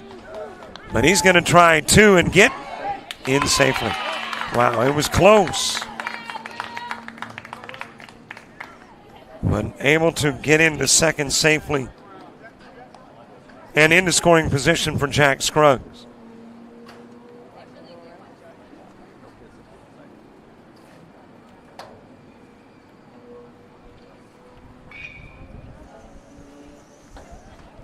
Scruggs with a single and a run score. That is hit towards left field. It sounded like it might go further than it actually did.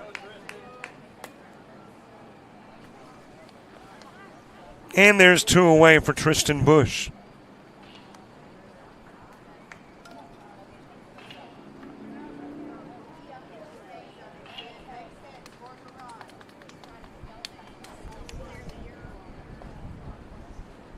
Top of the 5th, Gage Carter, Brody Rainey, and Weston Holmes. Bottom part of the AA Arrows order.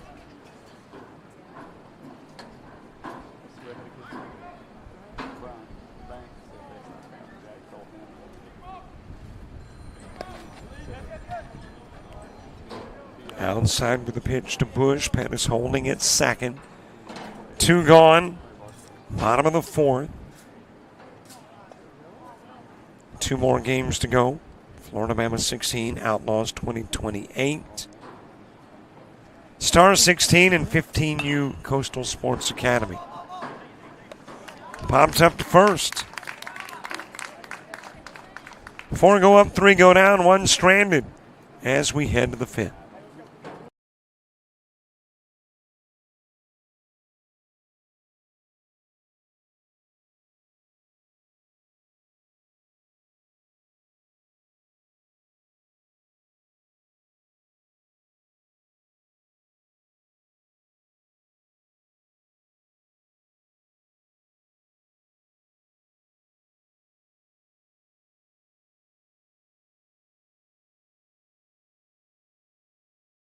Are you an athlete looking to play at the next level?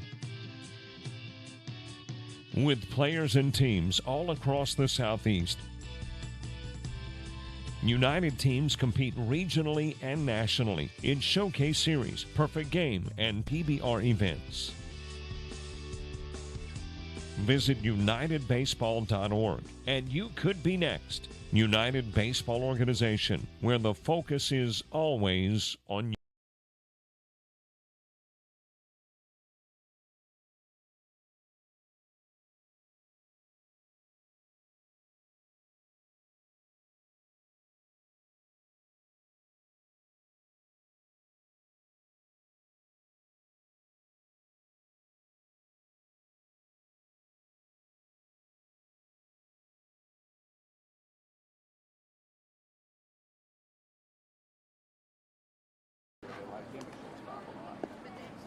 He'll start. Yeah, Kelly, he got called up to play some varsity this year. He was playing as a ninth grader a little bit on varsity. So he's probably fourth in the depth chart. And then third base, well, what about third? And then you got, what's his name? Jake O'Brien, who started there all year. Top of the fifth gets underway. Gage Carter will start it. Brody Rainey and Weston Holmes due up in the inning, too. Now O'Brien getting his first full inning of work in after coming in and working the final third of the top of the fourth.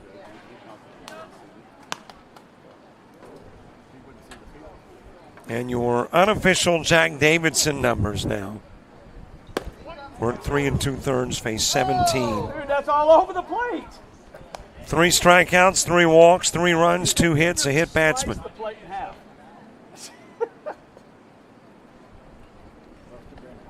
It wasn't high, I can assure you. Floated towards center field and trotting in to make the catch is Jack Scruggs. Maybe to a grasshopper. I mean, that wasn't even on the corner. That thing had all the plays. One away from Brody Rainey. Rainey with a walk. Got picked off at first by catcher Bryant. And you got that Bryant battery. But not brother Bryant's, by the way. Swing and a miss by Rainey.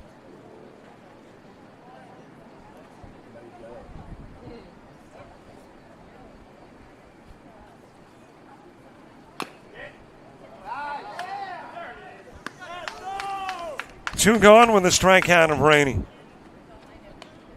And Weston Holmes will come to the plate.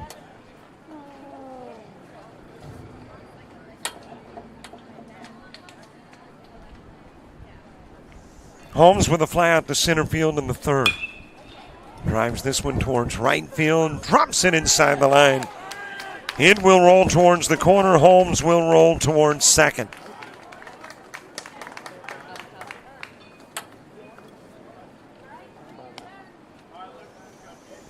And a runner in scoring position for Ben Cochran.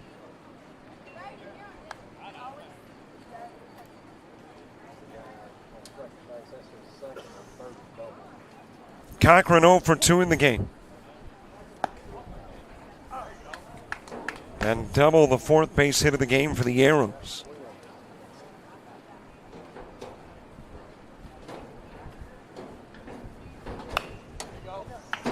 Fouled away by Cochran. Top of the order when you get to the bottom of the fifth for Coastal Sports Academy.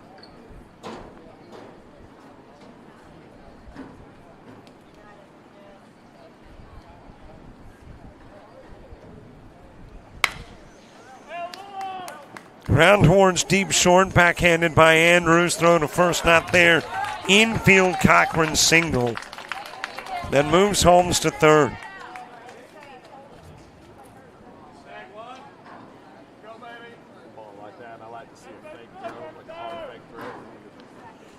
And you got runners on the corners for Braden Ware.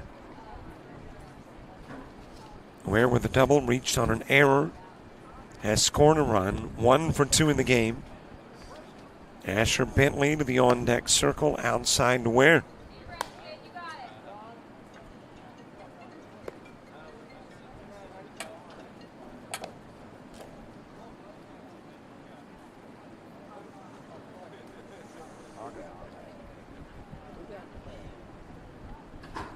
Asher Bentley on deck. Couple of base runners aboard. Then it's chopped over to first. Handled by Hartley. 2 runners stranded off 2 base hits. Nobody scores in the top of the 5th. We go to the bottom of the inning. Top of the Coastal order coming up.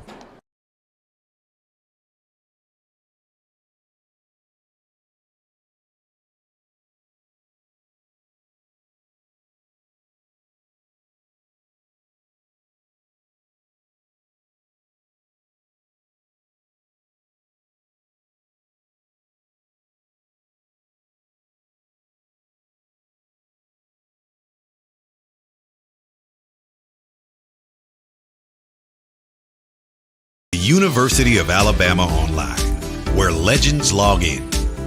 A tradition of excellence. Decades of experience in distance learning. Empowering students of all ages. More than 90 degree and certificate programs to advance your career. UA Online. Flexible, affordable, legendary. Let your computer be your campus. Visit online.ua.edu.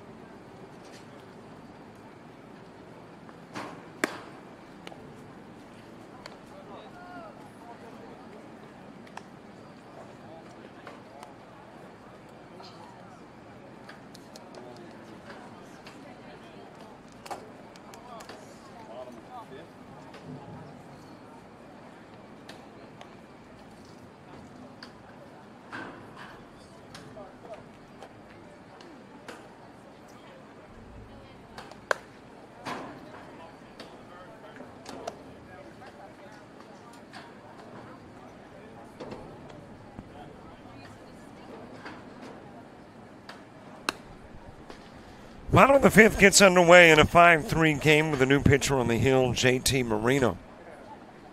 Asher Bentley working 4 innings, facing 20. 2 strikeouts, a walk, 6 hits, 5 runs allowed, and a single hit batsman. Top of the order in the bottom of the 5th, Mason Andrews to begin it. L. Bryant and P. Bryant coming up as well. Andrews hit by a pitch and singled and has scored twice.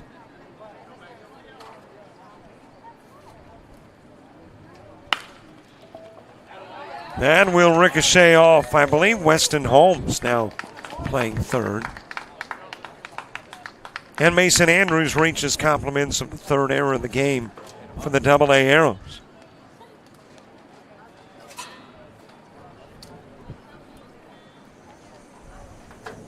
L. Bryant to the plate, P. Bryant to the on-deck circle.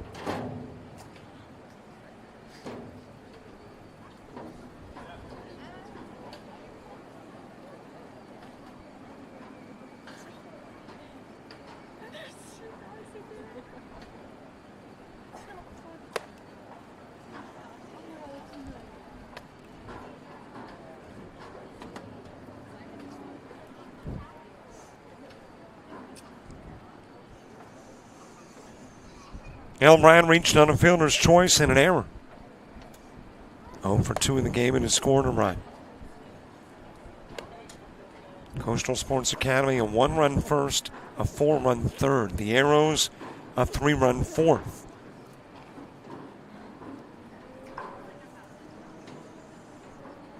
And you got a 5-3 game here in the bottom of the 5th. That is just barely foul towards left field.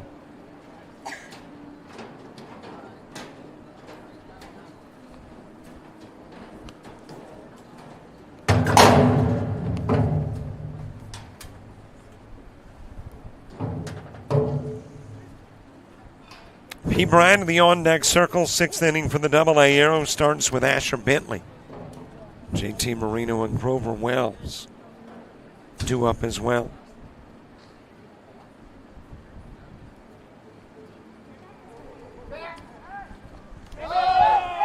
Thrown away, hopping up and on his way to second is Andrews. And that will be error number 4 committed by the Arrows. So another Arrow error. Puts a runner in scoring position for Coastal Sports. Trying to wrap up the pool. Coming in at 2-0. And a win guarantees them a spot in championship play tomorrow. A little bit outside to Bryant.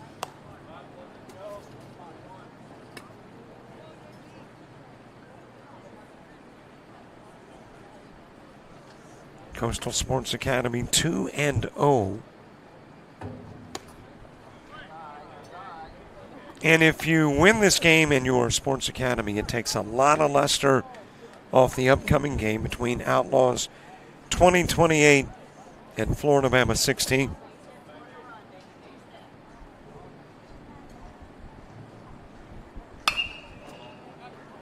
Popped up towards left. One away with Andrews staying put at second.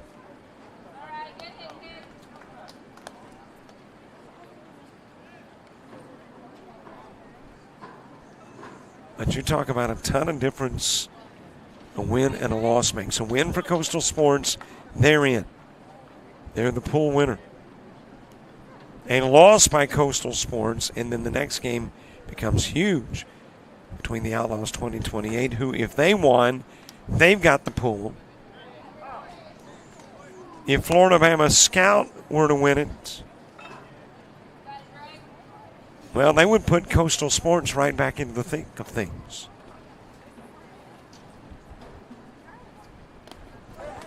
That'll go to the screen and get Andrews to third.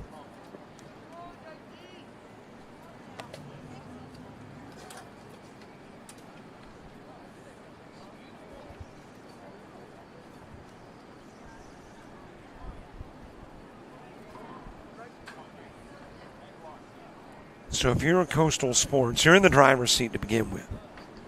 You're in control of your own destiny. Win this ball game, you're in. But even if you don't win this one, you can hope for a Florida Bama Scout win, and you're still in.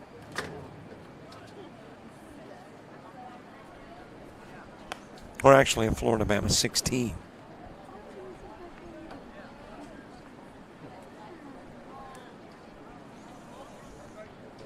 P. Bryant has walked and popped out to first.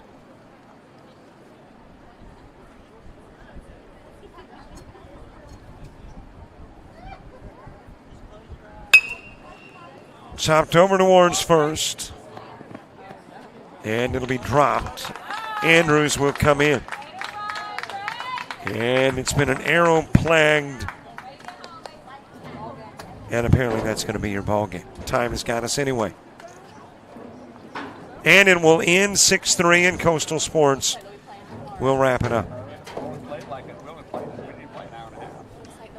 And let's see, you got a total of 3 errors in the inning. As I get your final numbers compiled in this one.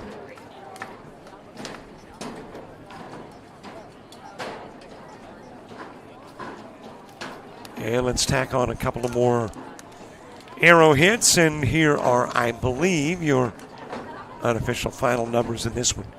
5 hits for the Arrows. They will strand 6, commit a total of 5 errors, and got 3 runs in the 4th inning. Meanwhile, for Coastal Sports Academy, a total of 6 runs off 6 hits, committed a single error, and stranded 4.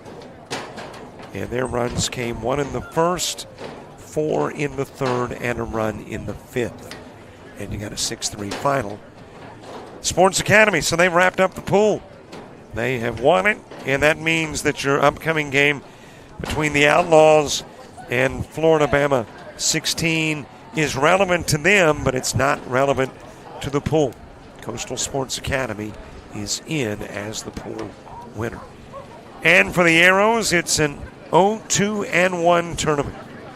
And they'll wrap it up and head to the house. We are about, I would say, 20, 25 minutes away from Outlaws and Florida Bama. We will see you then.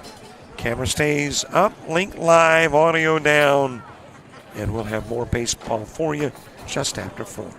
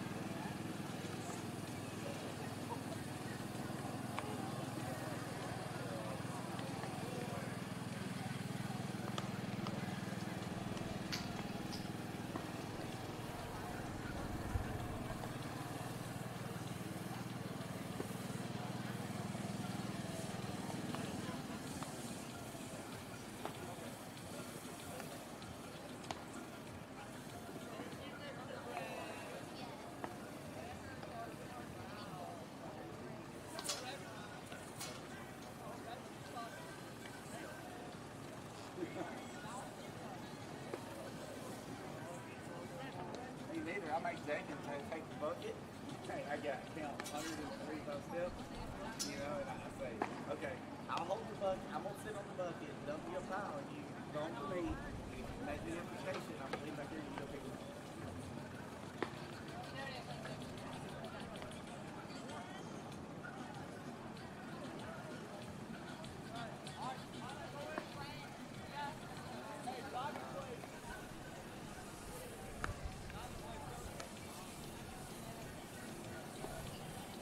Don't get ready when you said that bike racing that looks great. Then about 30 minutes later, not a cloud in the sky when you said that. The only rain in Baldwin County we got today was at the airport of Pensacola. And they hey, you're just dump like I come home and my head where it dumped right down my shirt. JJ's like, I'm good.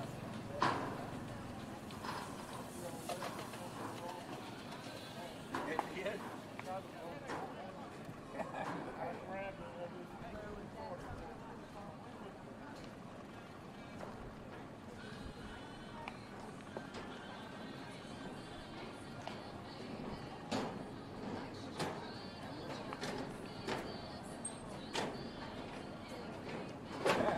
What did he say about playing? No, yeah, about playing in that fire. You know they had 6 more games.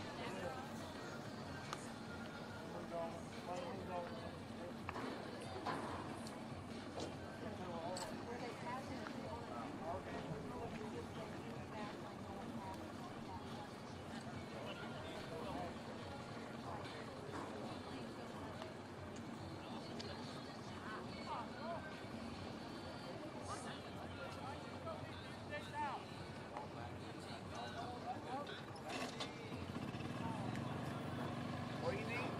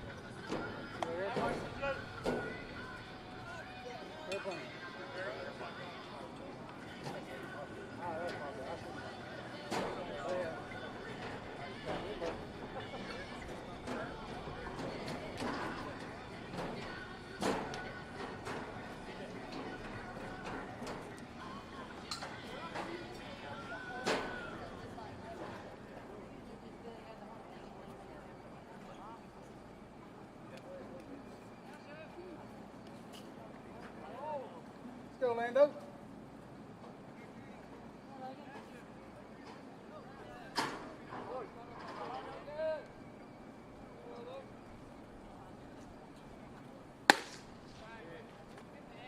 Hi, everybody. Welcome back. Fourth game of the day. This game could have been huge. But as it turns out, as far as the pool standings are concerned, means nothing. 16U Coastal Sports Academy has won it. They've taken the pool, but had they lost to the AA Arrows, which they beat 6-3, then you got these two teams battling for the right to get in.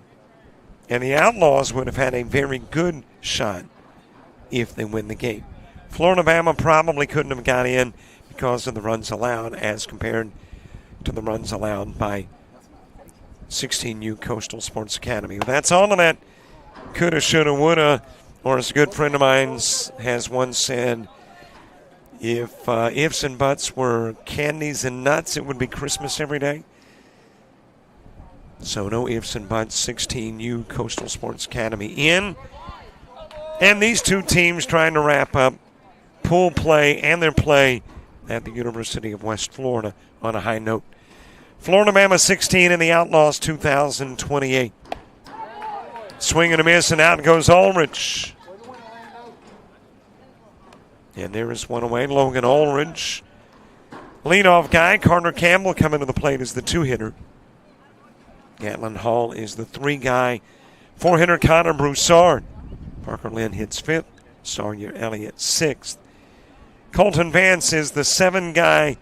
Tony Lubischer is batting eighth. And nine-hitter J.J. Bingston. All facing Lando Peters, who is on the hill. Meanwhile, behind the plate, C.J. Jennings. First baseman Cooper Miller. At the Outlaws, second, Caden Chandler, shortstop. Ashton Lewis and Grady Lacey is at third. And in that outfield, Bryson Nelson, Tucker Rafe, and Hunter Adams.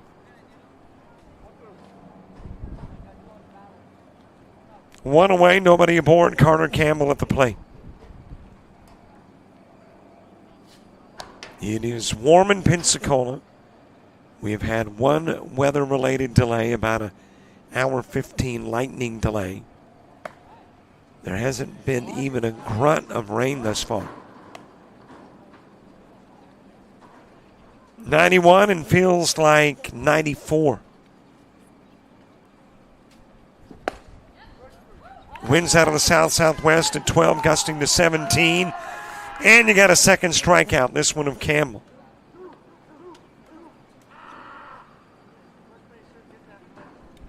Two gone for Gatlin Hall. 7:50 sunset, 64% humidity. UV index 5 and moderate, air quality 37 and good. 21 days away from the next full moon. Temperature is 6 degrees above normal for the 19th of July.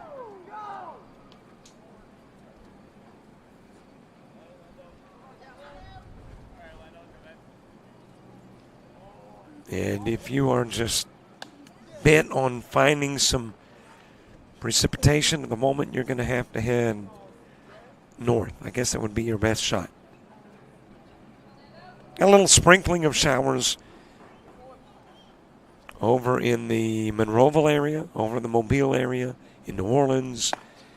But everything is north, northwest, or northeast and moving northeast. So in the moment, we're looking good. Gatlin Hall, 2 gone into the strike zone, and that's 3 gone. All struck out by Peters.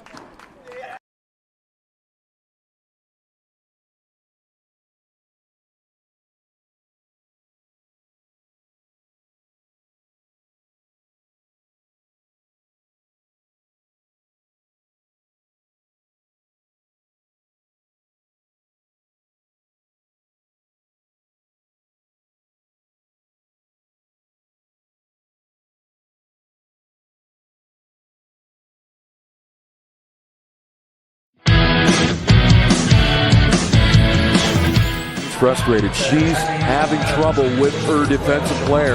Look at this sweet pass behind the back for 2 on the assist. And that one is hit on a rope to center field. Watch that one. And it is, oh, what a great diving catch by the center field. And in that game, it was basically a running back by committee. I mean, you had a lot of guys carrying the football. Is that the protocol for the upcoming season for the backfield of Jackson State? It's a really nice pitch to get the ground ball double play. Second one. 6-5 is your final. East Georgia advances to the championship game.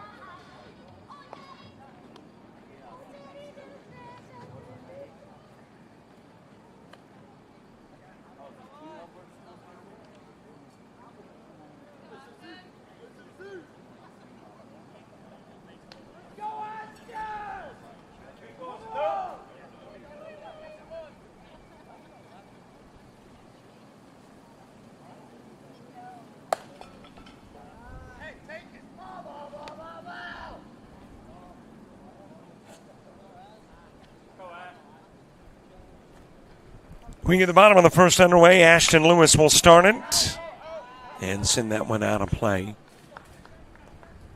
And the Outlaws going with a 14-man rotation. Bryson Nelson hitting second, Grady Lacey third, Levi Myers fourth, A.J. Gutierrez, the 5-hitter, Hunter Adams in the 6th spot, Lando Peters hitting 7th, Cameron McCormick 8th, Asher Myers 9th, Tucker Rafe is the 10-hitter, Cooper Miller hitting 11th, Caden Chandler 12th, Easton Urena is the 13-hitter, and C.J. Jennings batting 14th.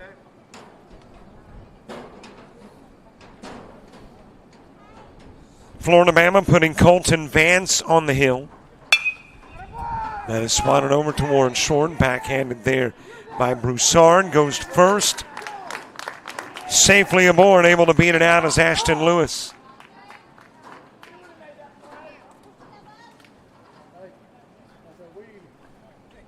And there's a runner on for Bryson Nelson. Behind the plate for Florida Bama is Sawyer Elliott. Parker Lynn at first, second baseman Tony Lubisher. Connor Broussard at short, Gatlin Hall at third. J.J. Bingston in left, center fielder Logan Ulrich. Carter Campbell in right.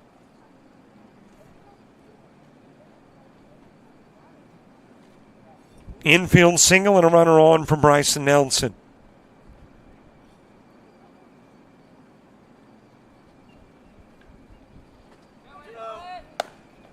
Outside with the pitch, Lewis off to second, gets in with a stolen base.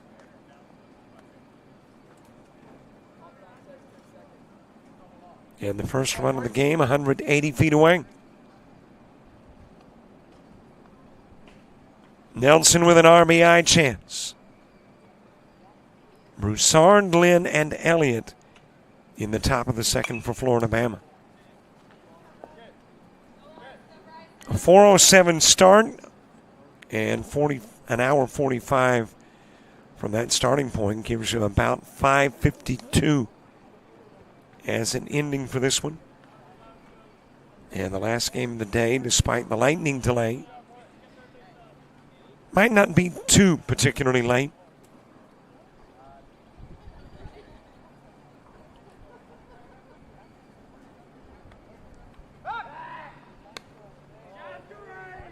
Lewis able to get back at second.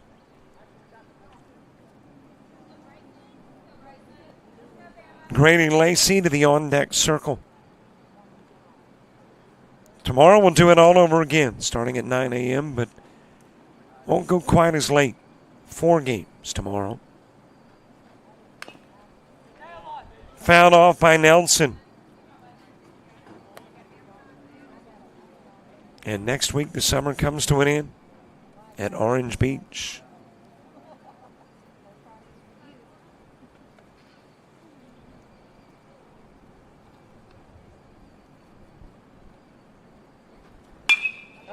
That is shot over towards left field. That's a fair ball, rolls into the corner.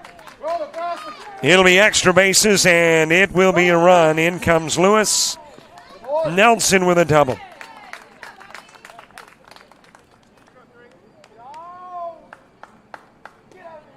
And the Outlaws take a 1-zip lead.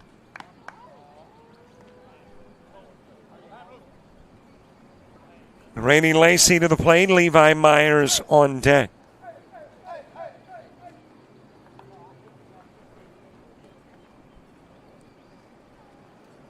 One more game to go tonight here, and that is Star 16 and 15U Coastal Sports Academy. And let's see if Coastal Sports is still in the running to have 3 unbeaten teams. They've got 1 in 16U Sports Academy. Nope, Coastal Sports 15U has lost today. So they are now 1-1.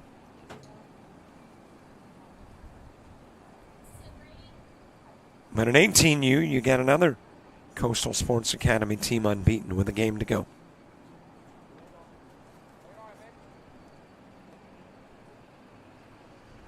But still not a bad weekend for the Coastal Sports Academy. Talking about at this point an overall record of 6-1 with 2 games to go. Nobody out for Grady Lacey. Nelson on at second.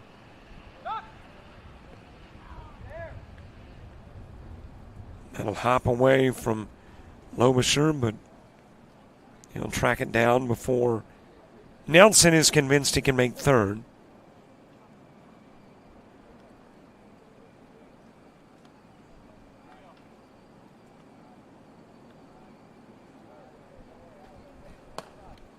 Upstairs with a pitch to Lacey.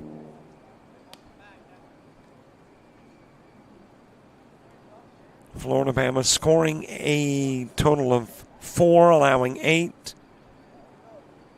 Lost to 16U Coastal Sports Academy 5-zip. Beat the AA Arrows 4-3.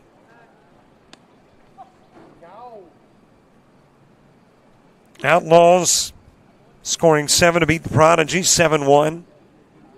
And scoring 7 to tie Mississippi 16.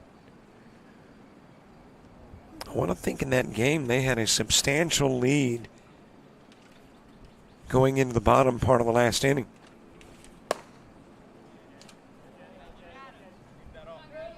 Yep, gave up 6 runs in the bottom of the last inning, and Mississippi tied it up.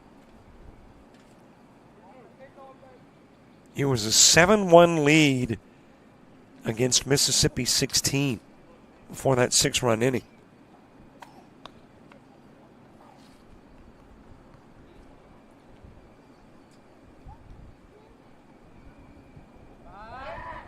Again, a look to Nelson, and he'll briefly get back to the bag.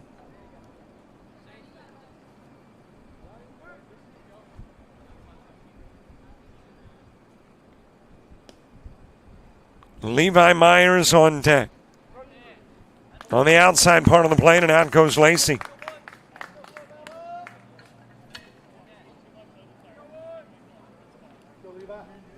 One out for Levi Myers. A.J. Gutierrez to the on-deck circle.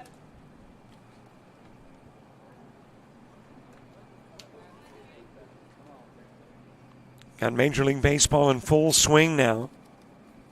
And as a matter of fact, even got a final. Blue Jays beat the Giants 6-3.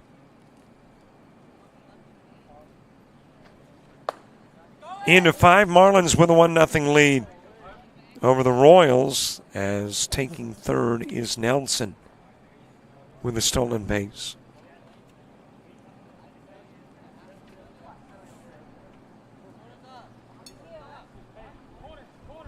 Bottom of the third, Reds and Mets tied at 2. WNBA All-Star game still a little better than 3 hours from tip.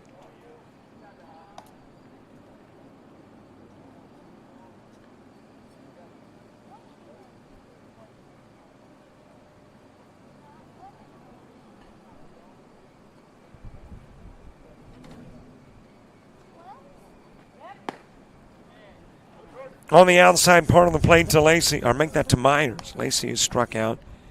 Myers at the plate. Gutierrez to the on-deck circle.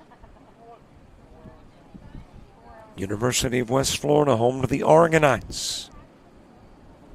Jim Spooner Field.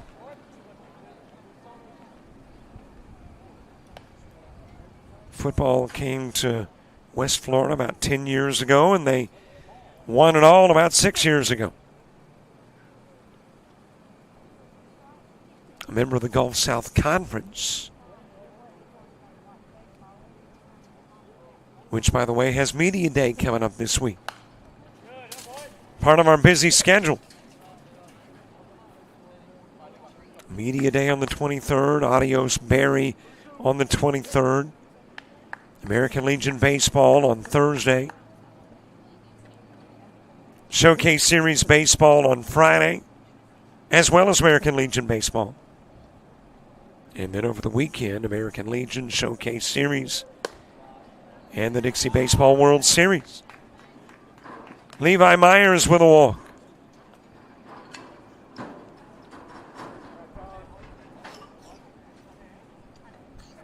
Couple of runners aboard, and that'll bring Coach out of the dugout to have a conversation with his pitcher, Colton Vance.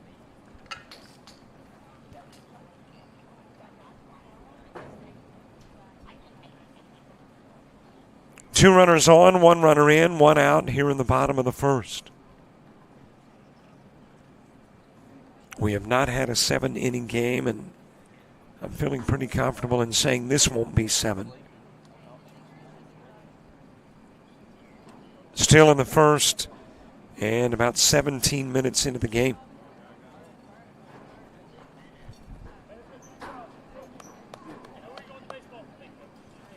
Conversation over. Vance ready to face Gutierrez. Hunter Adams to the on-deck circle.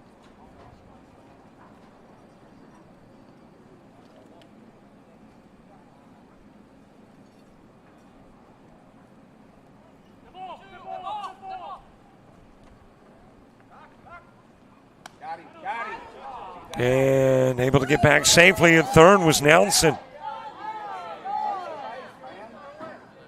And I believe we're going to have an appeal to the plate umpire. It admittedly, from this vantage point, looked like he was tagged out. But let's see after a conversation between officials if they agree. Well, he is going to be safe at third.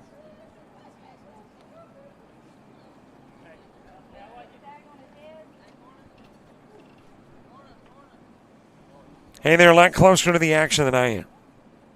Up here in the box, looking between the net. Inside with a pitch to Gutierrez.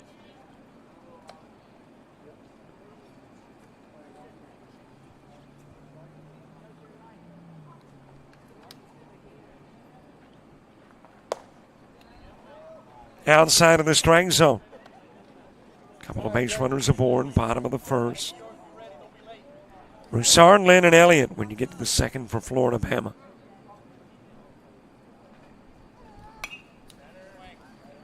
Foul back to the screen.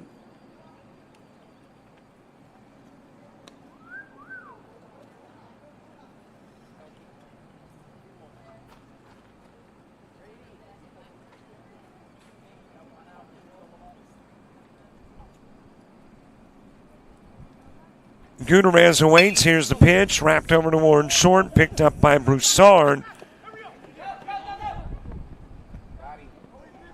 And the ball drops out of the mitt.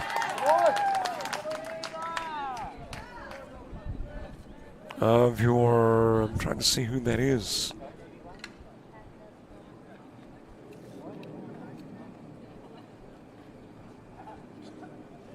I think that is going to be your second baseman. In comes the run, Nelson. And Myers will reach second. Back to second on the fielder's choice while Gutierrez goes to first.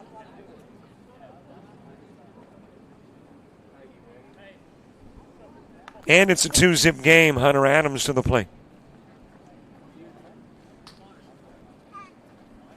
And actually, I think that was Broussard calling the team meeting.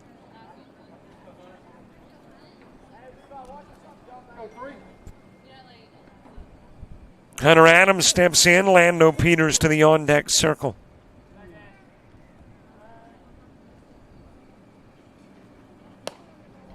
A little bit high to Adams.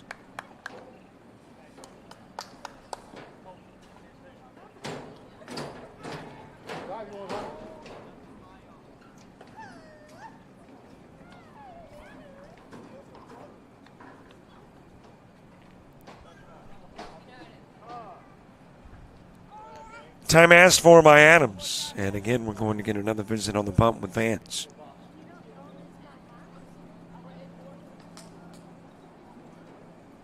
Might have to set visitors hours for Vance. He's had a lot of visitors here in the bottom of the first. I want to think that maybe 3 different visits. Coach has been out. Broussard has been over from short. Elliott now from the catcher's spot. Ground right back to Vance. He'll go over to first and get the out of Adams while Myers and Gutierrez advance.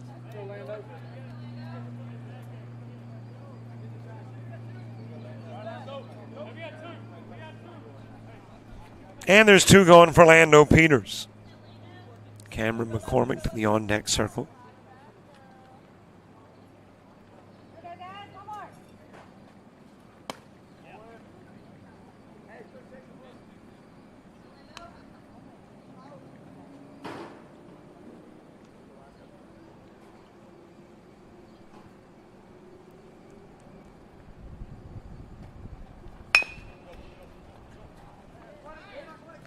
Picked up by Broussard at short, whips it over to first, not there in time. Myers will come in to score from third, and Gutierrez goes to third. And that'll be a Peters infield single. Third run of the inning. And runners on the corners with Cameron McCormick to the plate.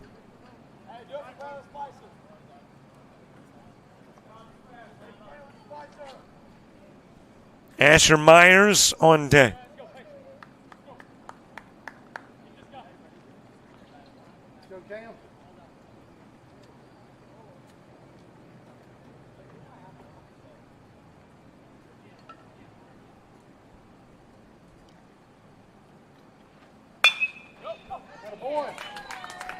Into center field, and another run will come in. Gutierrez will plate.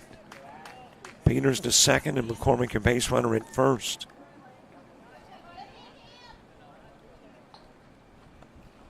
Two runs scored before the second out, and 2 runs have plated since. And the Outlaws with a 4-zip lead.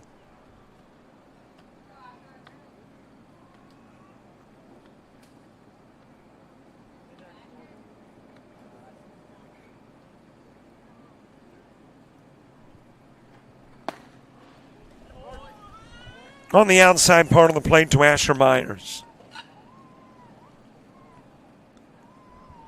Tucker Rafe to the on-deck circle.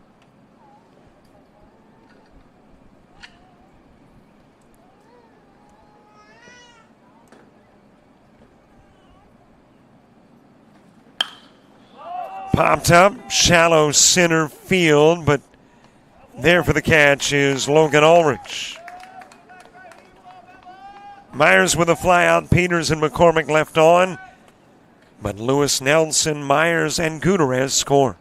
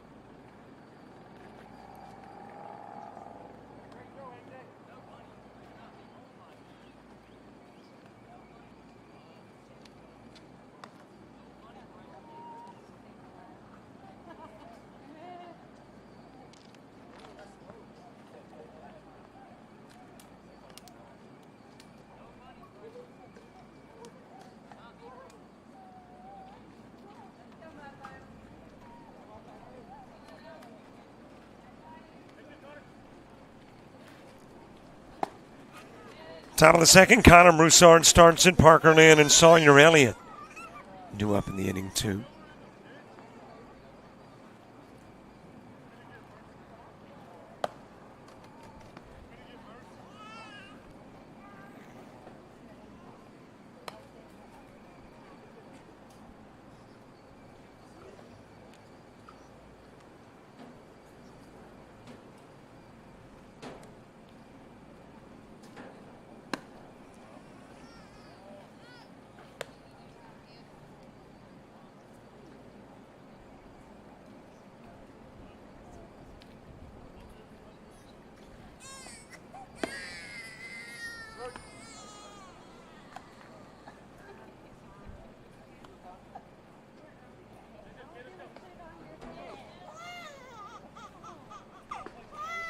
Connor Broussard reaching out, poking, and fouling out of play.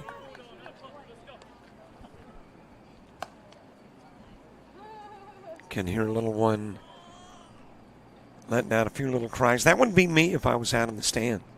It's hot here in Pensacola. I would probably be squalling a little bit.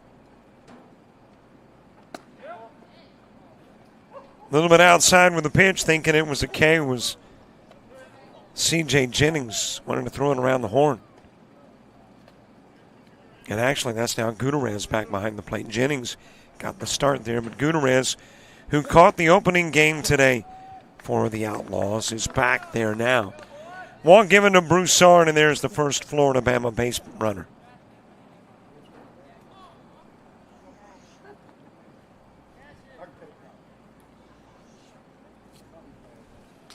Parker Lynn next.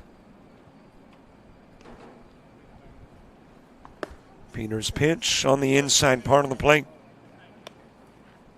Got a lefty on the hill, difficult, I'm sure, for Broussard to run on. And not getting a big lead over at first. Does take off, and he'll, well, would have been thrown out, except the ball popped out of the mitt of Ashton Lewis. So Broussard in with a stolen base. I was prepared to say he's out at second, but hopped out of Lewis's mitt.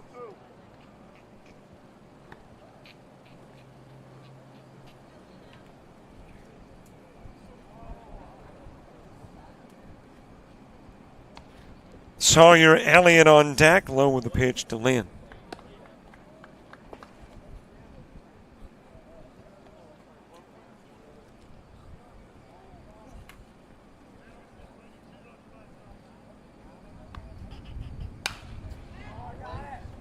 That will get out of play, and Lynn will put on the brakes and go back to the plate.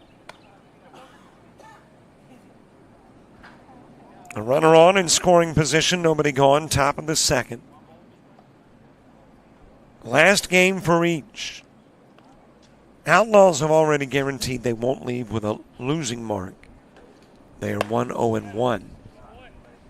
So if you lose the game, you're 1-1-1. Florida-Bama could still wind up below 500 at 1-1 coming in. Strike three and out will go Lynn. That is the fourth Peters strikeout of the game.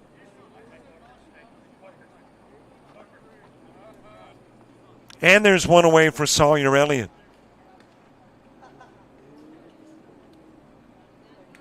Colton Vance to the on-deck circle. Rafe Miller and Chandler. 10, 11, and 12 in the Outlaw order when we head to the bottom of the second.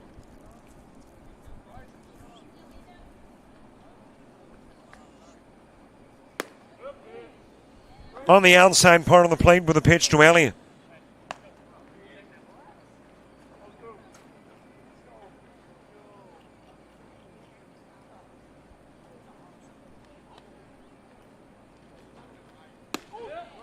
Strike three and outside part of the plate. Delivery from Peters. And he picks up K number 5, out number 2 in the second. 4 out of the 5 strikeouts have been looking. There has been a lone K swinging. Strike delivered to Vance.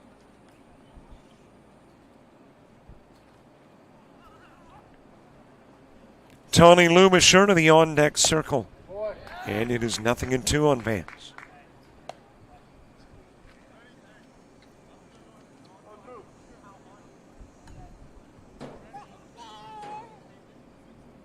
Here's the 2-strike pitch. Well, that was close. Dropped in a little bit low. Every out thus far by Florida Bama 16 has been a strikeout from Landon Peters. Wide of the strike zone. And I keep putting an in on his name. It's Lando Peters.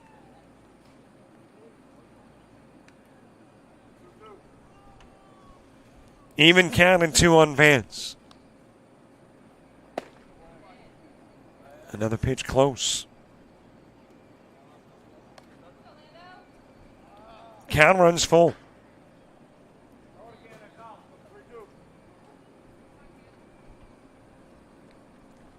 Three-two offering. It's too far outside. Second walk of the inning, end of the game. And a couple of base runners on. Vance at first. Broussard now at third. And Tony Lubisher coming to the plate.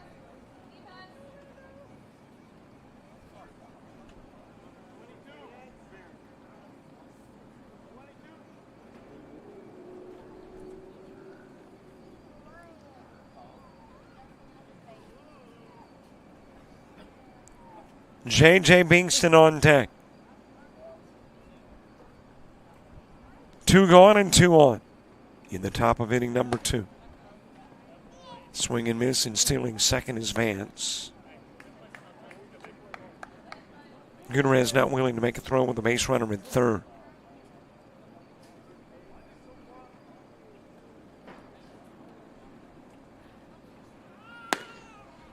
Just a little bit outside.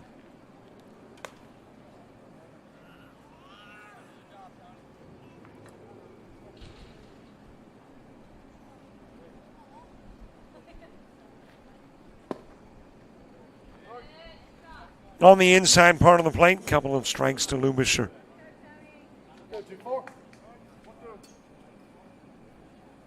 One ball, couple of strikes. And there is strikeout number 3 in the inning, 6 in the game. As we head to the bottom of the second with Rafe Miller and Chandler 2-up.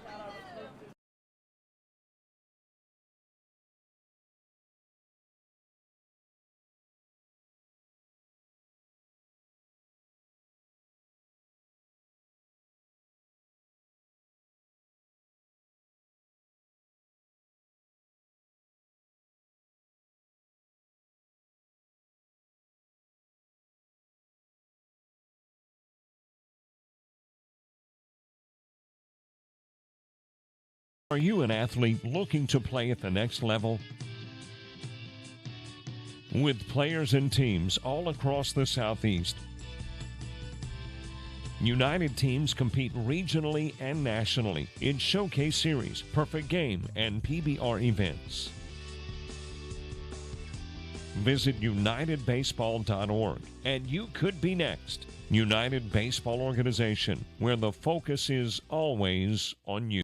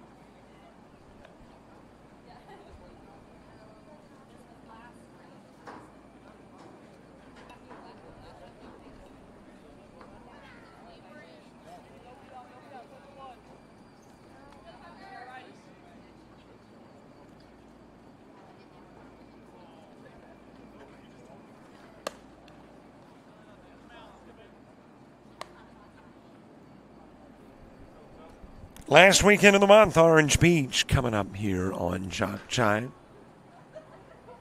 But that's not the last of baseball here on JJ. And it's not the last of baseball this year involving the Showcase. Got fall ball coming up. And if you go to the Showcase Series app, you see all of the locations already secured. We're not sure where we are going to be,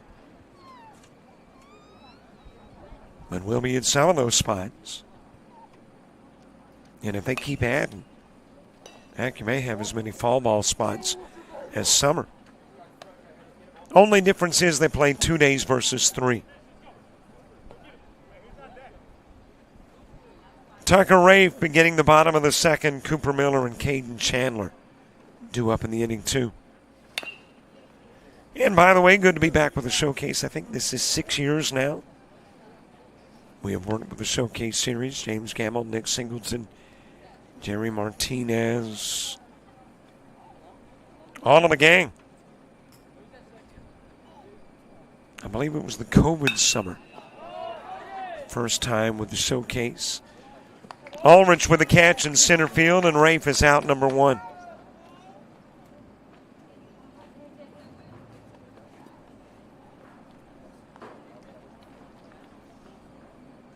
Cooper Miller next, and Caden Chandler to follow. Bottom and top of the order in the top of the third. Florida Bama with 9-1-2 coming to the plate.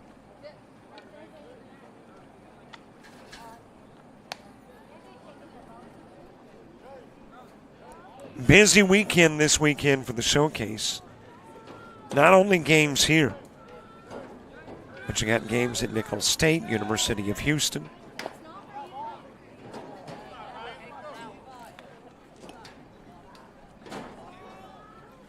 We have twice had the opportunity to go to Nicholls State, once to the University of Houston. As a matter of fact, I think Houston was originally on the schedule for today. But earlier this summer, when we were going to come here and it rained all weekend, things were swapped around a bit. And now we're here this week.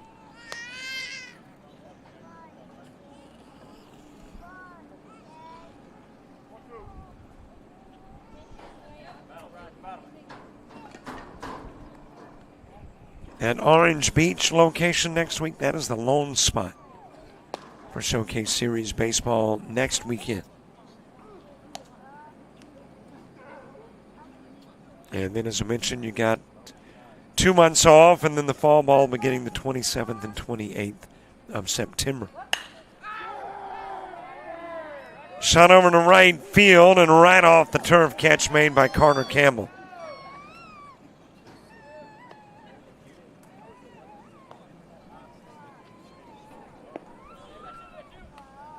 Two outs for Caden Chandler. And, man, if you look at the fall, it reads like a venue's who's who.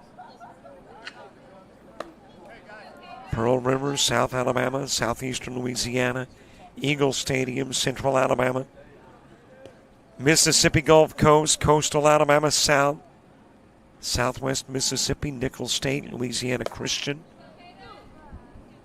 All this fall.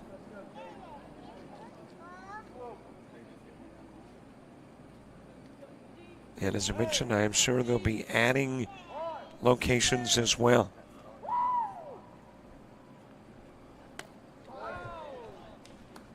We just got back from Southeastern Louisiana and Hammonds a couple of weeks ago. Home of the Lions of the Sun Belt Conference. And the Showcase will frequently find Sun Belt Conference venues. This year at Troy University, Southern Miss, South Alabama. One given to Chandler with 2 gone.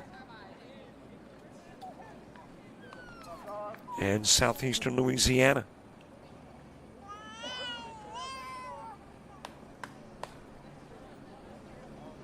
Coach coming out to the bump. A walk by Chandler with 2 gone.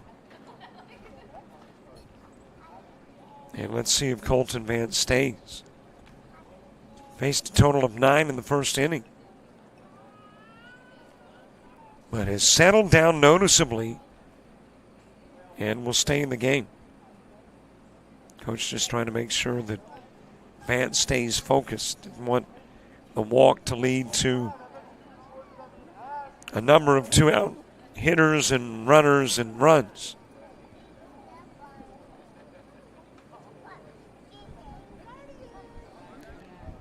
Easton Urena next.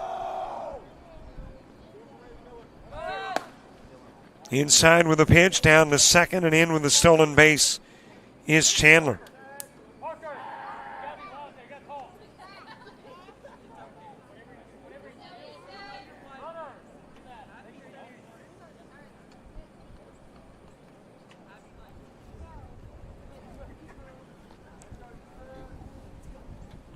C.J. Jennings on deck.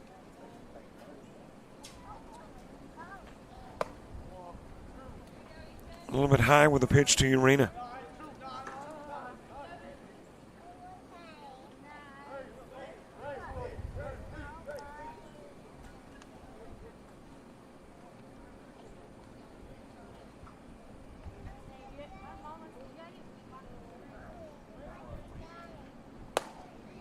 And that's a little higher to Urena.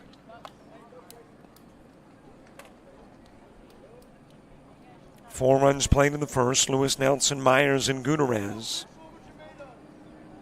Got Chandler at second in the second.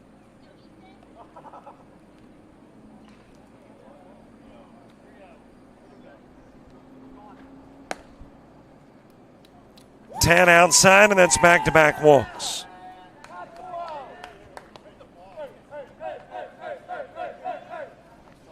And you got a couple of base runners on for Easton Urena.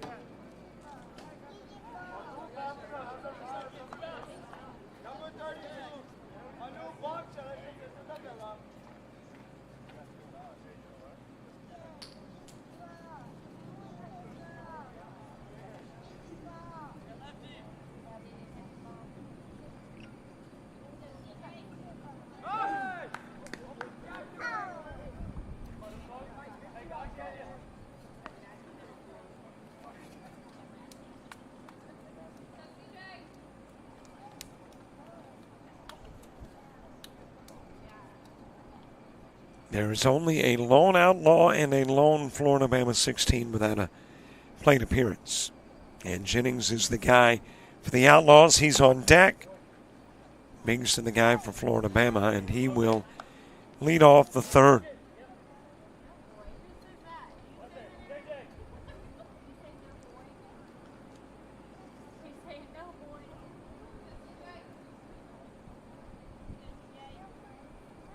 Couple of base runners on, 2 gone. Vance's pitch way outside.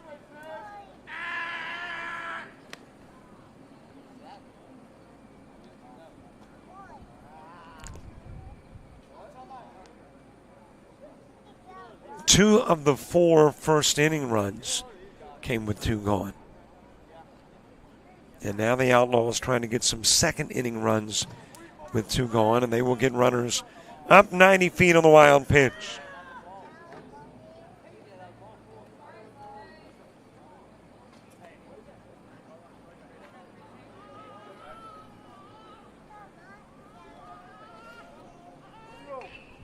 Count runs to 3-0 on Jennings. And if Jennings is walked, it'll be interesting to see if Vance stays.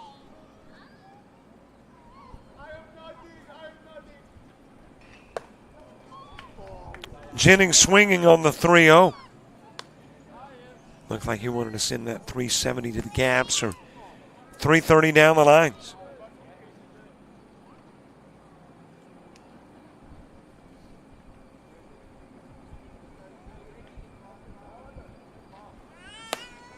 Just a little bit outside, back-to-back walks. And apparently that is going to be it for Colton Vance.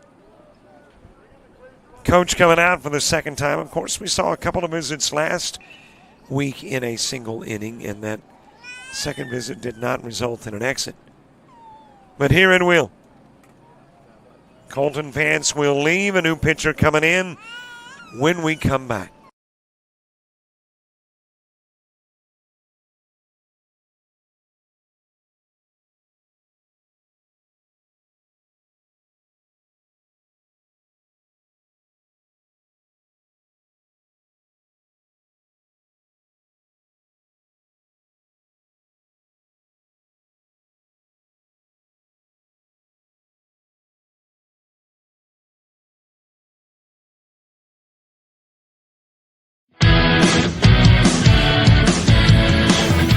Frustrated. She's having trouble with her defensive player. Look at this sweet pass behind the back for 2 on the assist. And that one is hit on a rope to center field. Watch that one. And it is, oh, what a great diving catch by the center field.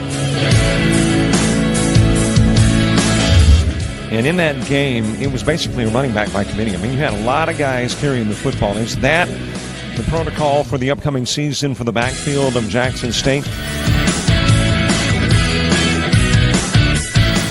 It's a really nice pitch to get the ground ball double play. Second one.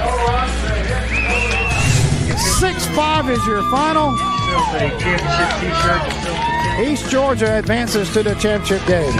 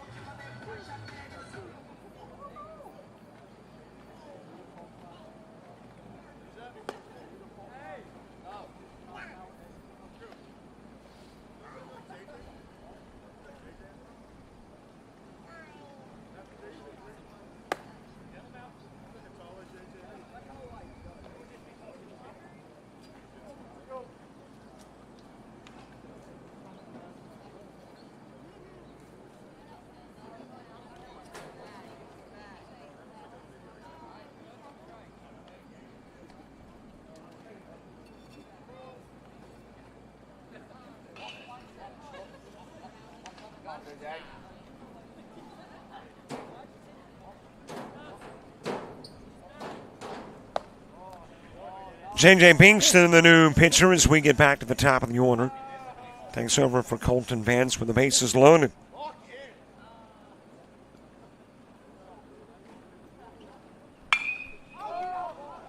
That is floated towards left field. And your new left fielder is your old pitcher. I think that is Vance able to track it down for the out. Leaving base runner stranded at first, second, and third.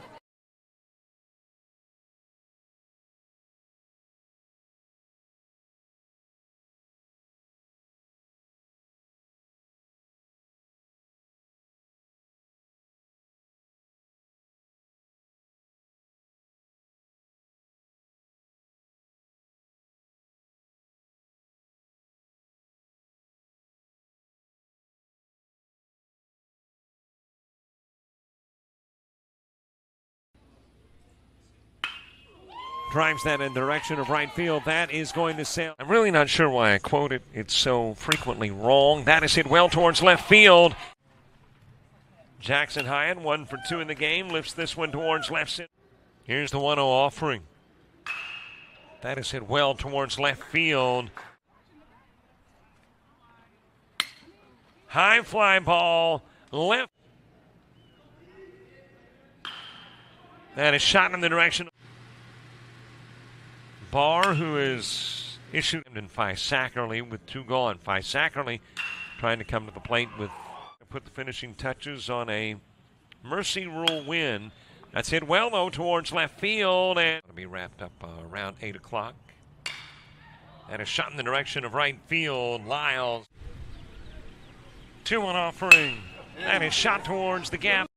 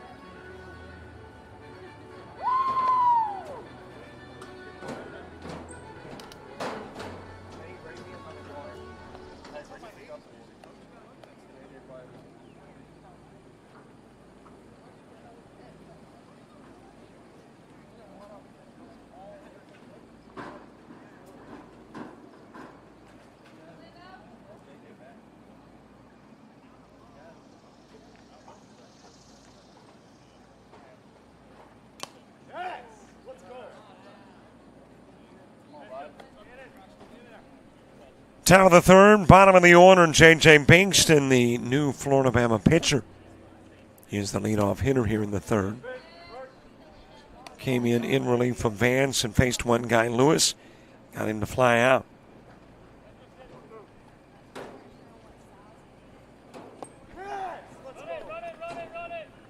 Grub strike 3 and the throw to first. We'll make sure that Bingston is an out. And we are back to C.J. Jennings behind the plate, so apparently alternating between the two. 7th Peters strikeout of the game. And it's got us back to the top of the order, Logan Ulrich.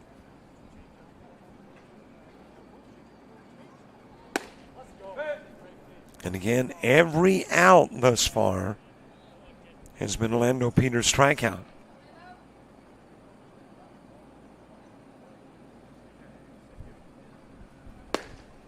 Swing and a miss by Ulrich. Everybody 0 for 1 for Florida-Bama except for Broussard and Vance, who walked. And they're 0 for 0. Couple of strikes on Ulrich. 1 ball, 2 strikes. There has not been, at least of games that we have done this weekend, a double-digit strikeout guy. Peters currently with 7. Count even in 2 on Ulrich.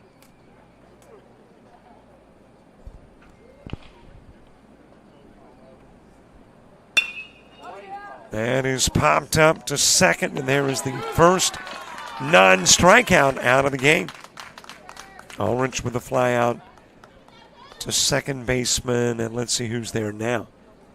Chandler was there to begin it. I don't think that's Chandler now. That is Cooper Miller.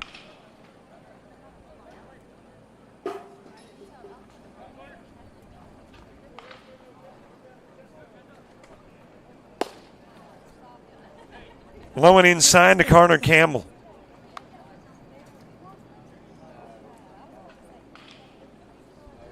Gatlin Hall to the on-deck circle on the inside part of the plate. Count goes even at 2.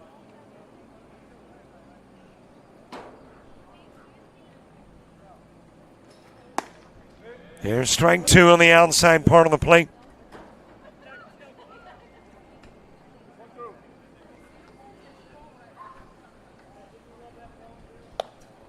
That'll stay upstairs. Count runs even. Couple of balls, couple of strikes. Low and away.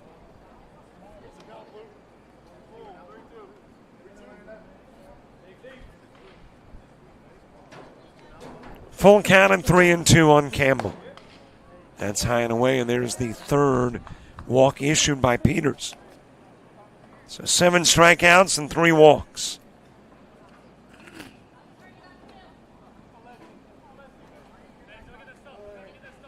Couple of runners on for Gatlin Hall. Or check that, 1 runner on for Gatlin Hall.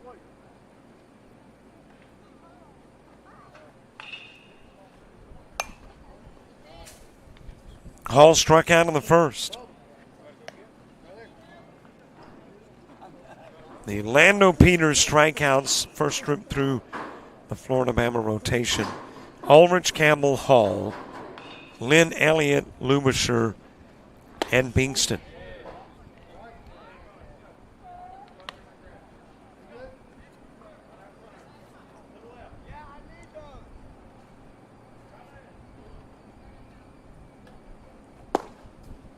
Just a little bit low in the pitch to Hall. Hall struck out looking in the first.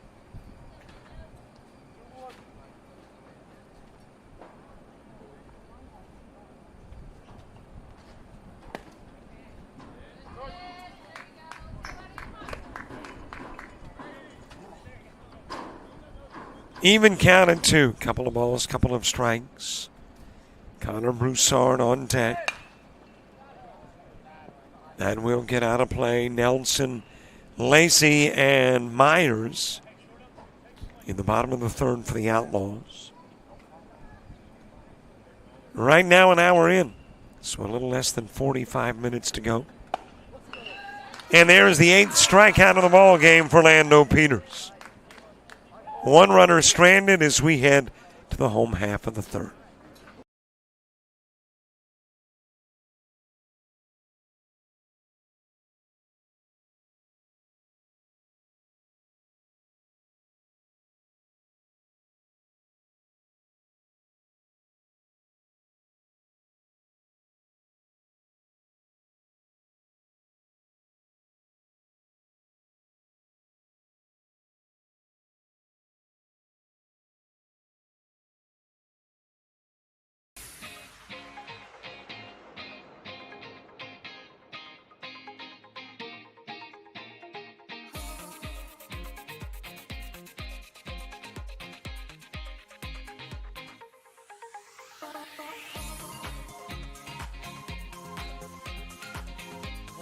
Is the 7 guy.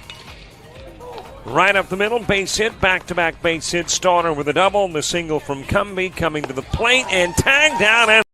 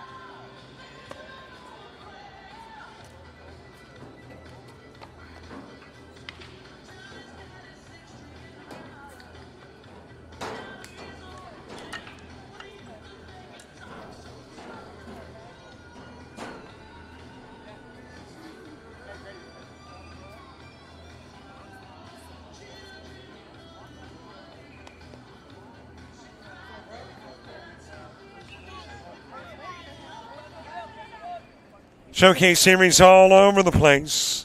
And you saw some of the locations. And here's the beauty of this particular showcase. It is always seeking to expand. Looking for new venues. I think the new venue this year was Southern Mississippi. Went to LSU, into Texas A&M. And always when we are entering a summer of baseball, I get curious, where will be the new spot?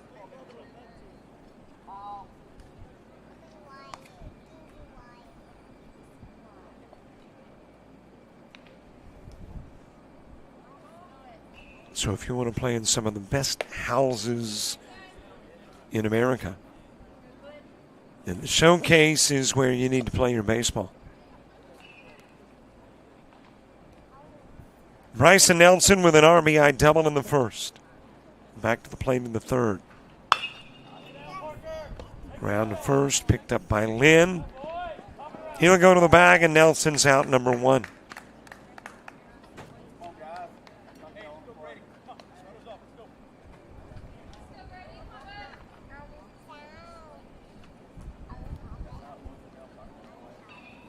Grady Lacey next. Lacey with a strikeout looking in the first. And the only Colton Vance strikeout. Speaking of Vance, he worked an inning and 2/3. Faced 14, had a strikeout, 4 walks, 4 hits, 4 runs. The end of the strike zone to Lacey. Levi Myers on deck. One more game to go, and at the end of the day will be, well, I guess technically 9, but originally it would be 10 games into the weekend. And because of all the rain yesterday, one game lopped off the schedule.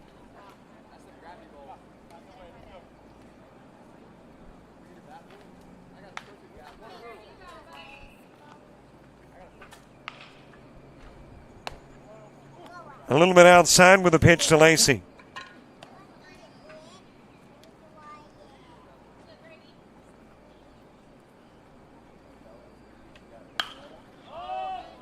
Popped up towards center field. Logan Ulrich there for the catch. And there's 2 away. Just this week, adding a lot of stuff to our schedule. ACCC flag football, 4 different weekends of a total of 2 days and 5 games each day. And then, of course, all the state tournaments. Plus, we're adding one, the ACCC. Adding soccer. So we'll have a soccer tournament to cover.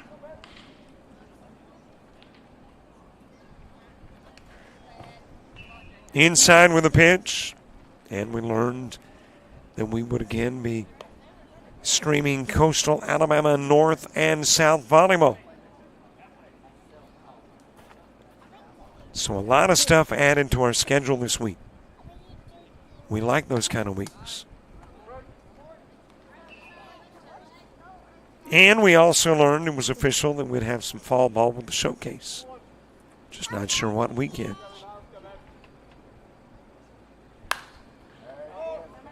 Popped up on the infield, or at least the shallow out, and an infielder will take it.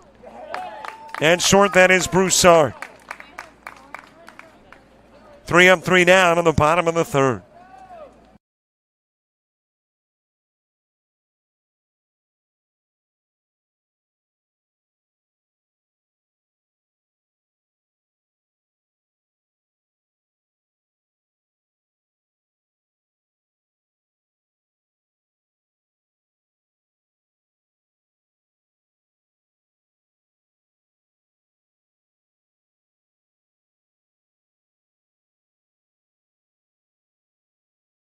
You've played some travel ball, you've shared the videos. Mom and Dad can only root so much. It's time to get real interest from the colleges and scouts in your area, right where you live.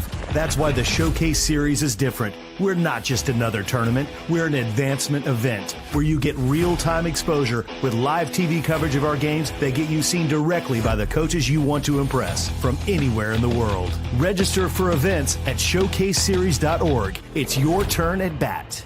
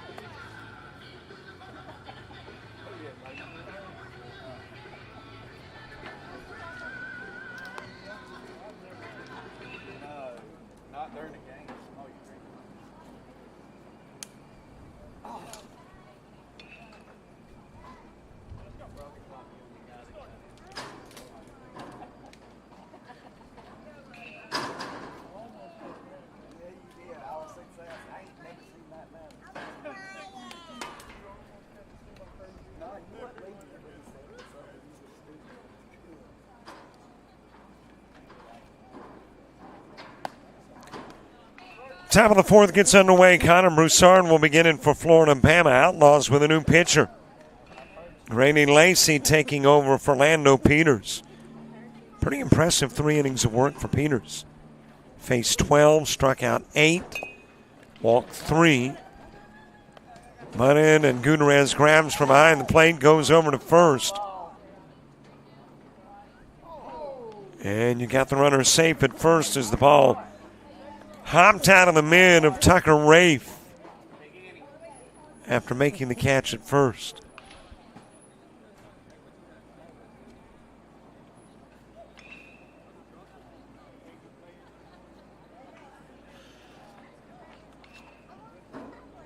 So a base runner on. And as I've mentioned previously, everything that I put in my book is unofficial. I'm scoring that as an E3.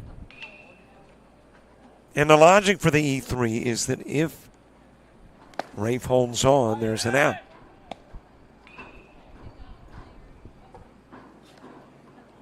He didn't hold on, and there's not an out. So it's difficult for me to score that as an infield bunt single.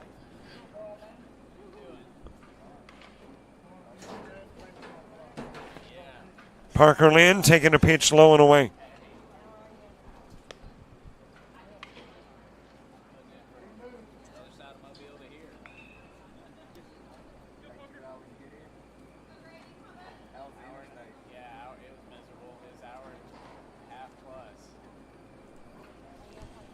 Sawyer Ellie into the on-deck circle. Swing and a miss by Lynn.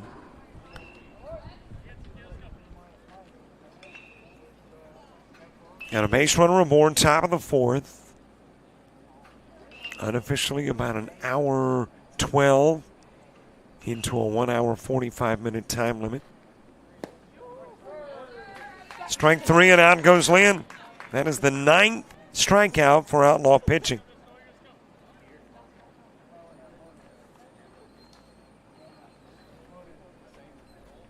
So we've got just a little bit over 30 minutes left. And then one more game, and we'll head to the house. Come back tomorrow.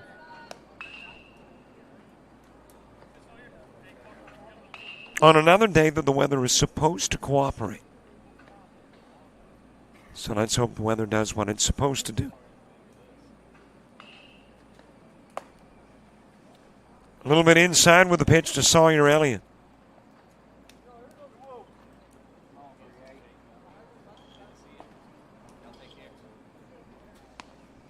Tomorrow sunny, a high of 93.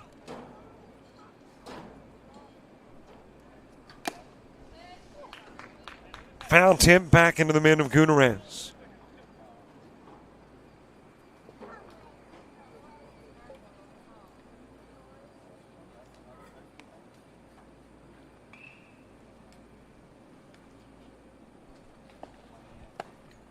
High and away with the pitch, Colton Vance to the on-deck circle.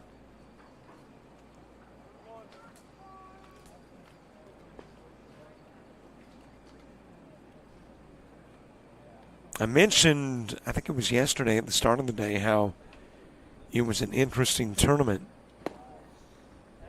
in that there were games played at my college and high school alum, or alma mater. I guess that's the correct word. I'm the alumni, and the school is the alma mater. Inside with a pitch and a walk given to Elliott. Well, that made yesterday really unique. Did games from both spots on the same day.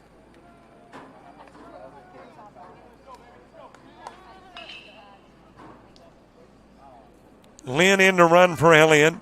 Vance coming to the plate. That is a first in my broadcast history. I had done games at Crestview years ago. I have done games. Well, no, I had never done a game here until this weekend.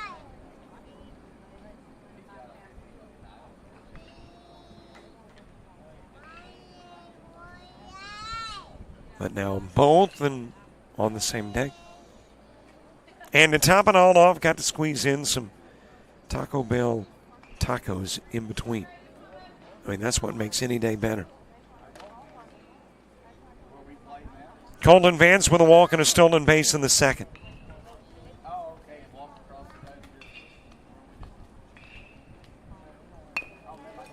Bunting down the first base line. Good looking shot. Picked up and then thrown to first by Lacey. Able to get the out. Runners will advance on the sacrifice. It goes 1-3. And yes, I like Taco Bell tacos. It's just me. You know, you go to these fancy Mexican restaurants, I get a taco and go, eh. It's okay. I do think what it is the Taco Bell sauce.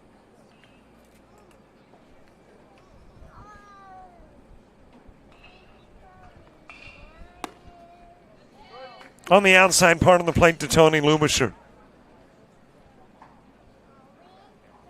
Years ago, I once dated a girl who put ketchup on everything. Eggs, beans, meat. I think I could do that with mild Taco Bell sauce. I know it's an addiction. Do they have organizations for such?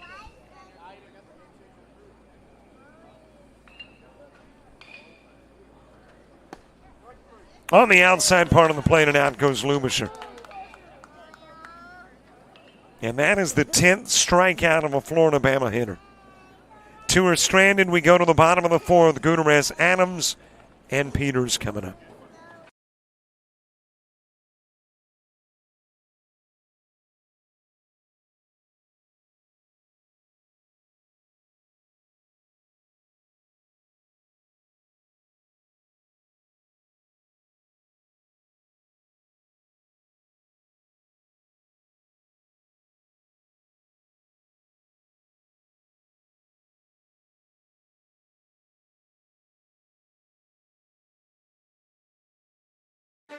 You made it. You went further than even you believed. You took your friends, your teammates, teachers, and coaches. You needed Dad, but Mom was there through it all. See, you didn't do it alone. It took a united effort. It also took you. United Baseball is a full-time organization focused on development and advancement of athletes. If you're a high school-age baseball player with a desire to play at the next level, you could be next. Log on to unitedbaseball.org to learn more.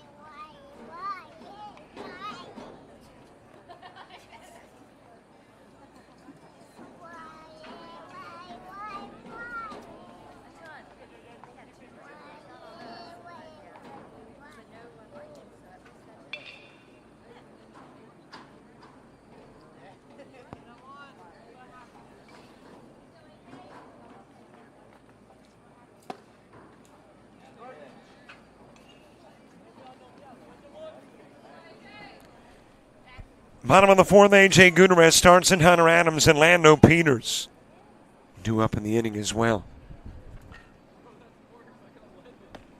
Still a 4-zip game. All 4 runs came in the bottom of the 1st. There has been nothing since.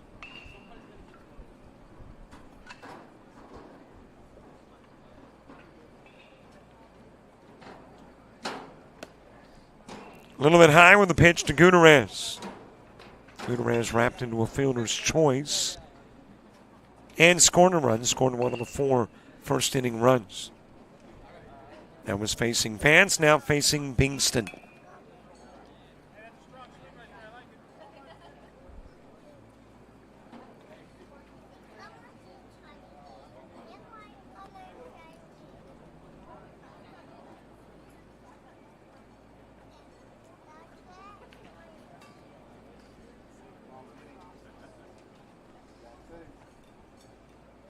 Hunter Adams, Lando Peters due up as well here in the bottom of the 4th. Round to short. Conveniently hops into Broussard's mitt. To first with the throw, and Gutierrez out number 1.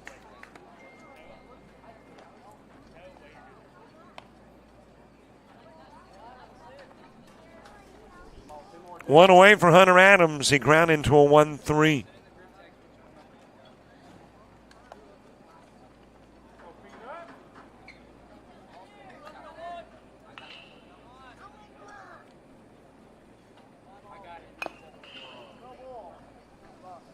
Fouled away by Adams.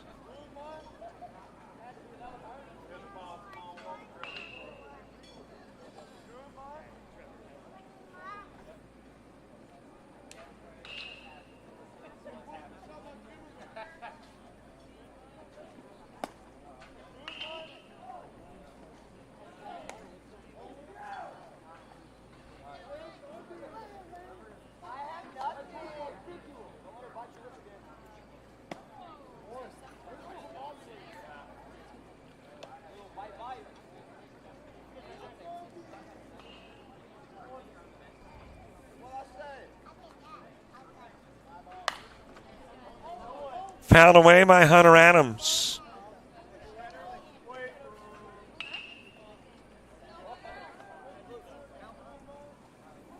Lando Peters to the on-deck circle, bottom of the order when you get to the top of the 5th for Florida Bama.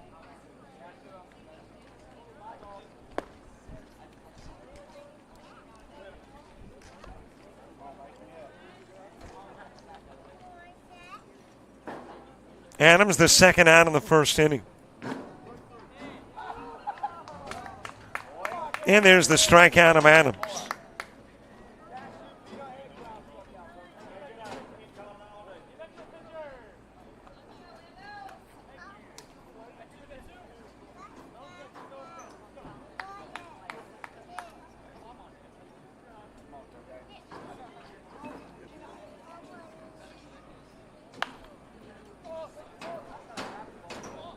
Popped up towards left and in to make the catch. Trying to see if that is your original left fielder. No, it can't be because Bingston came into the ball game when Vance left the hill, and Vance went to left. So Peters with a fly out and a 3-up, 3-down, bottom of the 4th.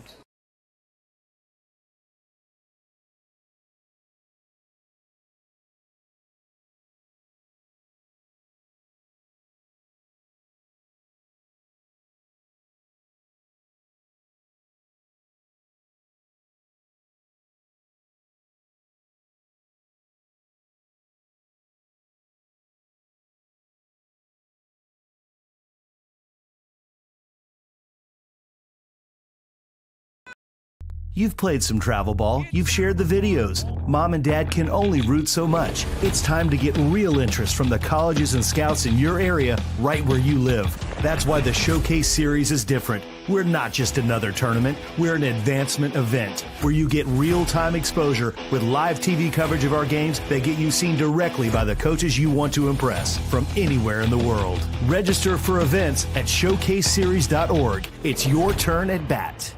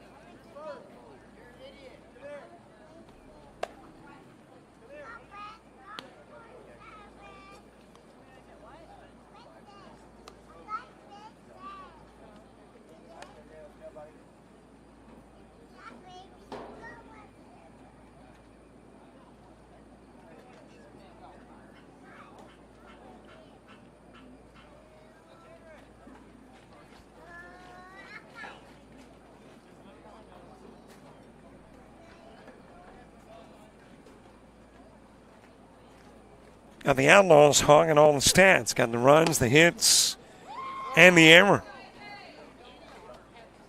And every bit of it happened in the first, with the exception of the error, which happened in the top of the fourth. New pitcher is A.J. Gutierrez. Randy Lacey will work an inning, face 5. Strikeout 2 and walk 1. Did not give up a hit or a run. And hands it over to Gutierrez. Strike delivered on the outside part of the plate to J.J. Bingston.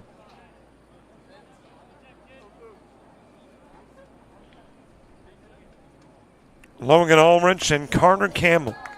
2 up in the inning, 2, and Gutierrez will strike out Bingston looking.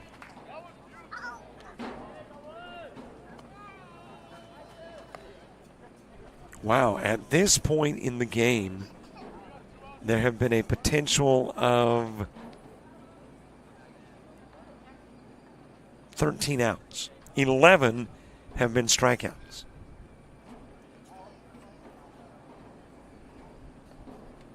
The only non-strikeout outs were a sacrifice and a fly ball to second.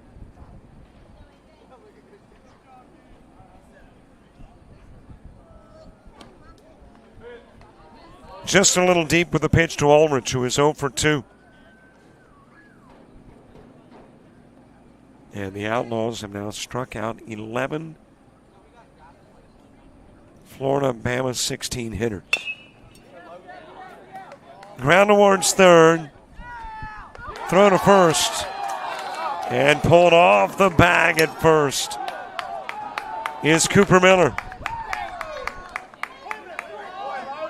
Ulrich is on.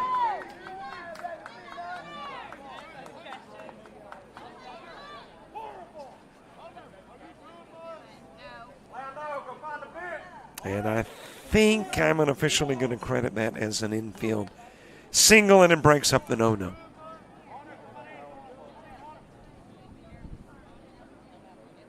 There have been some Florida Bama runners, but nobody had gotten on via the hit until Ulrich.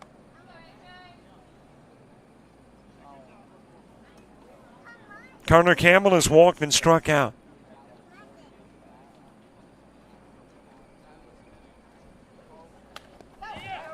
That'll go to the screen, and off to second goes Ulrich.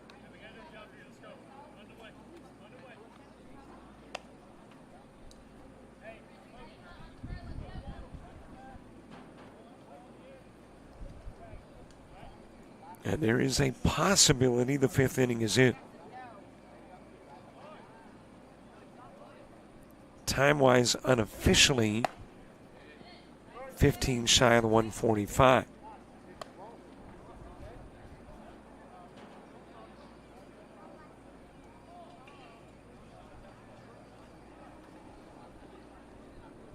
Carter Campbell, a strikeout and a walk.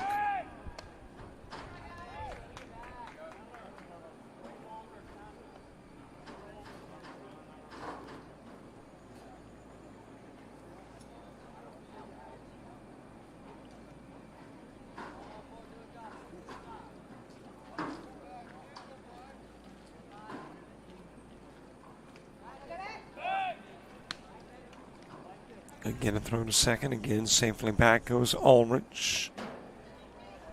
Standings in Pool A, 16U. 16U Coastal Sports Academy's got it. They are 3-0. In B, 3-3-4, 2-0 with a game to go. And a game lead over 15U Coastal Sports Academy and the AA Arrows 15. And let's look and see who 3-3-4 has got left on their schedule. And it is the AA Arrows 15.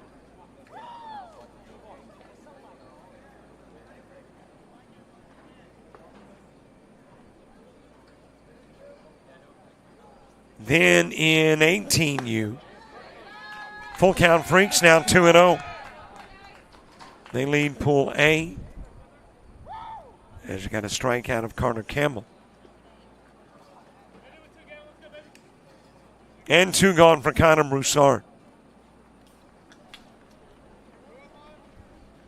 And in Pool B, 17U Coastal Sports Academy at 2-0 with a game to go. And that game has got to be against Florida Bama 18. Because they are the only team that hasn't finished the pool. You see my deductive reasoning skills. Interesting matchup, though, between a team that hasn't allowed a run in Coastal Sports and a team that hasn't scored a run in Florida Bama 18.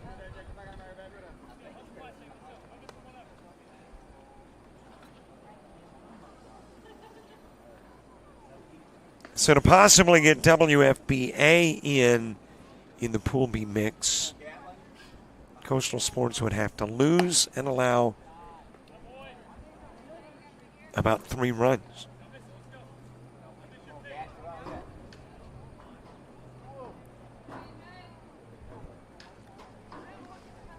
Gatlin Hall has struck out twice. Inside with the pitch, and Hall says it hit him. And Blue's not so sure.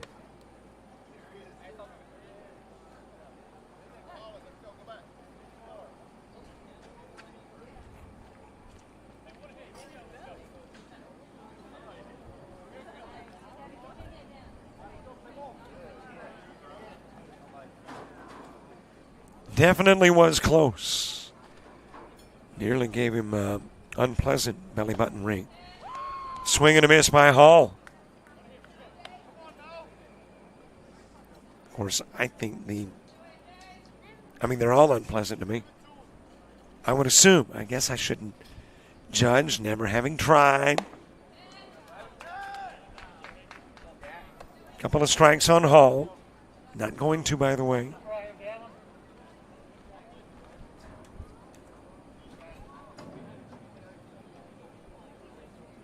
Connor Broussard on deck.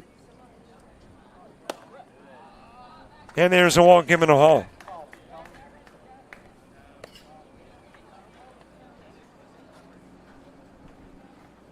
So a couple of base runners on. Connor Broussard, who has walked and reached on an error, is next. Do guys get belly button rings? I don't know. You know, that's something I do not pay attention to on a guy. Or a girl, wifey dear. I think I need to back out of this topic. Could get myself in trouble.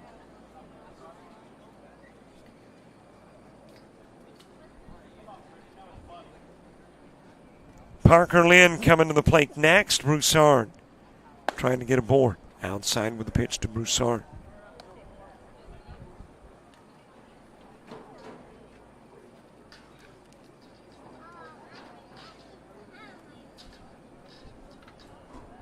If there is a bottom of the order, it'll be McCormick, Myers, and Rafe. And again, based on the amount of time, I'm not sure. Unofficially 10 minutes, but if the Outlaws hold on to the lead, might not be a need to go to the bottom of the 5th.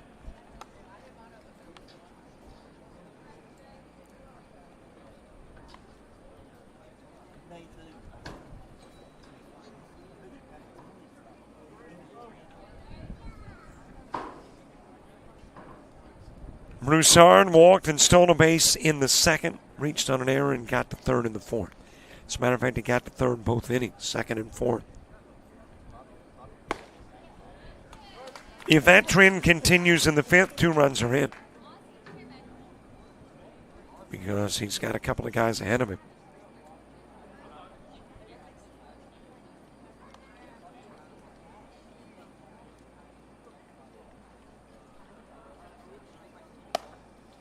Outside with a pitch, and the walk will load it up. And that's got the tying run coming to the plate in the form of Parker Lynn. And apparently that's going to do it for Goodery. And a new pitcher coming in. and the new guy when we come back.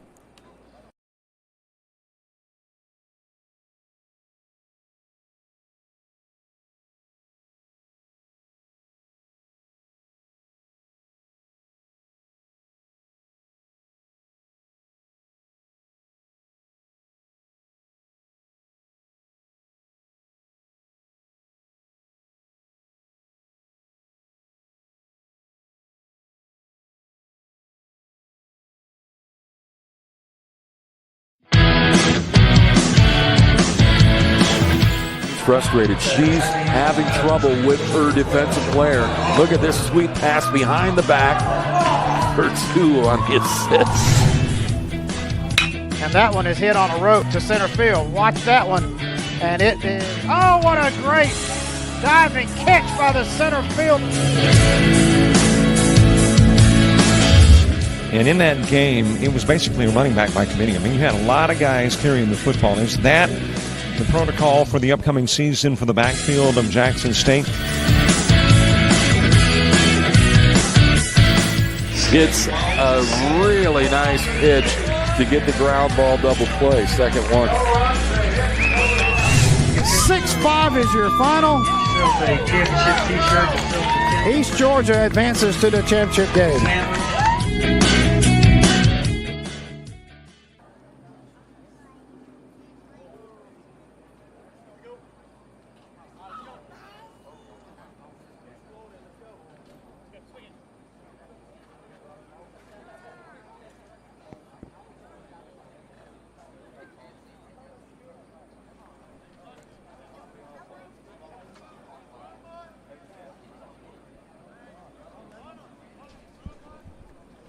Tucker Rafe with the bases loaded. We saw Rafe in the earlier game today with the Outlaws. And he pitched an inning, faced 5, struck out 1, gave up a couple of hits and a run. Comes in with the bases loaded. Gutierrez will work 2/3 of an inning. And in those 2/3, faced 5. Had a couple of strikeouts. Had a couple of walks, gave up a hit, and the question is, will he give up a run? On the outside part of the plate from Rafe.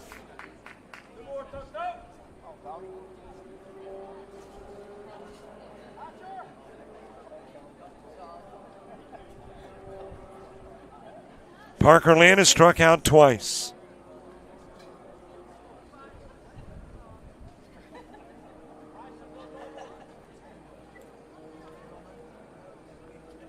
Outlaw pitching has now struck out 12 Florida Bama 16 hitters.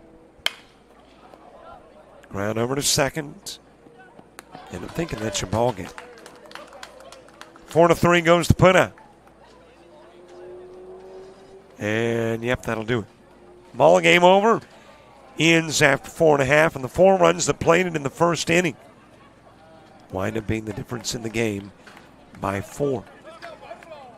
As we take a look at your final numbers in this one, a single base hit, 8 are left stranded by Florida Bama, and they will not commit an error. Go scoreless, while the Outlaws pick up 4 hits, commit an error, strand 5, and get 4 runs in the first to win it 4-0. So the Outlaws will finish 2-0-1. Florida Bama 16 will finish 1-2. And we will finish the day after the next game. 1 more to go. It is Stars 16 taking on 15U Coastal Sports Academy. We'll have it in about 20. See you then. Remember, link stays live, camera on. We'll pan the audio down probably to make YouTube happy. And we'll see you in about 20 for the last game of the day.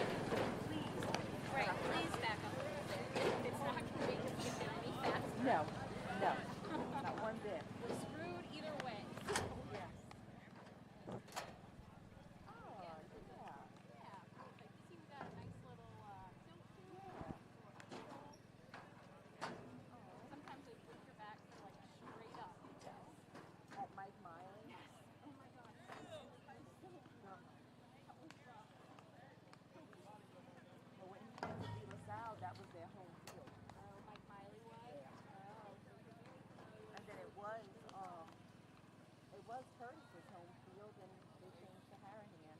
Oh, okay. So.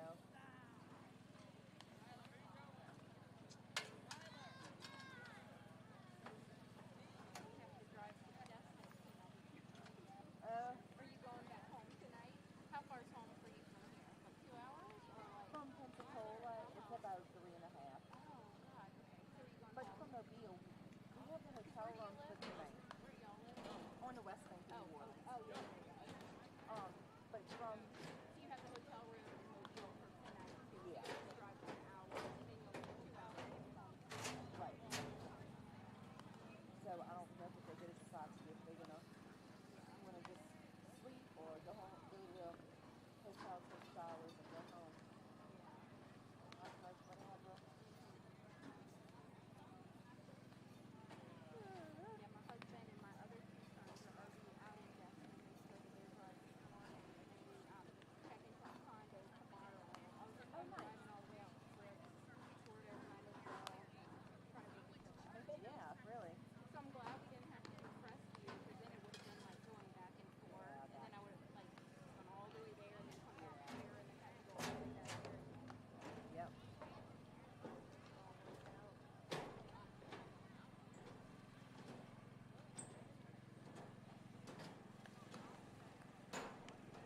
I love it. I love it.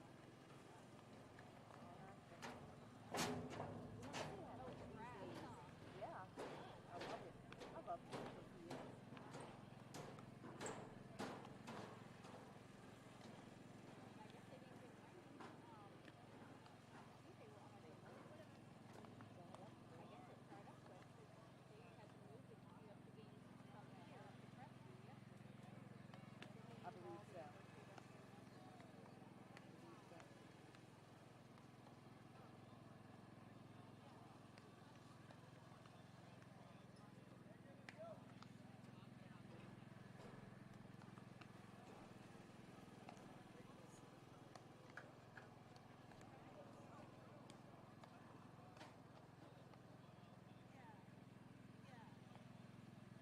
I was trying to catch a nap. Yeah. But my phone kept going off. My God.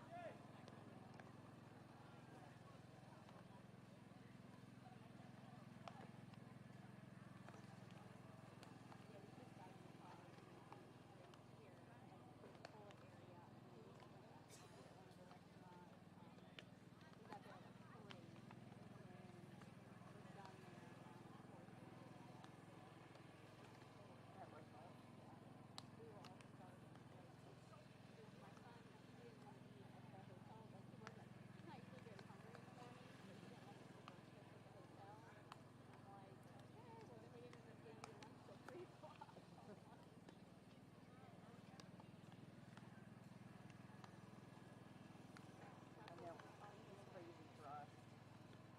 Because Ethan's on ADD medication. Oh, so he's not So it just depends. It just depends, yeah. Yeah. And then he's like, Mom, my games are so far apart today. He said, can I take a half dose in the morning and then take the other half on the day? I said, yeah, absolutely. He said, what, his medicine from this morning wouldn't have lasted until tonight, yeah. So I'm like, yeah, that's fine. So, of course, when we got back to the hotel, he was hungry. So we ate leftovers that we had from last night. Yeah, well, that's good. And Bradley had eaten, but Bradley's on Ozempic because he's diabetic. Oh, okay. And I've His been... appetite is not so great either, huh? No. His is hit and miss, too. Right. And I'm on tirzepatide because I was a badass and I lost 46 pounds. That's amazing. That's awesome. And yeah, that stuff is the bomb. Yeah. Yep. So, oh yeah. It sucks because our insurance don't cover it, and I'm paying out to ask for it, but it's working. Yeah. I just got to put my parents live with us now. I take care of my parents. And I just, from what I go through day to day, I told Bradley, I said, I need to get this weight off. I said, I cannot have anything go through or deal with what I'm doing right now. I said, I've got to do something.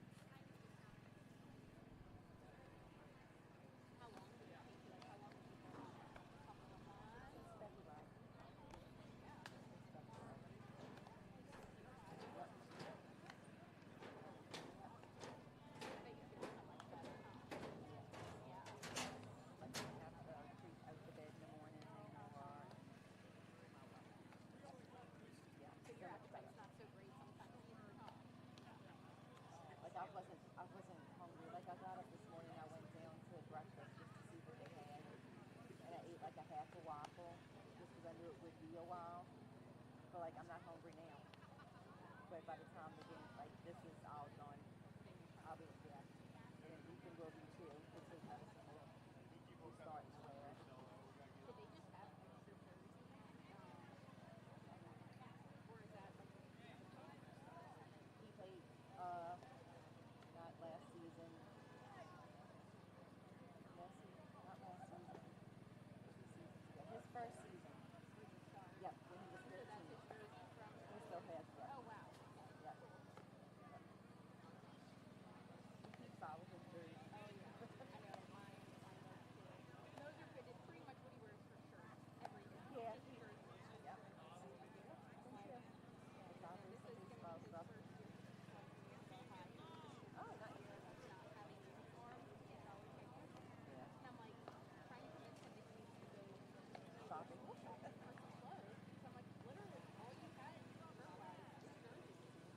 And so he's like, I was going to wear a hoodie all the time. God. Such a teenager. Yes. Yep. Where was he at? Oh, home. No, we're at Lowe's. And Ethan goes, ooh, Carhartt. I'm like, why are they selling sweatshirts in the middle of them? I'm like, that's okay, whatever. So he comes up and I'm checking out. He walks up to the checkout line and he's checking out. I'm like, what are you doing?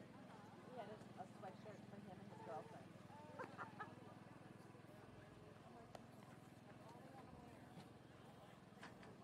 But not when it's winter. No. No. The pants, never. I mean, unless it's sweatpants. But like actual pants, no. Jeans, absolutely no. Only time Ethan wears jeans is when he's working. Where does he work? He cuts grass. Oh, okay. One of our friends has a grass cutting business. Okay. And during the summers, Ethan works for him. My name's Lauren. I'm sorry. Nice to meet you. Yeah, so he goes to workouts and practice and everything for school and then the Christian there and wherever Christian's at. That's where he goes and he works for the rest of the day, about 6 or 7. He's a worker, thank you. Yep. We always laugh. We're like, if there's $1 to be made, we can And during the holiday, during 4th of July and New Year's time, my friend Dara runs the fireworks stand, so he goes and works with her. Is he your only child? Yeah. Yeah, he's our only one.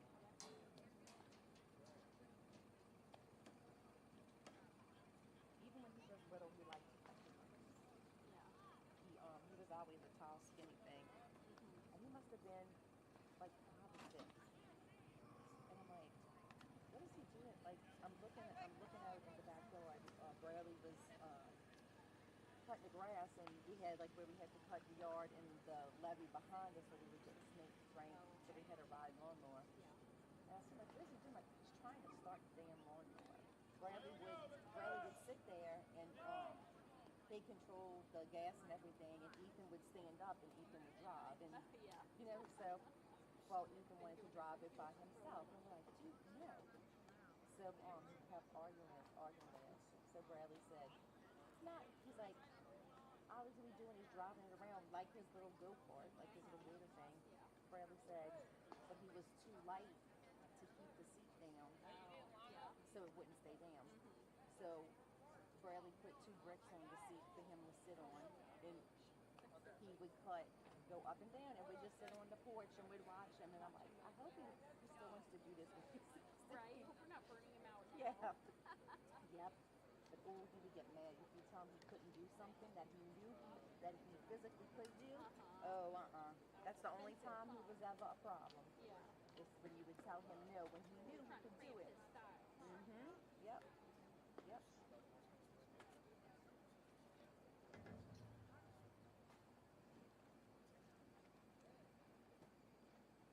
All right, guys.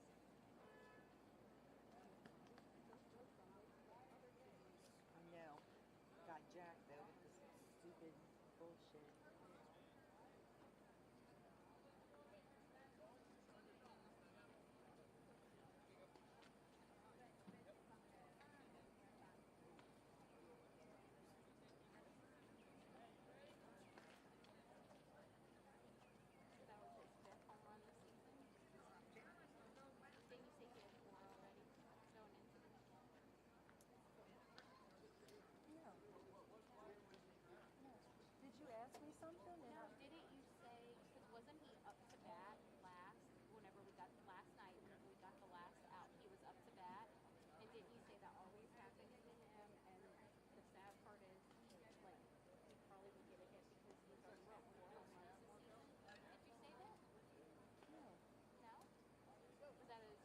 Oh, maybe because I said 4 times this season. 4 times this season, what? That it's happened Every to time, him? yeah, every time he gets up to bat. whenever it's the end of the game, there's 2 outs and he's on deck. Boom. And then somebody the game is ends. picked off. The game ends. He doesn't even get a chance. Yep. Oh, okay. So I thought you said that he had gotten 4 home runs this season, and then so today would have been So his 5th.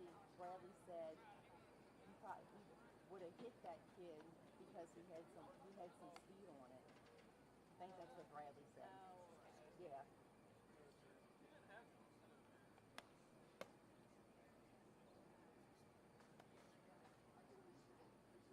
But no, every time if it's the end of the game and there's 2 outs, if he gets on deck, start packing up your shit because it's the end of the game.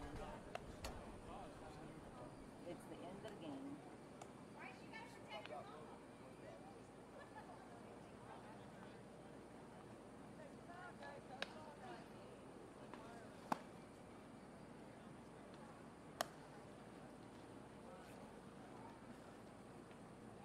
We went after the game and we found the ball. Oh, did you? Yeah. Around the back of the fence? Yeah, because I went looking before, but it was all that blade grass that will cut you if you start going through it. So we went back there and I took, we found an umbrella yesterday, nobody claimed it, we kept asking. Yeah, the black around. one. Yeah. So we took the umbrella and we were moving the stuff around and we found it. Yeah, there was one that was in the ditch that we thought might have been it, but we kept looking. And you kept saying, I thought it was more over. Yeah, because it was like almost on the line, Yeah. right? Like it was close to where if it would have gone a little bit further, it would have been foul. Would have been foul, yeah. So yeah, those are the best ones because the right fielder is like not that far over, so it's like you can hug that line, you know, and you're pretty much golden at least. You know, going over the fence, definitely. That's great.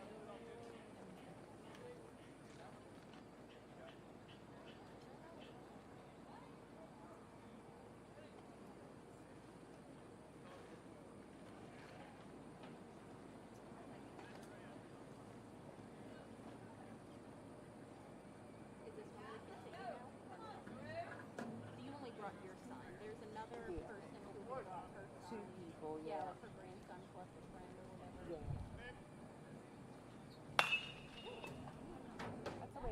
Hi, everybody. Welcome in as we get the last game of the day underway. It gets a first pitch at 6:05. So considering the 1 hour and 15-minute lightning delay. Starting the last game of the day 5 minutes late, not too shabby. And it also means as that one is sent towards third and gets booted around over at third. And pattern will be on.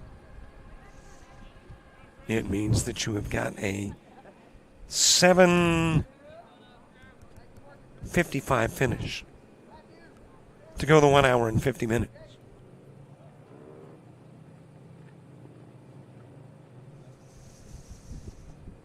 Ballard is on to begin the inning. Compliments of the error, and he will take off for a second and get there safely. Aaron, a stolen base. And a base runner in scoring position.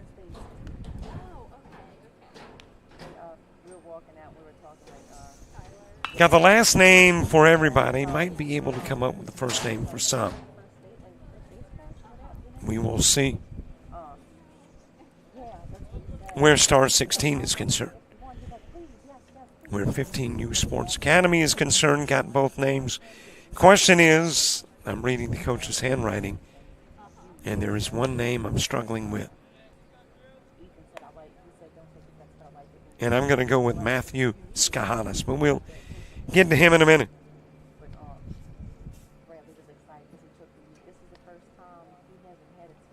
Well, I'm looking at the roster for the first of the year for Star 16, and then looking at the players, and there's not a lot of names I can match first with last.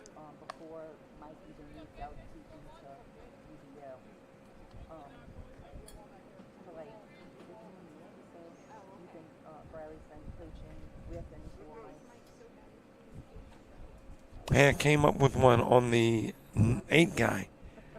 And it's Levi Gregory. Got Maximo Mendoza. So there's a few with first names. All right, let me start with 1 through 10. Batting-wise, last name only for the Stars. Ballard, the one guy who is now at third. Two-hitter Scott, who's now at the plate. Wade is your three-hitter. Fields batting fourth. Babin fifth. Pepitone sixth. Maximo Mendoza is the seven-hitter. Levi Gregory in the eighth spot. Michael Winters is batting ninth. And it is Ryland Easterly batting in the 10 hole. 15U Sports Academy with Drew Burr on the hill. Behind the plate, Kenny Sanders at first. Bryce Cloman.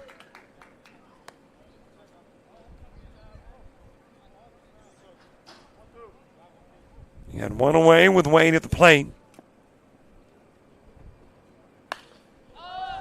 And that is popped up in the direction of short. Matthew Skahalas there. He'll make the catch for out number 2. And that's got Fields coming to the plate next. Meanwhile, in second, Jace Nim, shortstop Matthew Skahalas, if I am reading the name correctly off the lineup card. Christian Roberts at third. And the outfield has Ethan Beck in left. Austin Bullich in center, and the right fielder is Jackson Lambert.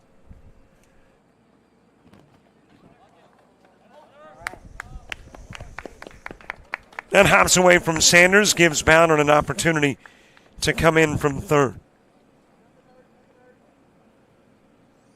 And Star 16 will take the early lead in this one.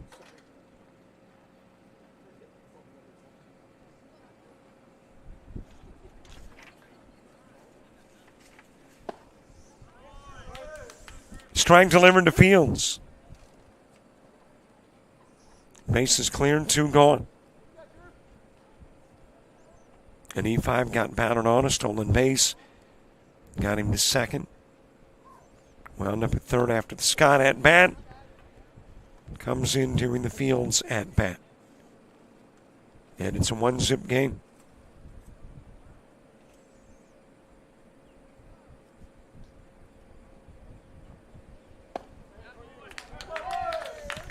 Struck out is Fields. 1 run will plate. Star 16 taking that 1-run lead to the bottom part of the inning.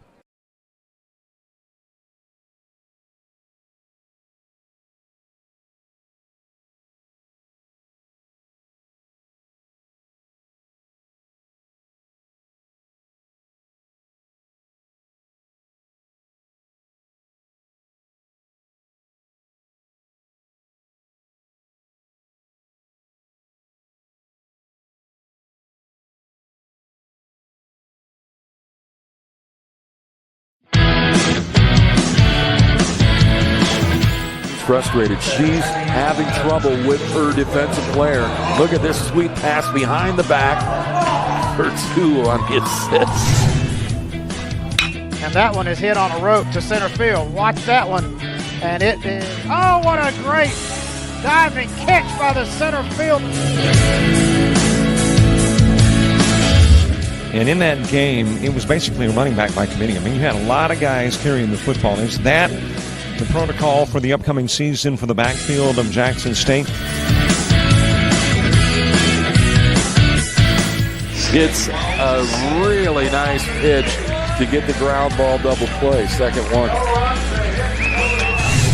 6-5 is your final. East Georgia advances to the championship game.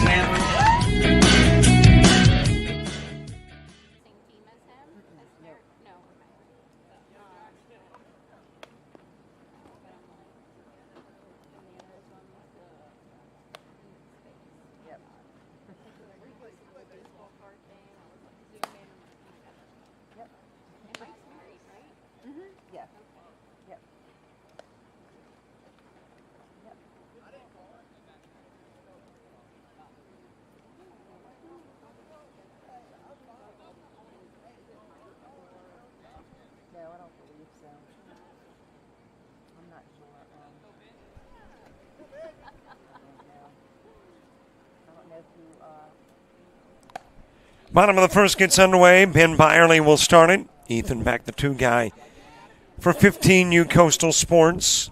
Matthew Skahalis batting third. Walter Cowley is the 4 guy, as that is ground to short, picked up by Ballard, goes to first. And out will go Byerly.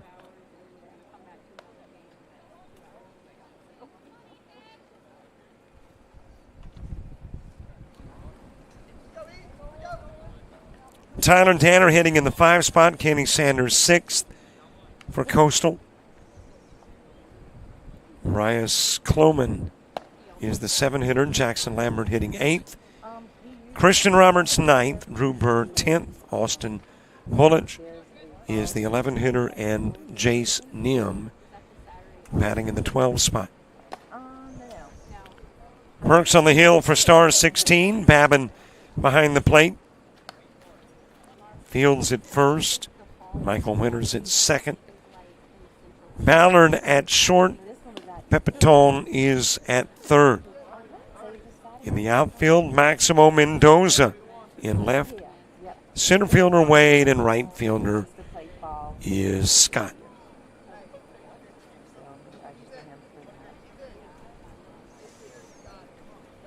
One away, nobody aboard. Ethan Beck at the plate.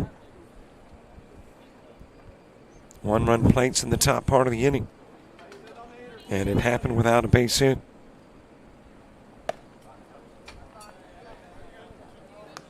Walk down to first is Beck.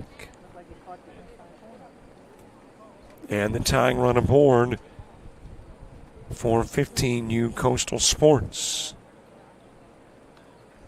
Well, taking a look at how these 2 teams have fared this weekend in the Pensacola area.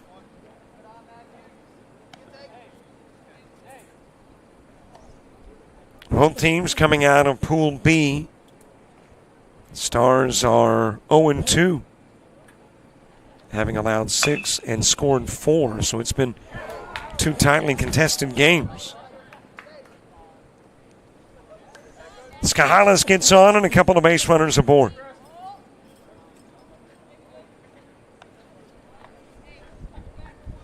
And again, if you are a 15U fan and you're like, there's not a Skahalis on the team. Well, I'm trying to read Coach's writing, and that's the best I can come up with. Now, his writing is much better than mine. If I had written it down, I couldn't even begin to tell you who it is. By the way, the coach is Trevor Murphy. Man, I've been watching Trevor play baseball for a while. Great player at Bishop State, and now headed to the University of Mobile to be a Ram. Into the dirt with a pitch, and the runners move up. Back to third, Skahalis to second.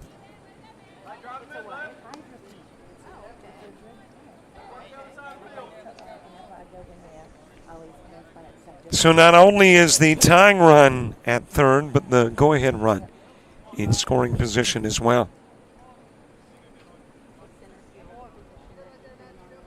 15U 1-1.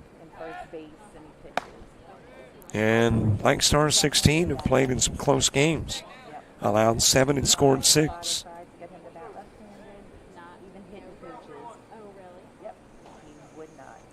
So taking a look at how the 2 have fared. As that is ground to first. Picked up by Fields, and the run is conceded. Cali out, but back in, and it's 1 apiece.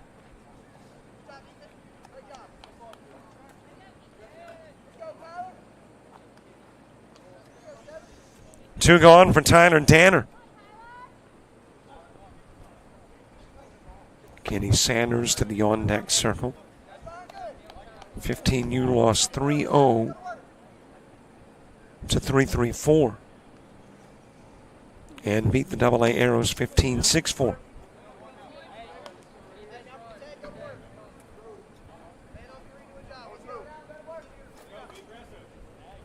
Meanwhile, Stars 16, as that is fouled away out of play, have lost 2 3-2 games. Lost to the AA Arrows 15 and lost to 3-3-4 and in both games by a run.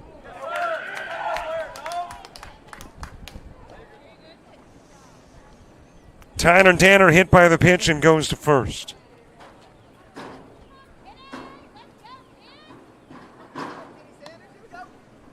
Couple of runners aboard for Kenny Sanders.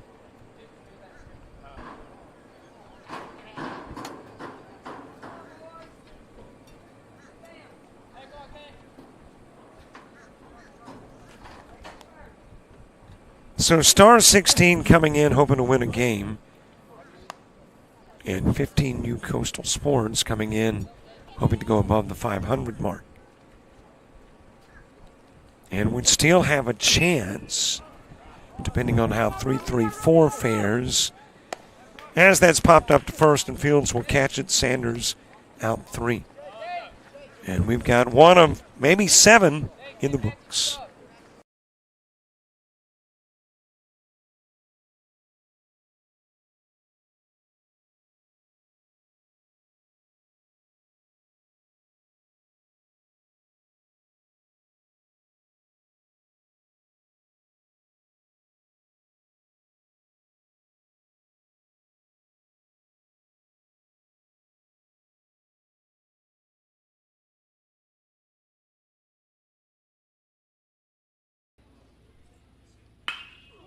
Drives that in the direction of right field. That is going to sail. I'm really not sure why I quote it. It's so frequently wrong. That is hit well towards left field. Jackson Hyatt, 1 for 2 in the game, lifts this one towards left center. Here's the 1-0 offering. That is hit well towards left field. High fly ball, left. That is shot in the direction. Barr, who is issued in Sackerly with 2 gone. Sackerly trying to come to the plate with put the finishing touches on a mercy rule win. That's hit well, though, towards left field, and it'll be wrapped up around 8 o'clock. And a shot in the direction of right field. Lyles. 2-1 offering. That is shot towards the gate.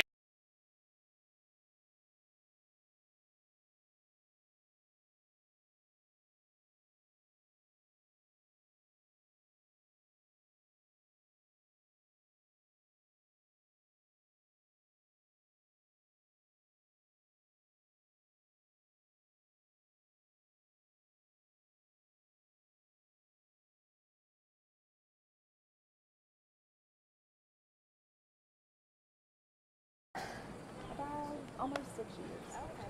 Almost 6 years.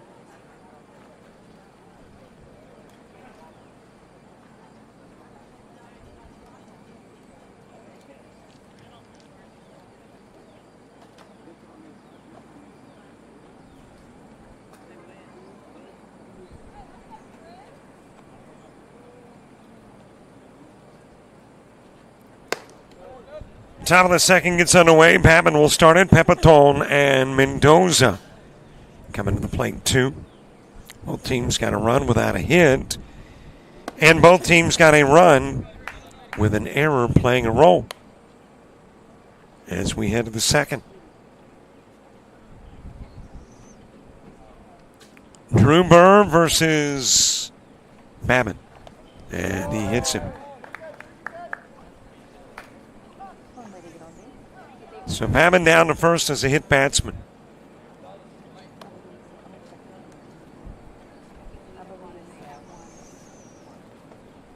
And a runner aboard for Pepitone. Maximo Mendoza moving to the on-deck circle.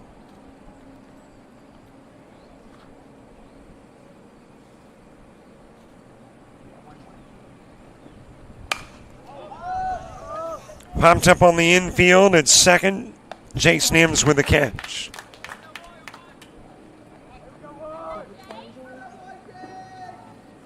And there's one gone for Maximo Mendoza.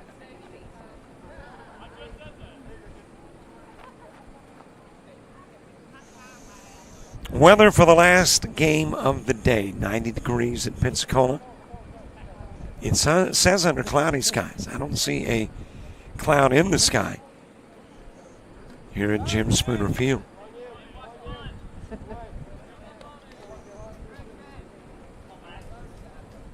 Feels like 90. Got winds out of the south-southwest at 10, gusting to 13. 65% humidity, 17-mile visibility. Sunset in about an hour and 30. Moonrise at 1:30 this morning. Or tomorrow morning, I guess, technically. Temperature 3 degrees warmer than it would be this time of the day and on this day of the year. In with the stolen base is Babbitt.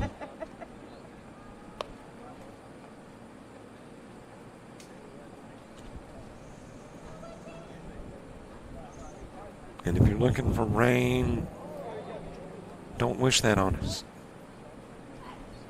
We want to get through our baseball with no more lightning nor rain delays. Inside with a pitch to Mendoza.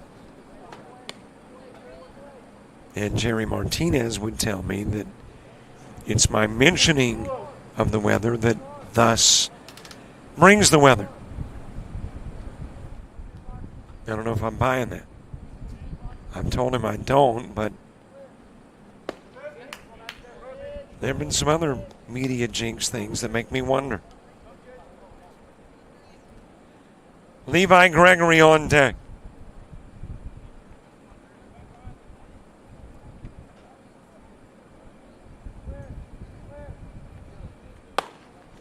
A little bit inside of Mendoza. UV index low, so hey, you're not going to burn if you come out today without protection. Air quality 32 and good.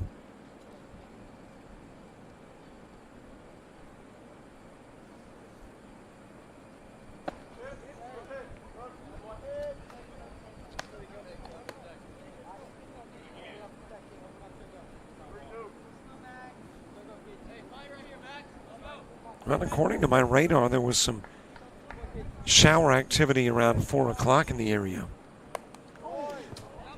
That hit the nub of the bat and not the finger wrapped around the bat. That's good and bad news. Mendoza not on. That's the bad news. The good news, he didn't get hit. That's one of those shots that if it gets a finger can do some damage.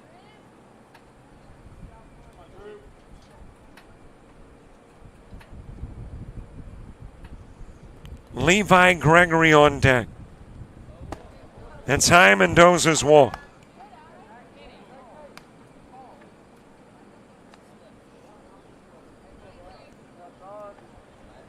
So a couple of runners on for Levi Gregory. Michael Winters to the on-deck circle. And no, I did not forget. It's the information that has you on the edge of your seat. The moon 28,779 miles away. Next full moon is in 21 days. And the moon is currently 28% illuminated.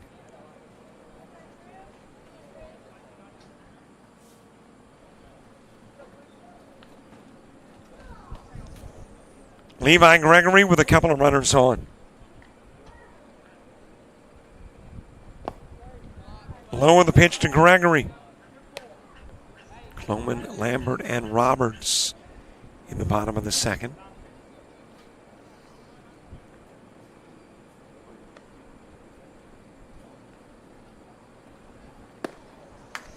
I'm sorry, I take that back. Stars was last year. Oh, okay. Stars was last year. I was sitting here and I'm thinking, I'm like, wait a minute. I know it's all running together. I'm like, wait a minute.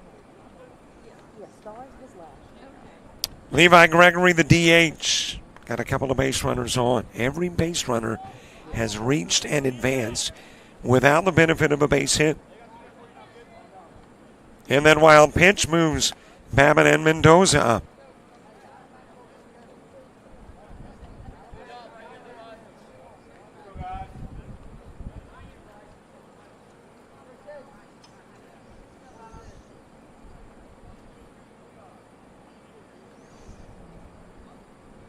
Couple of RBI chances for Levi Gregory. He'll swing and miss.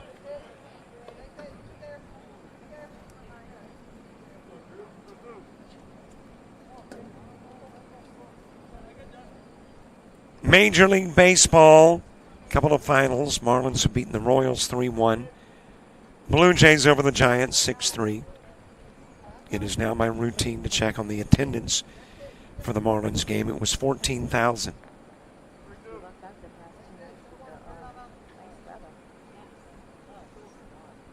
They have what we call the puniest crowds in Major League Baseball. I understand Colorado has suspect crowds too. That's a shock.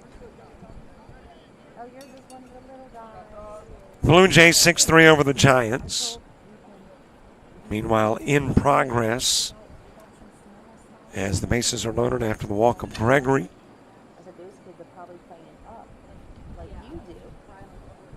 And that's got Coach out of the dugout. And that coach again is Trevor Murphy. Going to the hill to have a conversation with his pitcher, Drew Burr. Game just wrapped up. Reds beat the Mets 5-2.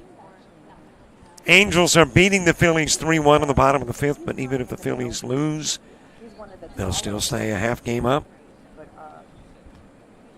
No score, White Sox and Pirates in the bottom of the fourth. Padres and Nationals have been delayed. Orioles 2-0 over the Rays, top of the second. Cubs 2-0 over the Red Sox, bottom of the first. D-backs 3-0 over the Cardinals in the bottom of the first. And a number of scoreless games. Tigers, Rangers, A's, Guardians, Yankees, and Braves. Nobody covering first and nowhere for Burr to go. Babbitt in to score. And Michael Winters will produce the run.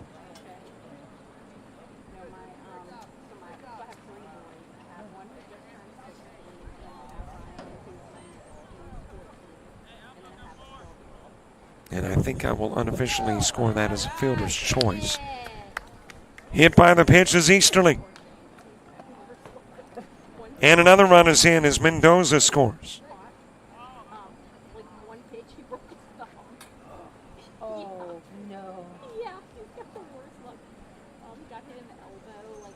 So a bases loaded hit batsman bringing in another run of the bases loaded as we get back to the top of the order. Ballard coming to the plate. And Scott to follow. Into the strike zone to Ballard. Gregory at third, Winters at second. Easterly at first.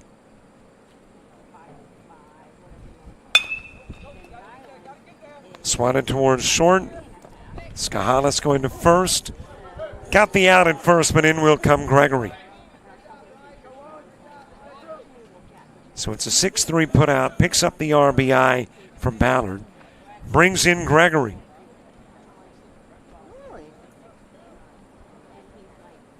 And there's two gone.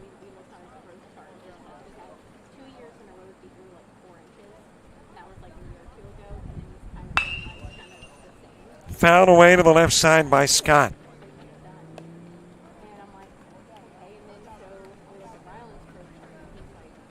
Wade moving to the on-deck circle. 3 runs in here in the top of the second, outside with the pitch from Drew Burr.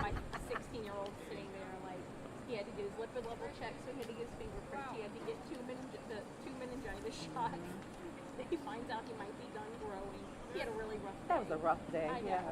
Those other scoreless games, by the way, Yankees and Braves. Orioles and Rays were scoreless, but the Orioles have just plated a couple of runs to take a 2-zip lead in the second inning.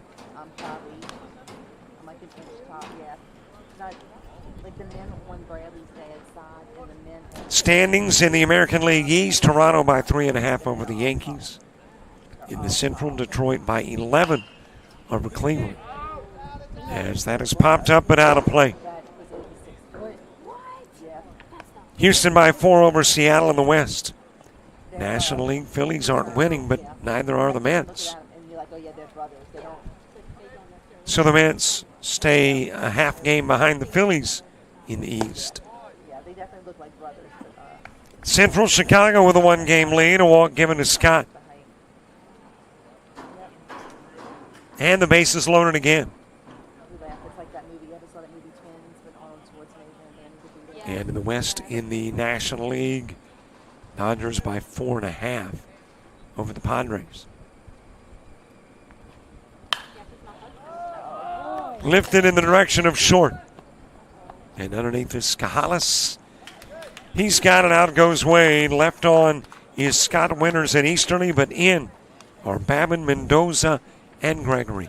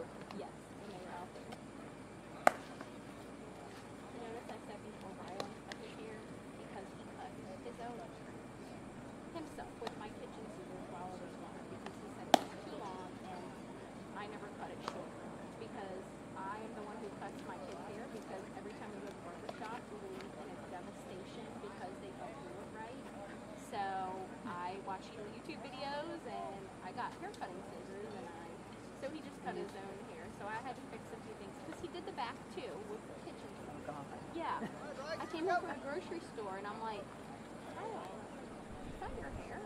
Yeah. I'm like, no. Okay. I was like, okay, you didn't do a terrible job, but let me. We head to the bottom of the second. Bryce Cloman to start it. Jackson Lambert and Christian Roberts. 2 up in the inning, 2. 3 runs played in the top part of the second. And Star 16 will grab a 4-1 lead. And we are, by the way, a little beyond the 30-minute mark, so just a tad under 80 minutes left in our time limit of 150, an hour and 50. Cloman sending it to short, fielded by Ballard, goes to first. And there is one away for Jackson Lambert.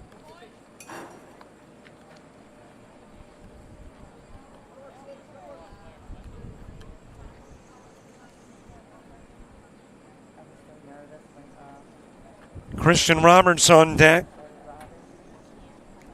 That was a 9 at-bat top of the second for Star 16. Here's the interesting part, though. As 3 runs come in, still officially, or I guess technically unofficially, no base hits. That infield shot that Burt didn't know where to go with. Well, there's your first base hit for Coastal Sports, delivered by Lambert. But I scored that as a fielder's choice.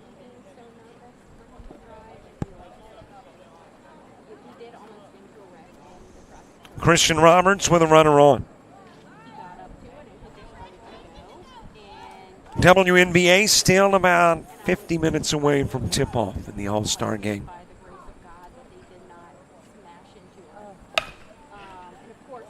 Round to third, fielded by Pepitone, goes to second for 1, to first for 2. 5, 4, and 3 takes care of the double play, and it negates the base hit and sends us to the third.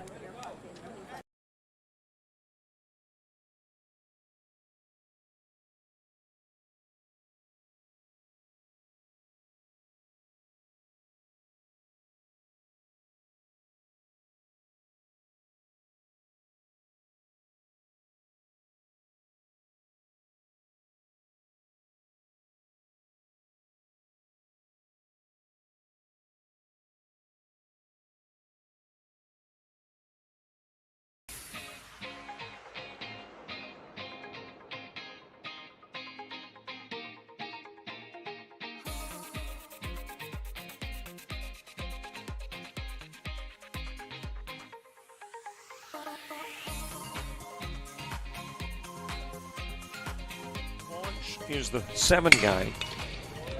Right up the middle, base hit, back-to-back base hit. Starter with a double. The single from Cumbie coming to the plate and tagged down at home.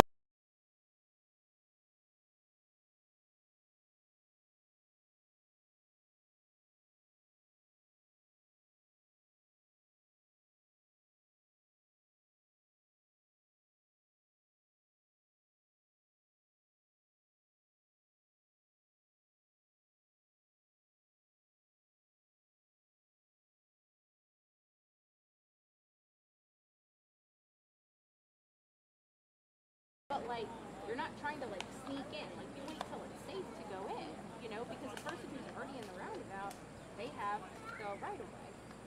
And so we've had multiple conversations. He has not wanted to drive since it happened, which I don't really blame him, but he didn't really want to practice much. And I'm like, I told him, I'm like, look, I just don't want you to get, and he's older because we did like preschool an extra year because he's a July birthday. Gotcha. And so he just turned 16 and he's going to be a sophomore.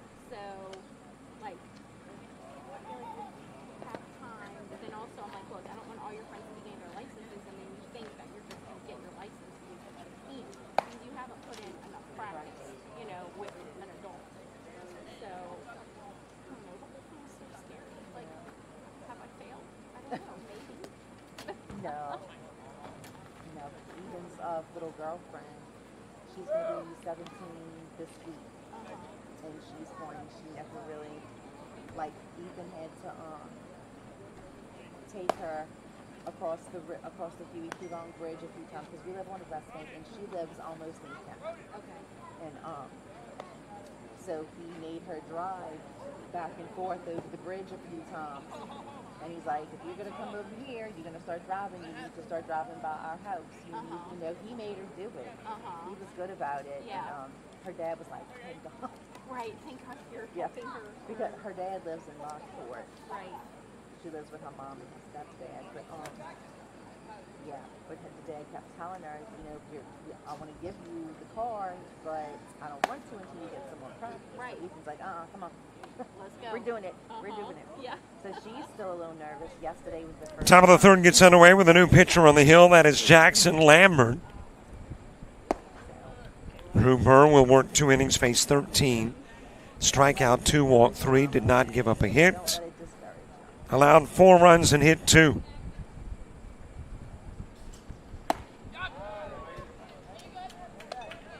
Ethan was figuring out the days. He was ready, huh? Oh, yeah. He's like, Mom, I'm going to be 14 and 9 months on whatever day it was. I'm like, that's nice, Ethan, but the class don't start until the day after your birthday. So, because my friend Joy does the classes, does our driver's ed classes. I'm like, hey, don't, so you can't even start. I said, we can go get your permit, but you can't even start class until then.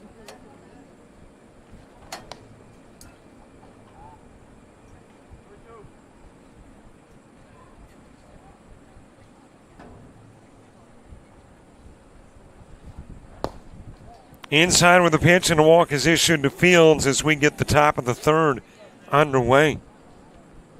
And that is the 4th walk issued by Coastal Sports Pitching. And a runner on for Babin. Pepitone to the on-deck circle.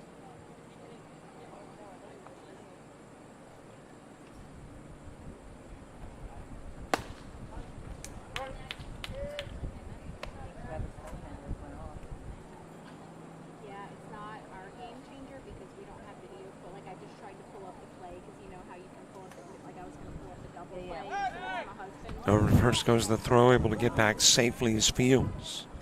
We don't have video, so that might be like a live stream that University of West Florida does because they have a live stream.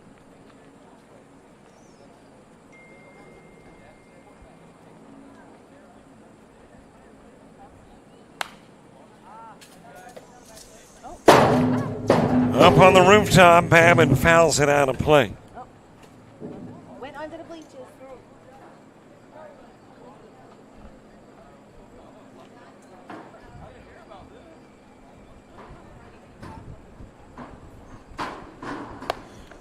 High and away with the pitch to Babin. Burr, Bulch, and Nim when you get to the bottom part of the inning for 15U Coastal Sports Academy.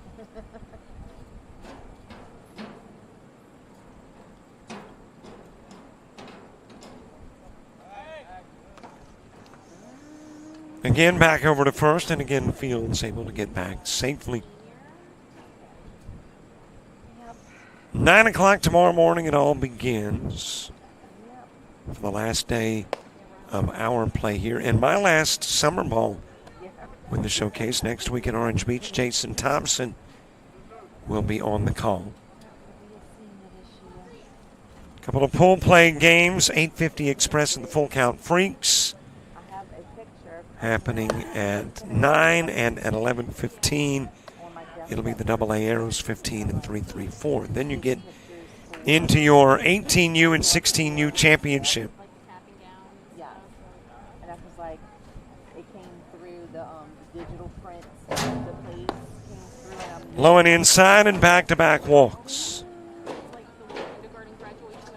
Fields and Babin on as Pepitone comes to the plate.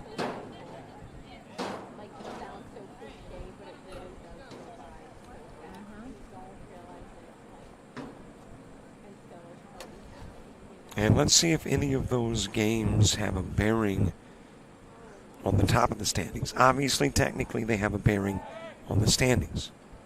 Yep, Full Count Freaks in the 3-3-4 matchup. Full Count Freaks are 2-0.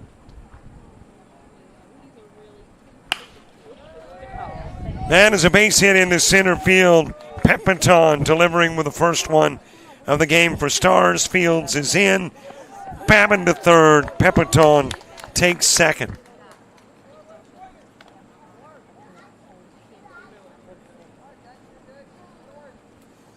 And the lead goes to 4-1.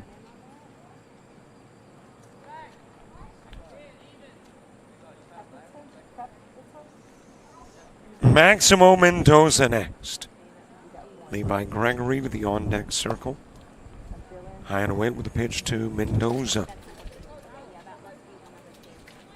a.k.a. Maximo. I know I've mentioned it every time that Maximo is in a ball game that we cover. Love the name.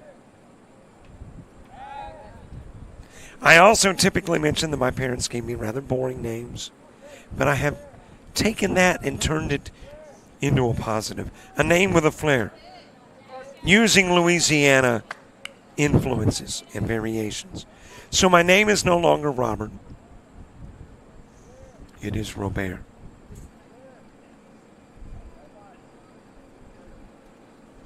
I mean, I think that would be the pronunciation in some parts of the world.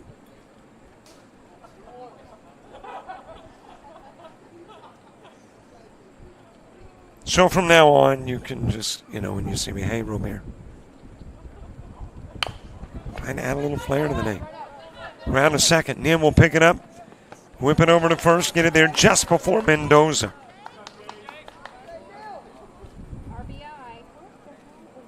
Babin will come in to score. And the 4-3 produces another run.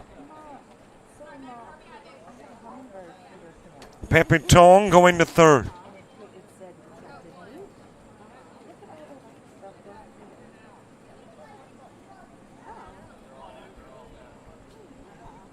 One away for Levi Gregory. On the outside part of the plate to Gregory.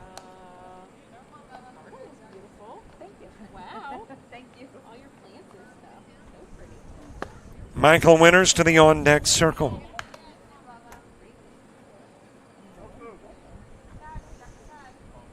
Ten, 11, and 12 in the order when you get to the Sports Academy, bottom of the third. Outside with the pitch to Gregory.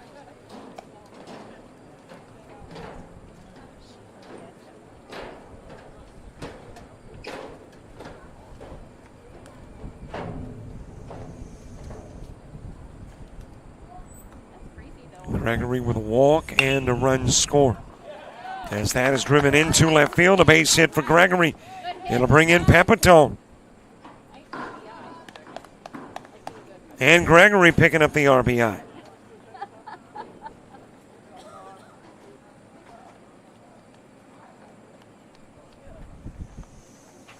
And the lead goes to 6, a 7-1 advantage. Michael Winters hit into a fielder's choice that drove in a run in the second, coming back to the plate here in the top of the third. But coach going out to have a conversation with Jackson Lambert. Lambert getting his first inning of work in after Burr worked 2. And in those 2 innings faced 13, struck out 2, walked 3, gave up no hits, 4 runs, and hit 2. And hands it over to Jackson, who has walked 2, given up a couple of hits, and allowed a couple of runs.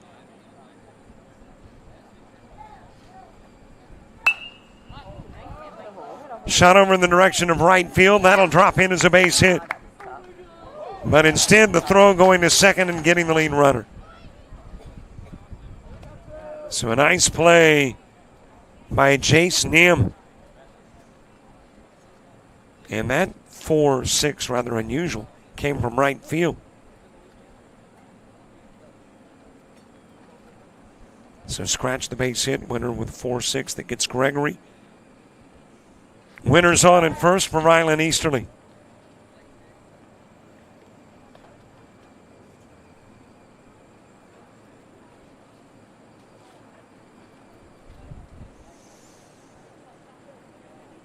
Ballard moving to the on-deck circle. Low and away with the pitch to Easterly, who got hit by a pitch with the bases loaded. Stars 16, scoring in every inning thus far. Got a run in the first, 3 runs in the second, and have plated 3 more here in the third. Inside to Easterly.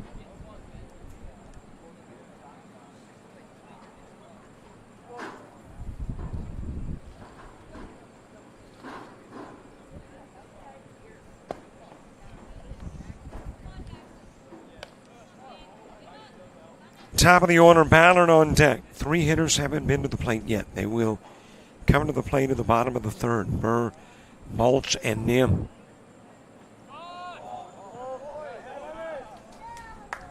And a balk moving Winters into scoring position.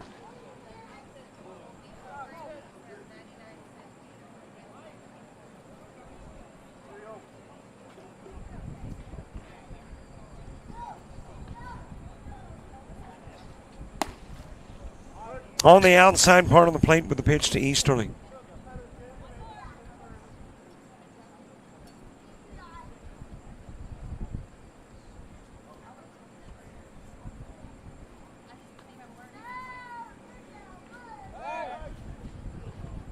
A look to second, safely there is Winters. 7-1 ball game, top of the third. Outside with a pitch and a walk given to Easterly. That is walk number 3 in the inning. And it's got a couple of runners on for Ballard as we get back to the top of the order.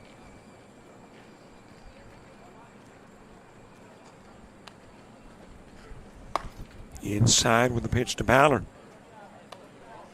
Ballard has reached on an error and ground into a 6-3. He is 0 for 2 with an RBI, with a run scored and with a stolen base.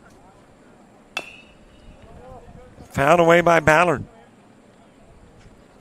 And a star 16 who sent 9 to the plate in the second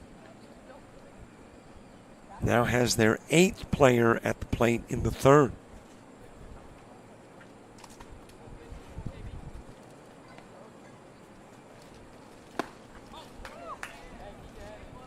Couple of strikes on Ballard.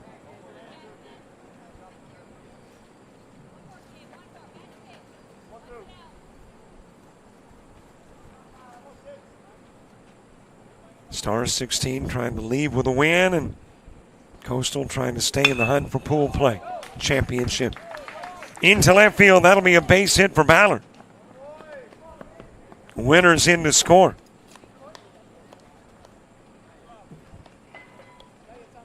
RBI single. Easterly taking second.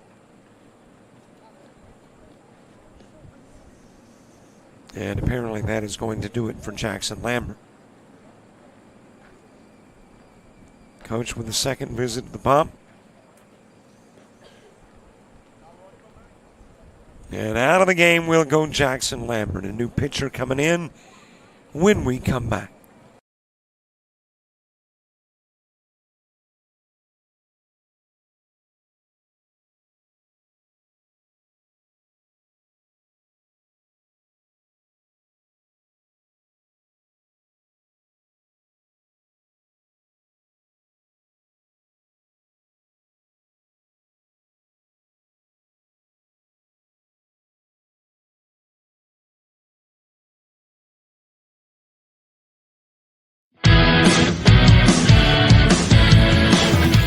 Frustrated. She's having trouble with her defensive player.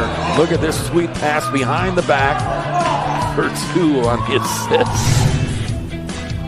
And that one is hit on a rope to center field. Watch that one. And it is, oh, what a great diving catch by the center field.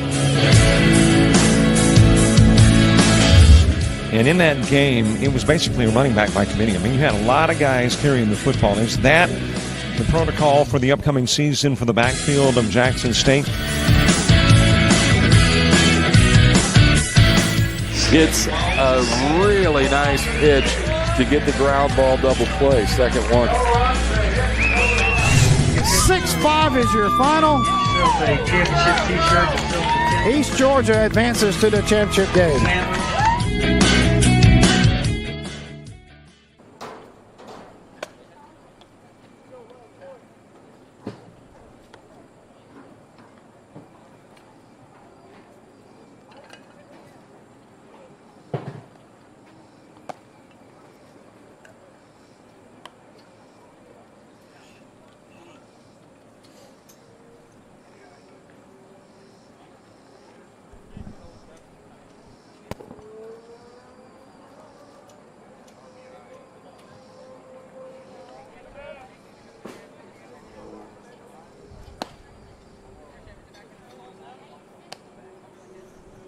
New pitcher Bryce Cloman here in the top of the third. Scott and Wade, the only 2 hitters that have not hit in the third, and Scott's at the plate. So again, it has been a 9 at-bat inning. And the wild pitch will move Easterly to third, Ballard to second.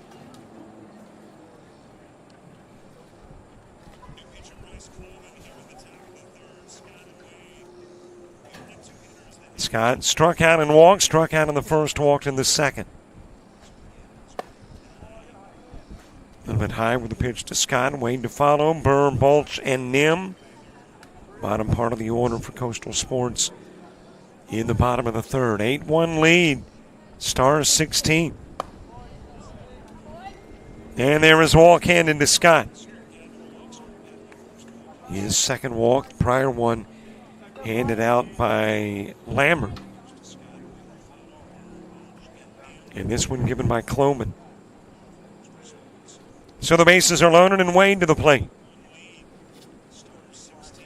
And the guy who started off the inning moving to the on-deck circle. A little bit inside with the pitch to Wade. A couple of flyouts to short.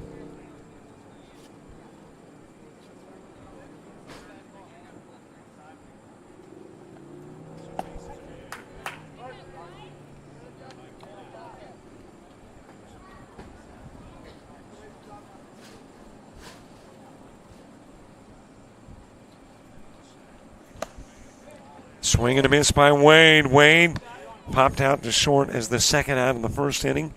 To short as the third out in the second. Back to the plate in the third. The 10th hitter to come to the plate in the inning. 19 have been to the plate in the last couple of innings for Stars 16. And there's the swing, the miss, the strikeout of Wade. So Cloman comes in, walks one, strikes out the other as we head to the bottom of the third in an 8-1 game.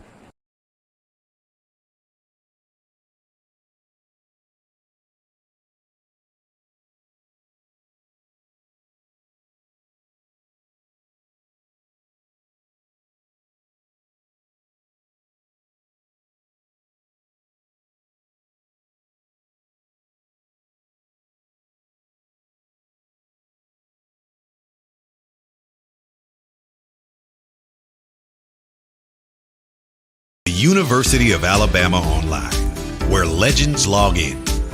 A tradition of excellence. Decades of experience in distance learning. Empowering students of all ages. More than 90 degree and certificate programs to advance your career. UA Online. Flexible, affordable, legendary. Let your computer be your campus. Visit online.ua.edu.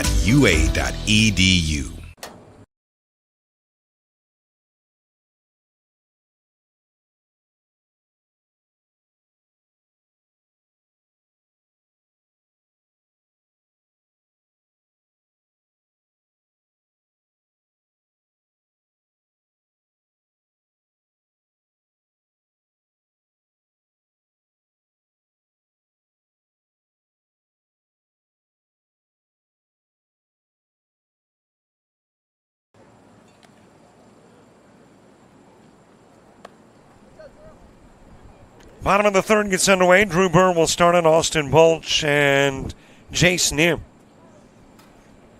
After a 4-run top part of the inning, an 8-1 lead. And that one might have hit Burr, and did. Had him shaking his head and heading down to first. So Burr hit by the Burke pitch. And a runner on for Austin Bulch.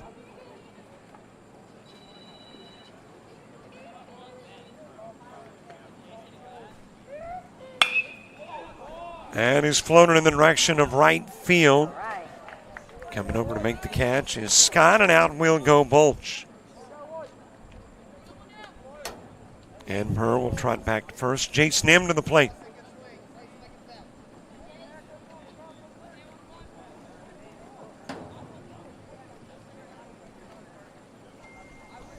Shadow starting to cast across the diamond.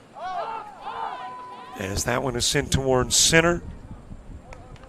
And a routine fly ball caught by Wade.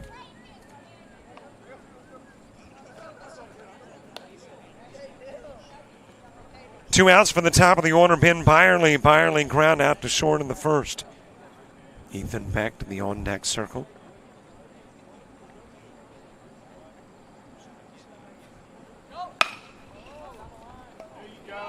And will sneak past your third baseman, Babin, and make its way into left field. So Ben Byerly with a base hit, moving Burr into scoring position at second.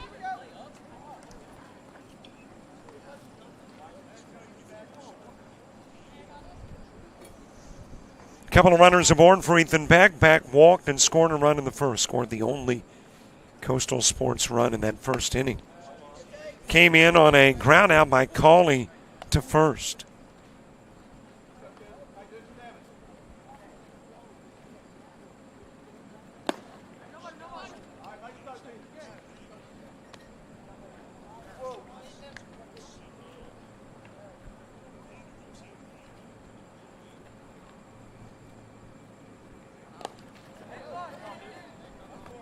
That'll get into the dirt, and we'll get runners up 90 feet. Burr moves to third. Byerly moves to second.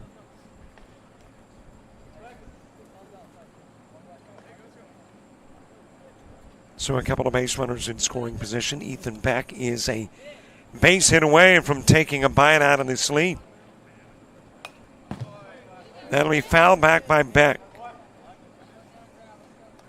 Top of the fourth, Fields, Babin, and Pepitone for Stars 16.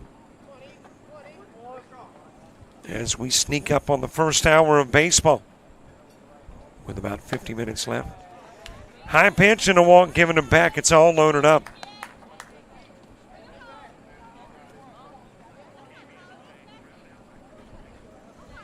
Matthew Skahalis to the plate. Skahalis reached on an E6. That has been the only error committed by Stars 16.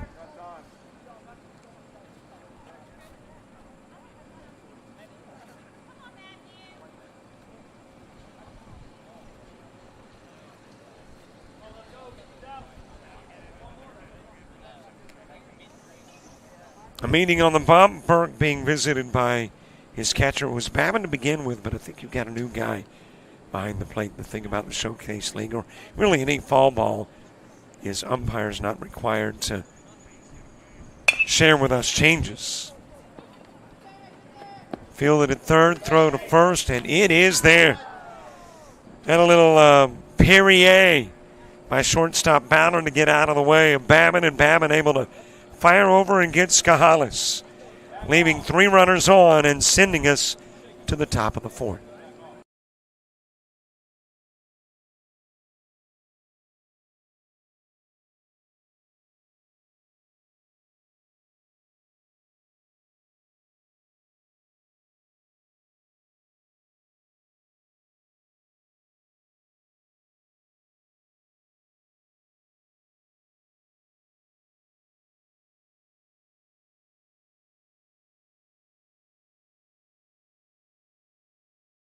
Are you an athlete looking to play at the next level?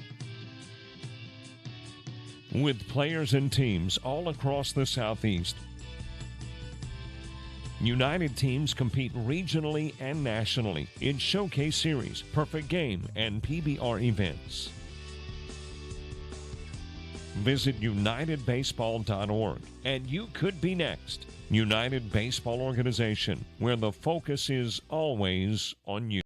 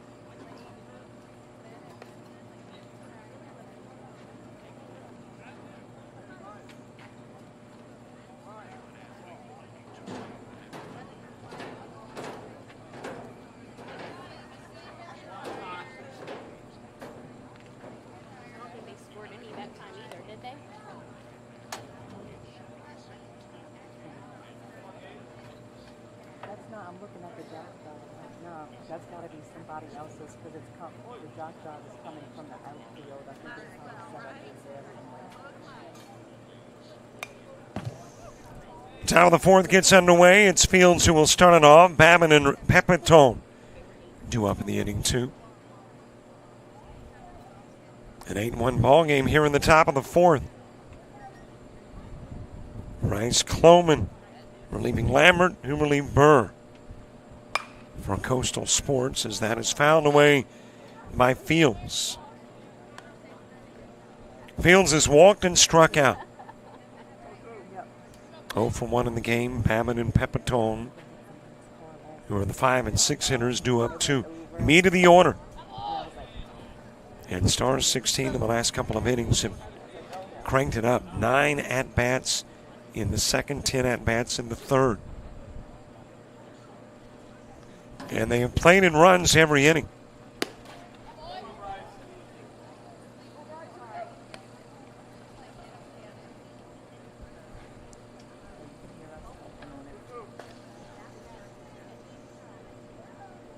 Fields the last out in the first and walked to lead off the third.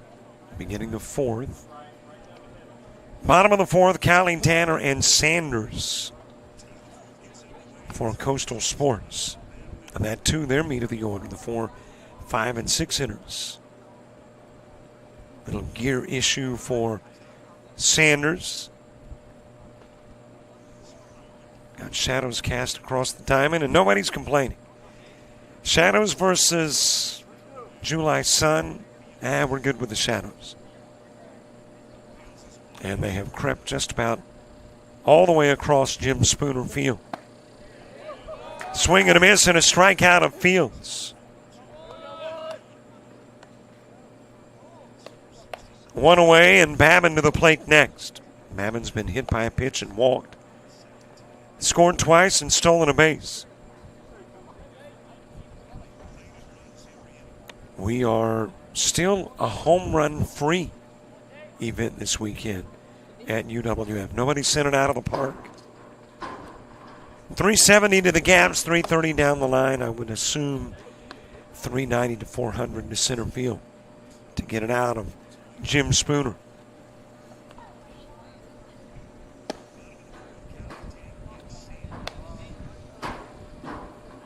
Babbitt's been hit by a pitch and walked, scored twice. First time facing Cloman. Came into the game in the third. As that one is lifted towards center field, and there for the catch is Austin Bulch. 2 gone for Pepitone. Pepitone with a fly out to second and a double. Has driven in a run and scored one. And actually, this is going to be Burks batting where Pepitone was previously. So we'll see if they squeeze him into the lineup or if he's batting for Pepitone. They've got the options. Driven towards third. Roberts bare hands. Whips to first, but not in time. And Burks on with a single as Mendoza comes to the plate. So Pepitone was pinch hit for by Burks.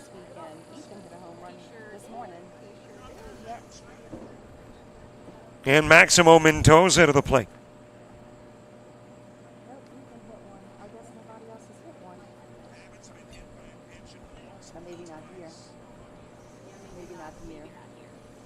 Mendoza with a walk and ground into a 4-3. Over to first with the throw. Back safely goes Burks. Well, this may be an indication that Burks is not going to be on the hill in the bottom of the fourth. The fact that he pinch hit for Pepitone and now is staying in the game to run is typically your indication that the pitcher is coming out of the game. Burks taking off for second in with a stolen base.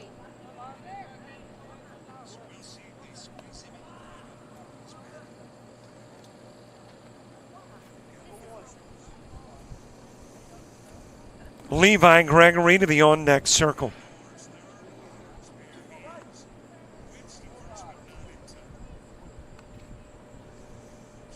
Mendoza with a walk, ground into a 4-3 that drove in a run. Sends this one to third, Roberts to first, and he'll get Mendoza on the 5-3. Burks with a single, but he's stranded. First inning that Stars has not scored in this one. As we go to the bottom of the fourth with Callie, Danner, and Sanders due up.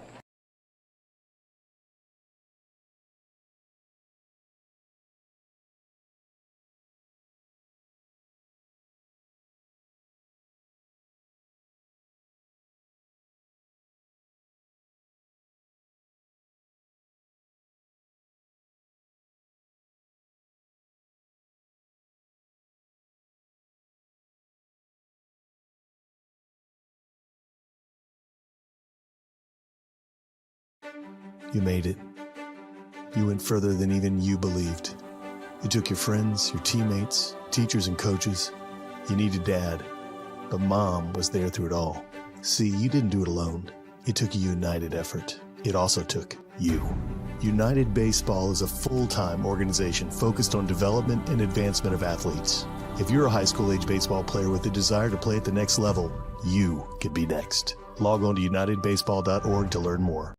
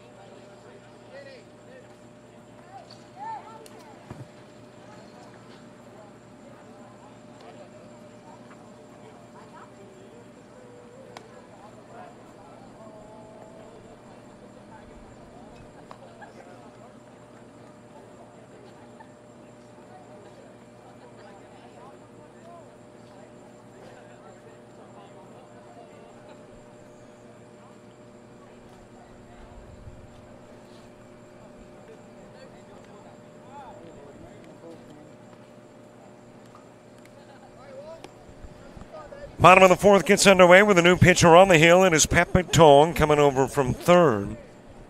Burks will leave after working 3 innings, facing 15, no strikeouts, 2 walks, 2 hits, a run allowed, and he hit 2. And hands it over to Pepitone, who will face Callie, Danner, and Sanders in the bottom of the fourth in an 8-1 ball game. And if you are looking at time limit, we're an hour and 10 in. So still got about 40 minutes left in that 150. That is hit towards center field. And the catch made by your new center fielder. Burks is there now after leaving the hill. So Callie with the fly out for out number 1.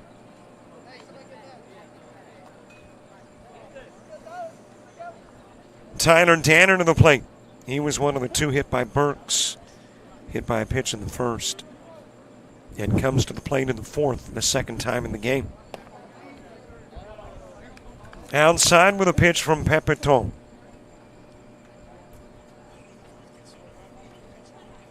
Kenny Sanders moving to the on-deck circle. Tomorrow, 2 pool play games, 2 championships here at UWF, where it looks like half of the lights have come on. The 2 light poles to the right side of the diamond on. The 2 light poles to the left side, not yet.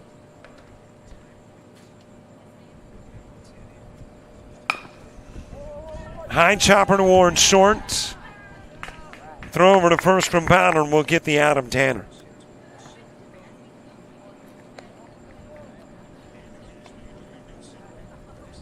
And there's 2 gone for Kenny Sanders. Sanders with a fly out to first. He is 0 for 1 in the game. Bryce Cloman to the on-deck circle. We have not had a 7-inning game yet here at UWF. Could this be the one? Well, it's got its full time limit of 150. But we are on the bottom of the fourth with still 2 more innings to get us to the 7th. In the span of about 40 minutes, maybe. Outside with a pitch to Sanders.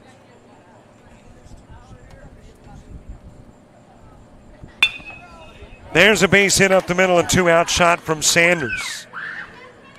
That is the 3rd Coastal hit of the game.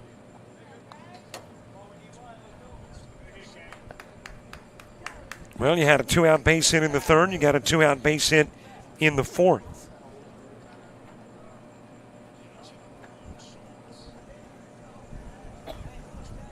And a runner on for Bryce Cloman. Started at first, came into pitch in relief of Lambert.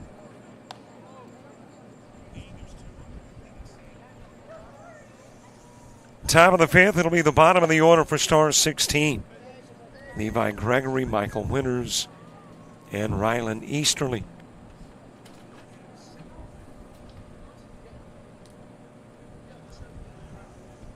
Cloman ground into a 6-3 putout. Throw down to second. And able to get in safely is Sanders.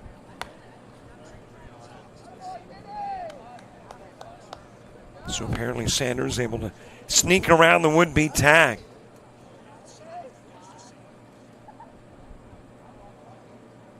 And you've got a base runner in scoring position for Cloman.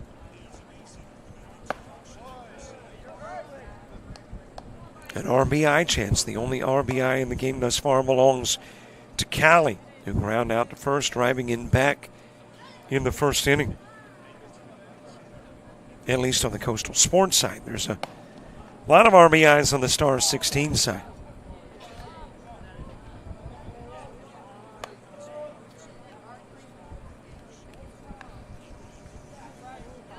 Jackson Lambert to the on-deck circle.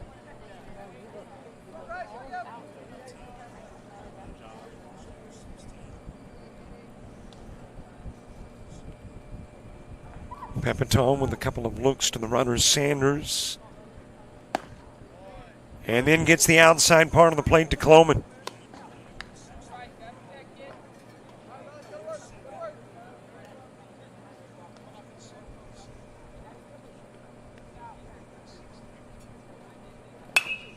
Lifted, foul, and out of play.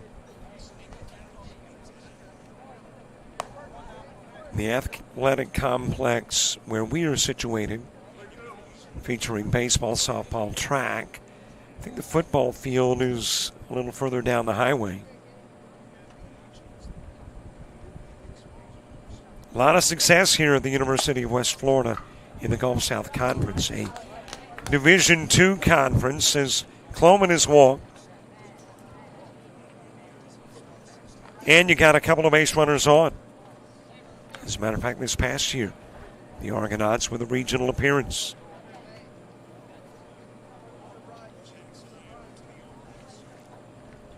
Jackson Lambert with a single in the second.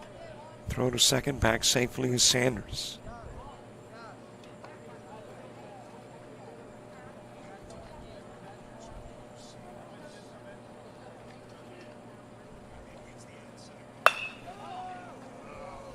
Lifted out of play by Lambert. Over to the right side.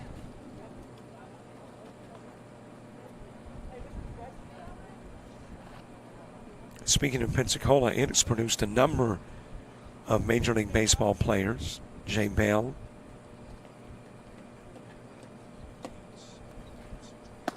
I'm trying to think of the guy. Was it Jim Presley? Been playing for, I think it was the Mariners. Then you had Don Sutton from nearby Molino.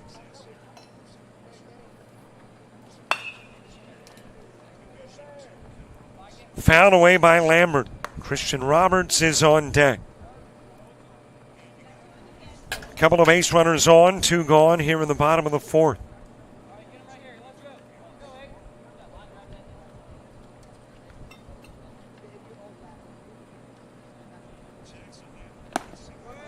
On the outside part of the plate out will go Lambert looking. 2 runners get on, 2 runners are left on. We've played 4 and go to the 5th with the Stars up by 7.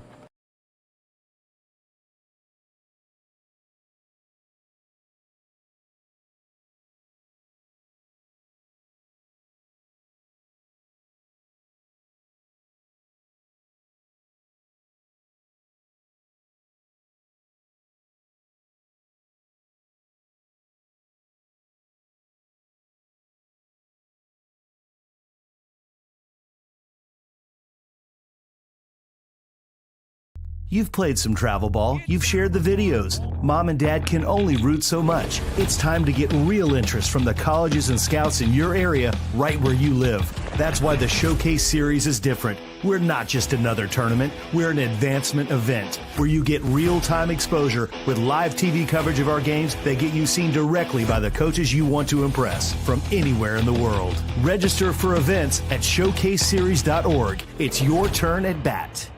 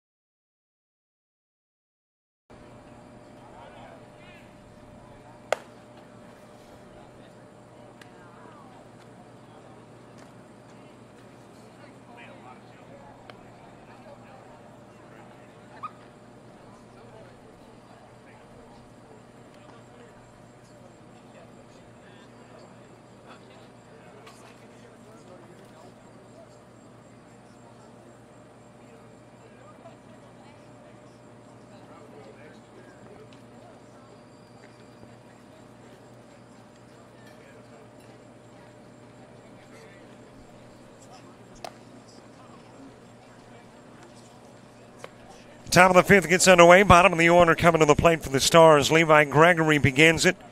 Michael Winters and Rylan Easterly, 2 up in the inning, 2. Got a new pitcher on the hill.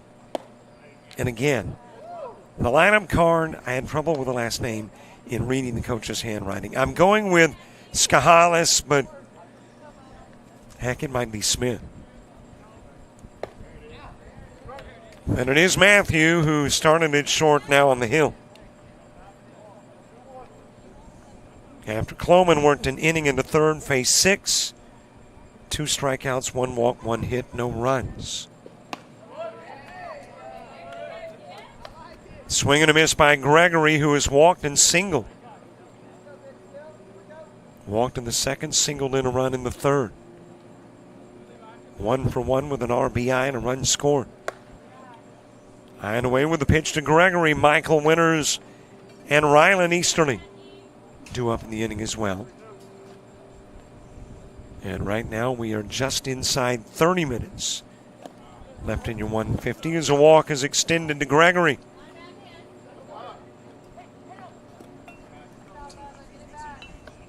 That is walk number 8 handed out by Coastal Sports Pitching.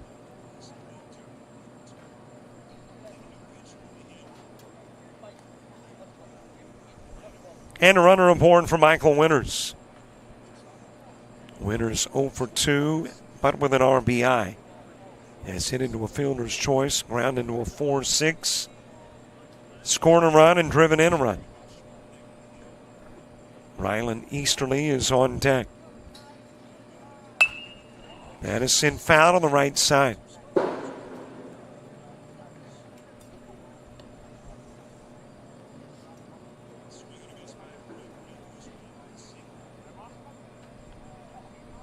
A base runner on, nobody gone. Bottom, make that top of the 5th. After 2 are stranded in the bottom of the 4th. Swing and a miss by Winters.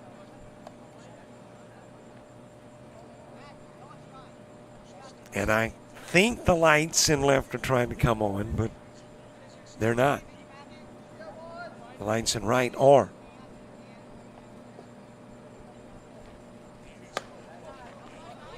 Pitch behind Winters. Well, if it gets dark, maybe there'll be a requirement to hit everything to right field. Okay, probably not. They'll work on a solution.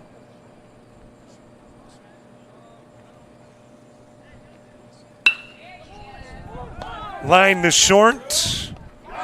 And you, well, thought you almost had the double play, but apparently coming off the bag at first was Cloman. So Winters will line out. Gregory is safe at first.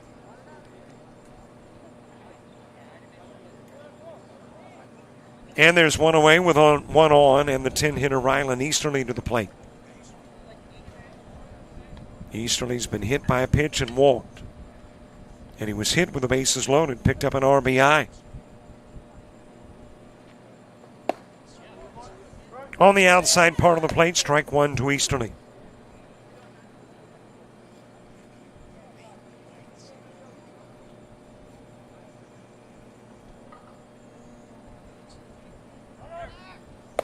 Inside with a pitch, running is Gregory, and he'll be in safely without a throw.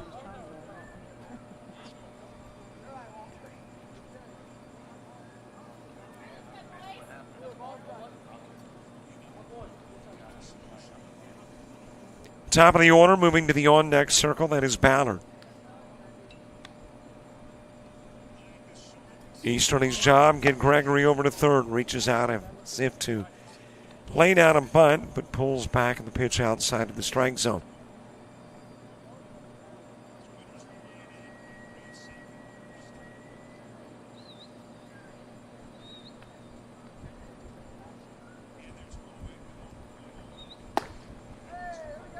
Couple of strikes on Easterly. When you get to the bottom of the 5th, it'll be Roberts, Burr, and Bulch due up for Coastal Sports Academy.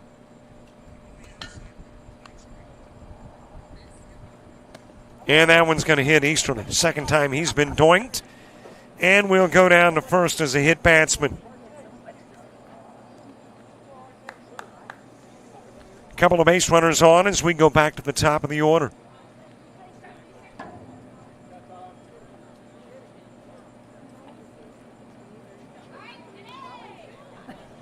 And coach coming out after a walk and a hit batsman, and apparently that's going to be it for Skahalis. And it looks like Kenny Sanders is about to try his hand on the hill. the new pitcher when we return.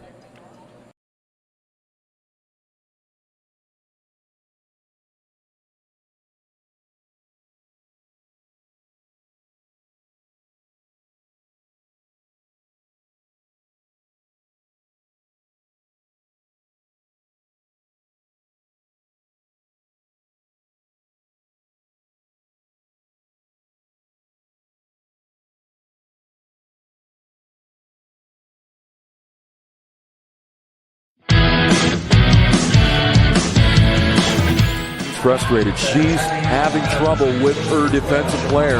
Look at this sweet pass behind the back for 2 on the assist. And that one is hit on a rope to center field. Watch that one. And it is, oh, what a great diving catch by the center field. And in that game, it was basically a running back by committee. I mean, you had a lot of guys carrying the football. Is that the protocol for the upcoming season for the backfield of Jackson State?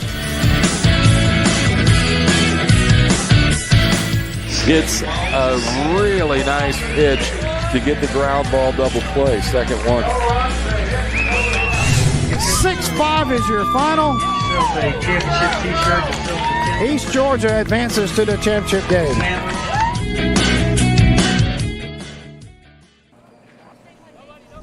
First pitch with the new pitcher, Kenny Sanders, and that will hop past shortstop.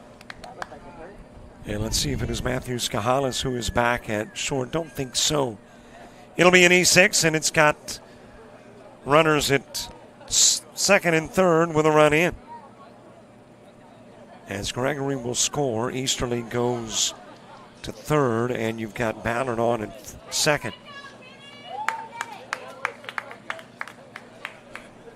In a 9-1 game. And now Star 16 already putting a little pressure on Coastal Sports Academy, because the lead has gone to 8. And it looks like we have got another pitcher in. So Sanders will face one. And then come out of the game, and Ben Byerly is getting ready to step up onto the hill.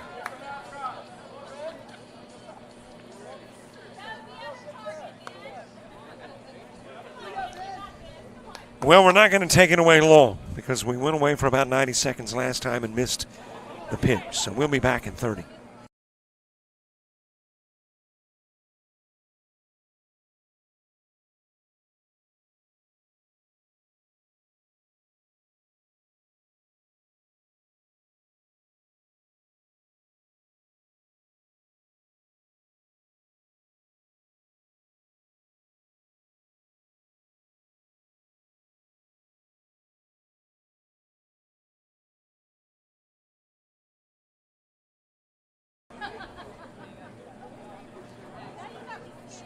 Ben Byerly, the new pitcher. Scott coming to the plate. A little bit inside with the pitch from Byerly. Count goes to 1-0 on Scott. Wade to the on-deck circle. That is sent fouling out of play. And the count goes even at 1. Byerly was really erratic in the warm-ups, but 2 decent-looking pitches to Scott. That'll go to the screen, and Easterly comes in from third. Ballard will go to third. And if you are Coastal Sports, the hole is getting a little larger. As I mentioned, mercy rules are after 3, 4, and 5, 12 after 3, 10 after 4, 8 after 5. The lead is now better than 8. There'll be a home half of the inning. But right now, if you're Coastal Sports, you've got to have 2 runs in the bottom of the inning to send it to the 6th. Wild toss to the screen, and Ballard in from third.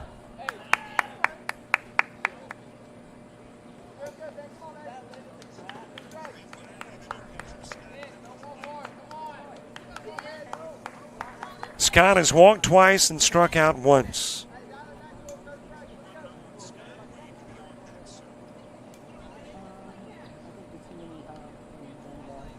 Wade to the on-deck circle. One out with the bases now cleared.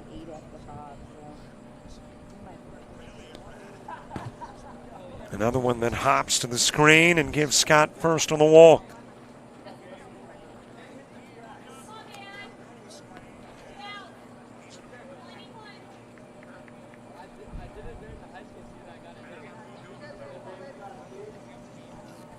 Wade coming to the plate. Wade has popped out to short twice, struck out once. And I don't think this is Wade. This might be Fields. And it is Wade who's on the base path and in safely to second.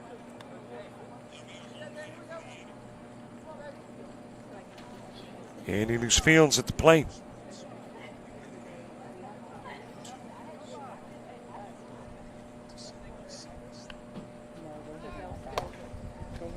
High with the pitch to Fields. Throw down to third, and safely there goes Wade.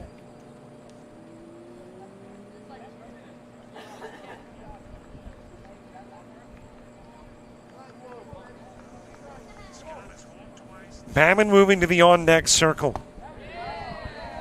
Into the strike zone to Fields. Fields has struck out twice, walked once. And the walk sandwiched by the K's. Struck out in the first and fourth, walked in the third. Outside with the Byerly pitch.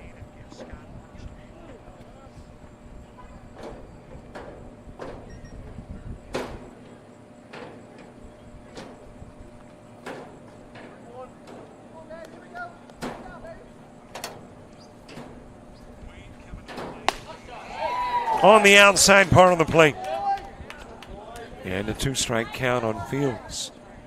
Well, for Byerly, it seems to be a feast or famine. Some great pitches or some, well, not so great ones.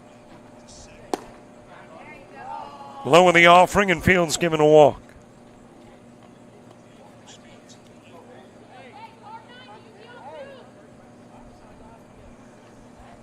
So a couple of base runners on for Babin.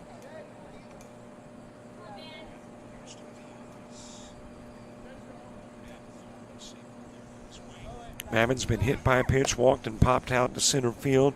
Throw going to second. In with a stolen base is Fields. Holding at third is Wade.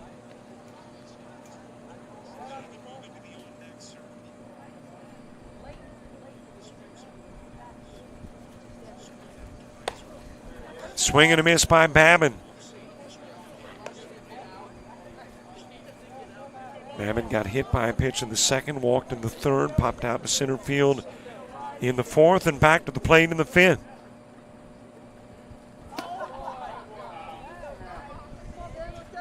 High and away, Pepitone to the on-deck circle. Actually, that's going to be Burks again, who batted for Pepitone in the fourth.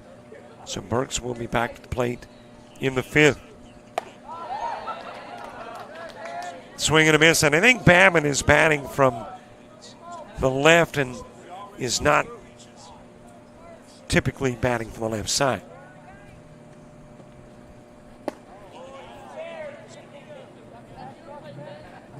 I'm guessing that he is typically a right-handed hitter only.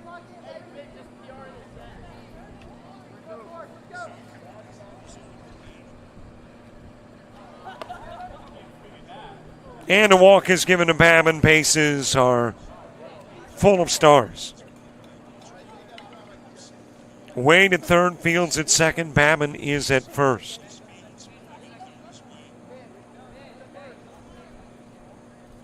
And now Overly will leave. And we're going to give another 15U Coastal Sports Academy All-Star a chance when we return.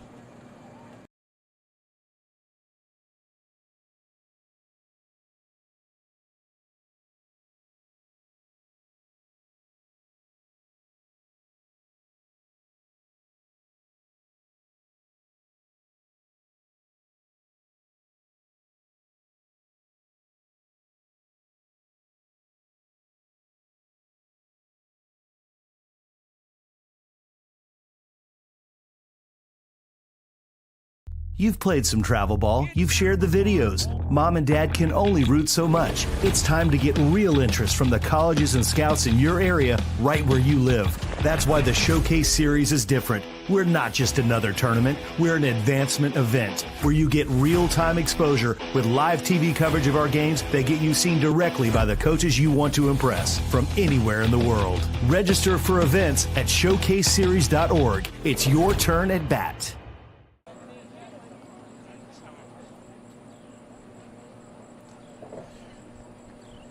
The 7th pitcher of the game for Coastal Sports Academy is Jace Nim. And Nim will step in for Ben Byerly after Byerly faces a total of 5 walks, 3. As that is sent foul by Burks, getting his second at-bat of the game. Had a single in the 4th.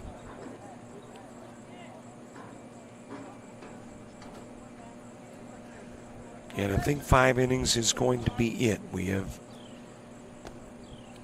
hit about an hour 40 with roughly 10, maybe 12 minutes left in your time limit. So the bottom of the 5th will be your ball game time limit wise. Inside with an M's pitch to Burks. And of course we still have that existing problem that only half of our lights have come on. So I don't know that we can play beyond dark anyway. Low and away with a pitch from Nims.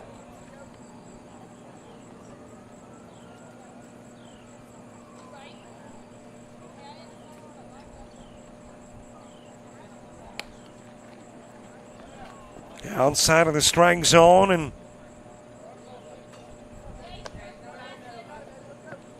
that will be a walk given to Burks with the bases loaded. And it'll bring in another run as Wade scores from 3rd.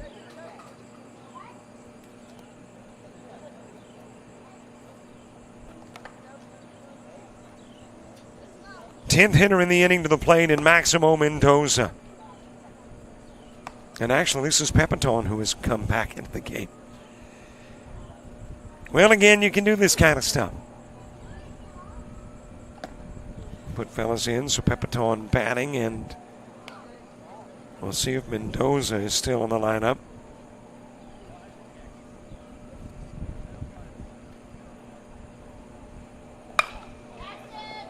Hit towards left field, and that is going to sail over the head of the left fielder and roll to the fence.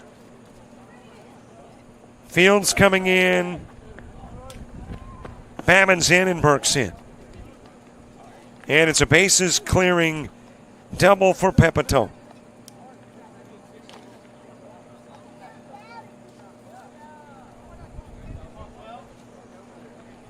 And Pepitone apparently was batting for Mendoza. As we're now back to Levi Gregory, the guy who started off the inning 10 at-bats and 1 out ago.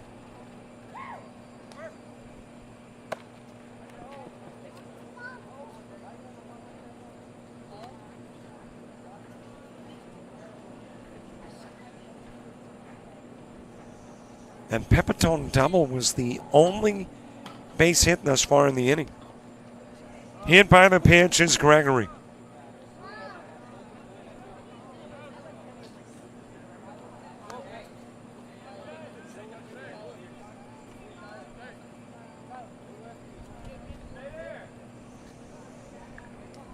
Michael Winters back to the plate. He lined out to short earlier in the inning. He is the only out in the inning. Lays down the bunt. Nims coming off the hill to retrieve. Goes to first with the throw. And able to get the out of Winters on the 1-3. Meanwhile, another run comes in as Pepitone will score. And I don't have that as 3 outs, but apparently the official said, hey, let's think it was 3. And let's go to the bottom of the 5th with Roberts, Burr, and Bulge. Dua.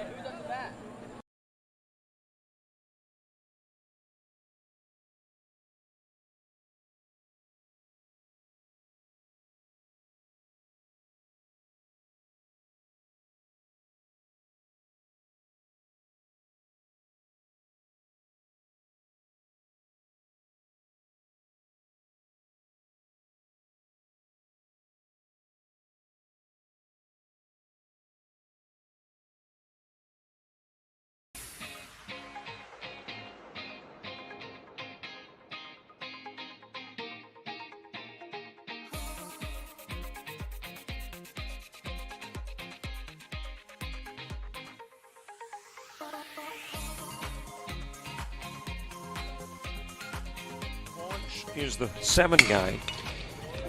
Right up the middle, base hit, back-to-back base hit. Starter with a double. The single from Cumbie coming to the plate and tagged out.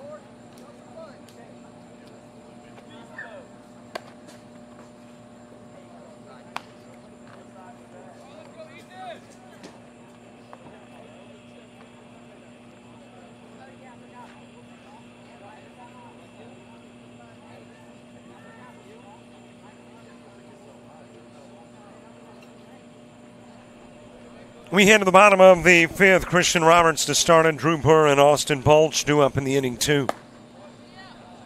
As you got a swing and a miss by Roberts. New pitcher on the hill is Wade. Pepitone will work an inning.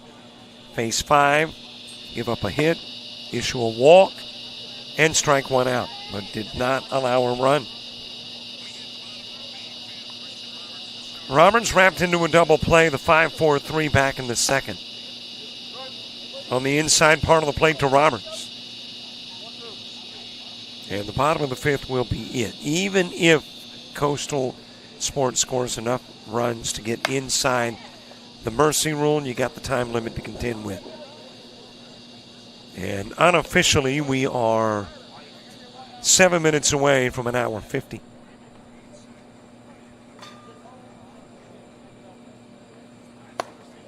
Hey, our lights, by the way, in left have come on. I guess they were on a different timer. About a half hour after the right field lights come on, the left field lights come on. So we don't have to worry about playing on half the field. Strike 3 on the outside part of the plate to Roberts.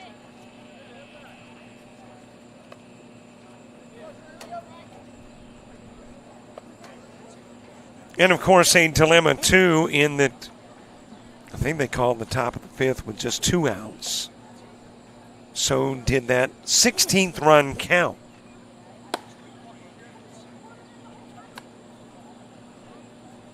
But I don't know that that's a big issue.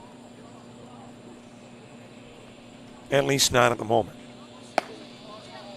Swing and a miss. And I think this must be Thax Miller. I don't think it is Burr. As it is fouled away. I know there is one on the roster who... No, that is Burr. Drew Burr. One on the roster for Coastal Sports. That is dribbled towards second. Picked up by... Let's see who that is now. Is it still Winters? It is. Getting Burr on the 4-3.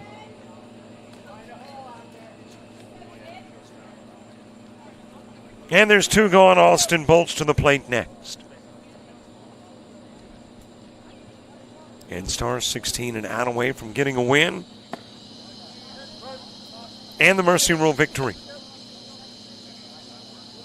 And Coastal Sports in danger of falling below the 500 mark.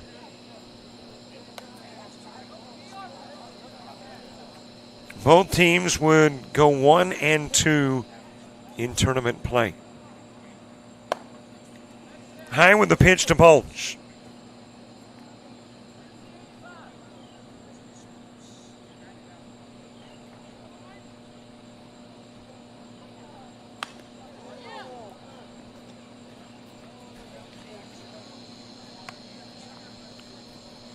Bottom of the 5th.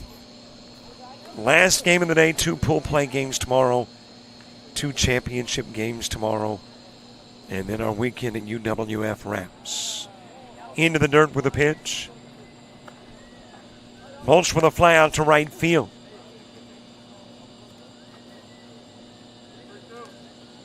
And the count is full. And to quickly put it into our coverage, 5 hits, 8 runs allowed, and a hit batsman in Bulch goes to first. For Stars 16. And they, to this point, have allowed a single error, scoring a run in the first, 3 in the second, 4 in the third, and put together that 8-run 5th. At the moment, a total of 3 base hits, 1 error committed, actually 2 now. As Bulch will take off for second and then go to third on the wild pitch.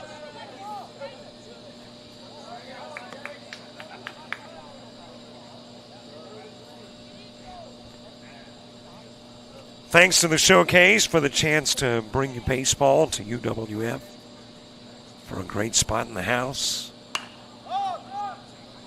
Popped up on the infield. And you got the out at third that puts an end to the game. And that will do it for your day of baseball here at the University of West Florida. And there are your final numbers for Coastal Sports: 3 hits, 2 errors, and 8 stranded. And we've already given you the Stars numbers.